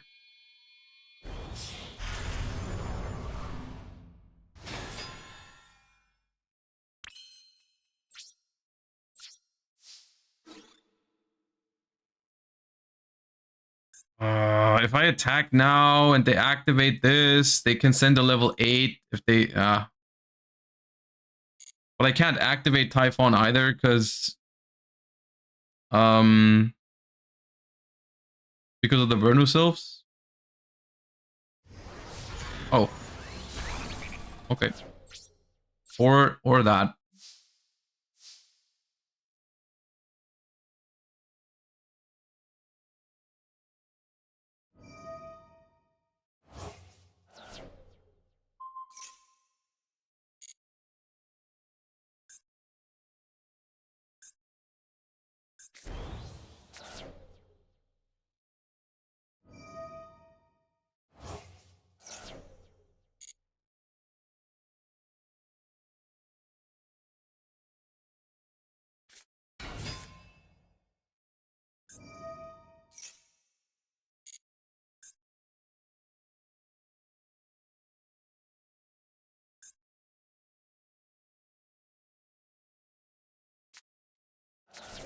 They do play World Wand.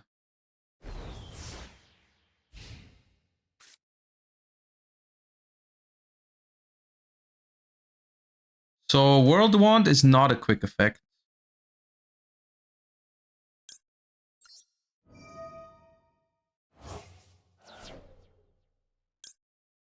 Get rid of World Wand.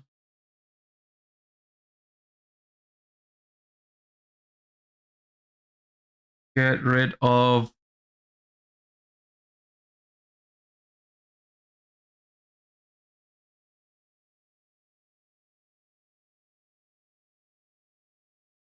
I mean, honestly, at this point, give me a good top deck. And shuffle back. I don't know. Oh, like this. Whatever.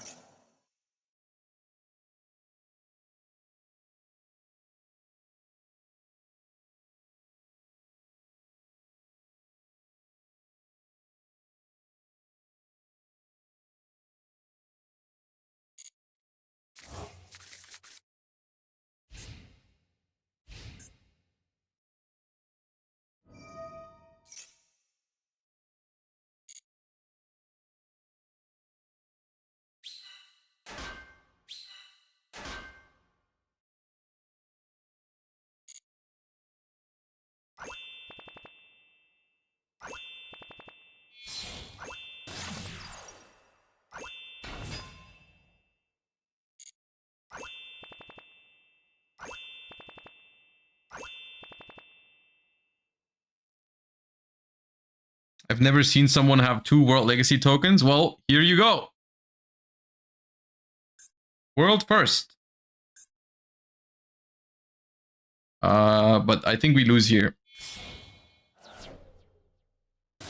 Yep, Galatea. I think this just outgrinds us.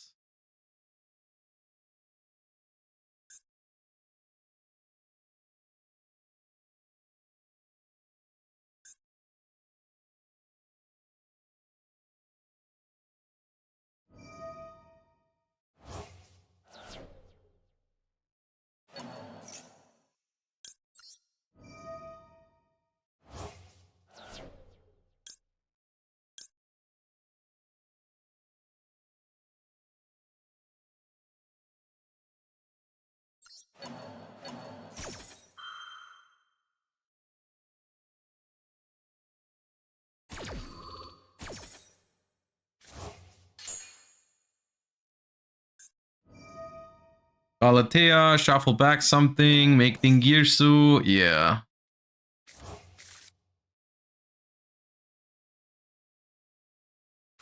That will return. Maybe they either they have Crescendo or they don't play Crescendo. It's possible. But it's like summon Dingirsu, attach Harp Horror, then activate return to send it to get the harp to the graveyard is probably good enough.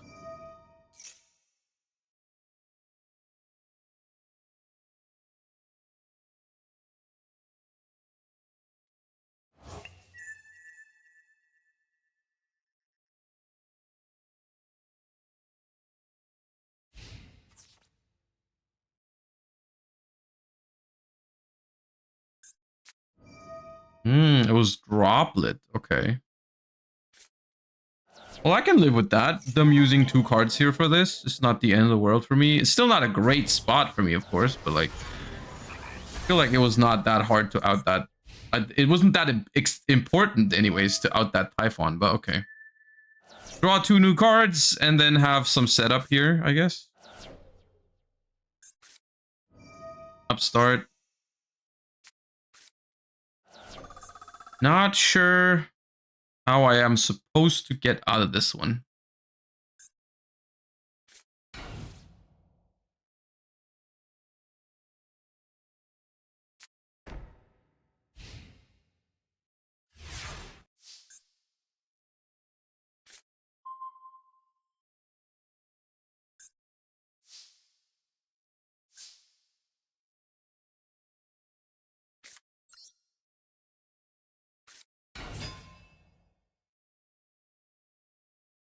Let me make Baguska!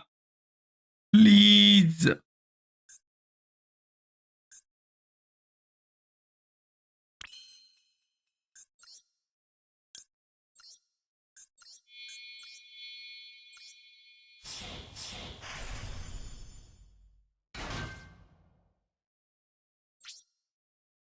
Your turn.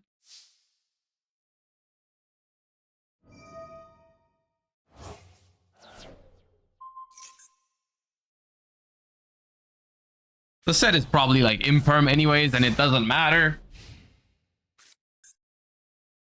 Isn't that the long Girsu zone? Wait, I thought it was the one that was not the long Girsu zone. What? No, it's the long Girsu zone. Yeah, it is. This is the... Ah, God, I got it mixed up in my head. Yeah, okay. My bad. This is the long Girsu zone.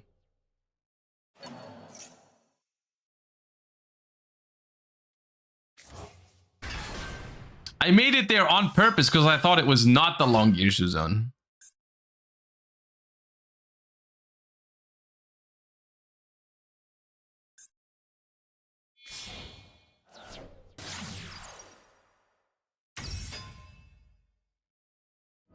Ooh, Azalea is cool with the striker cards.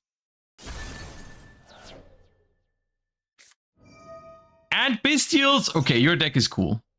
Your deck is cool. And I will surrender to it because I have 10,000 life points and a 0% chance of winning. They were cooler than us. Yeah. I will happily take my first loss on Madolche to that Giga Chat. Okay.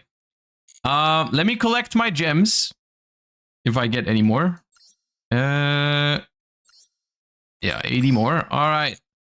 And then let's unlock the Runic secret pack for another endeavor. Where is it? Runics. And let's craft a flashing fire to unlock the pack. Not a royal, unfortunate.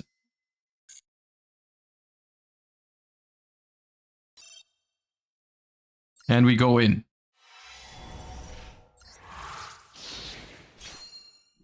So we need flashing fire still. Hugin, fountain. And I guess Munin.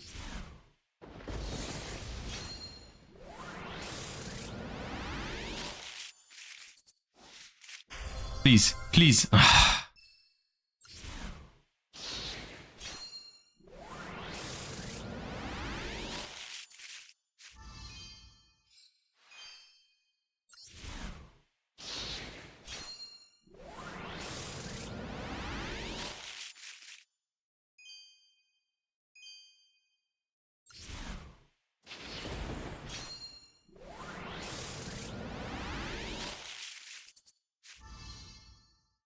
The day I'm doing this because the day I pull a royal fountain is the day that fountain goes back to 2. Because then I'm going to be annoyed that I only have 1. And that is how it will work. Copium.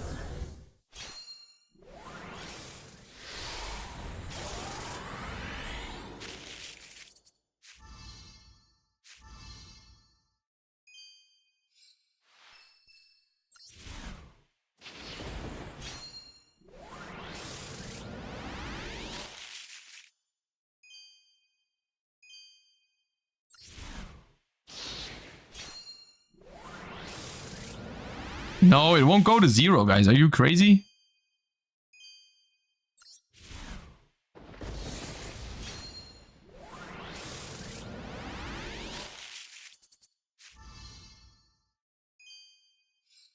Okay, very disappointing pack of 10. Only 1 ultra. And it wasn't even royal.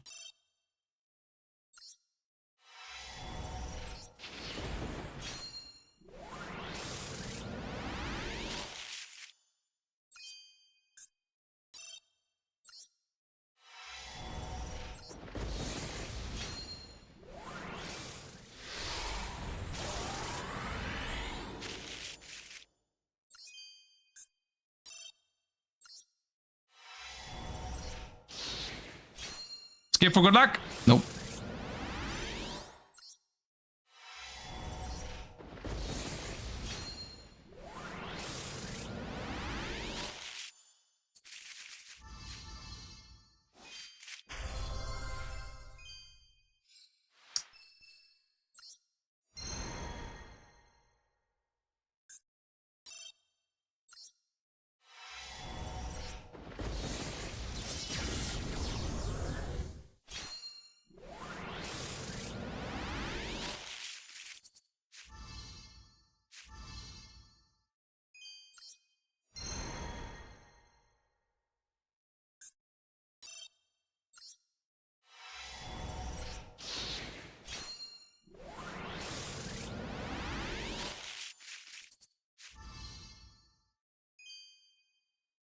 Oh, I need that actually. That would have been cool.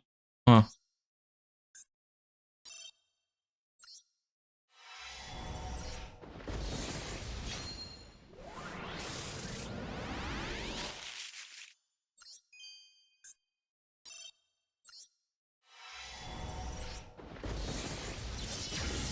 Look, the day, at some point it'll be the day, and it'll be a glorious day, okay?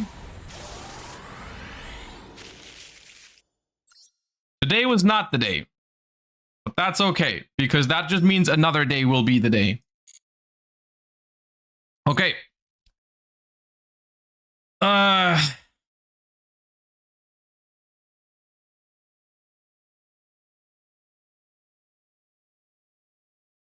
Guys, I'm tired. I need to prep for Bologna more tonight. So we're gonna leave it slightly early today. I hope you guys enjoyed the stream. I hope the Q&A session earlier was helpful. I hope you enjoyed the Master Duel Festival. Hope you guys have a wonderful rest of your day. I will see you guys on Wednesday because I'm taking tomorrow off because my sleep schedule is screwed because of the YCS testing and I kind of need the day before I leave on Thursday. But I'll be live on Wednesday. So I will see you guys soon. Thank you for watching. I'll send you guys over to Farfa. And you guys have a wonderful rest of your day. See you guys on Wednesday. Bye-bye.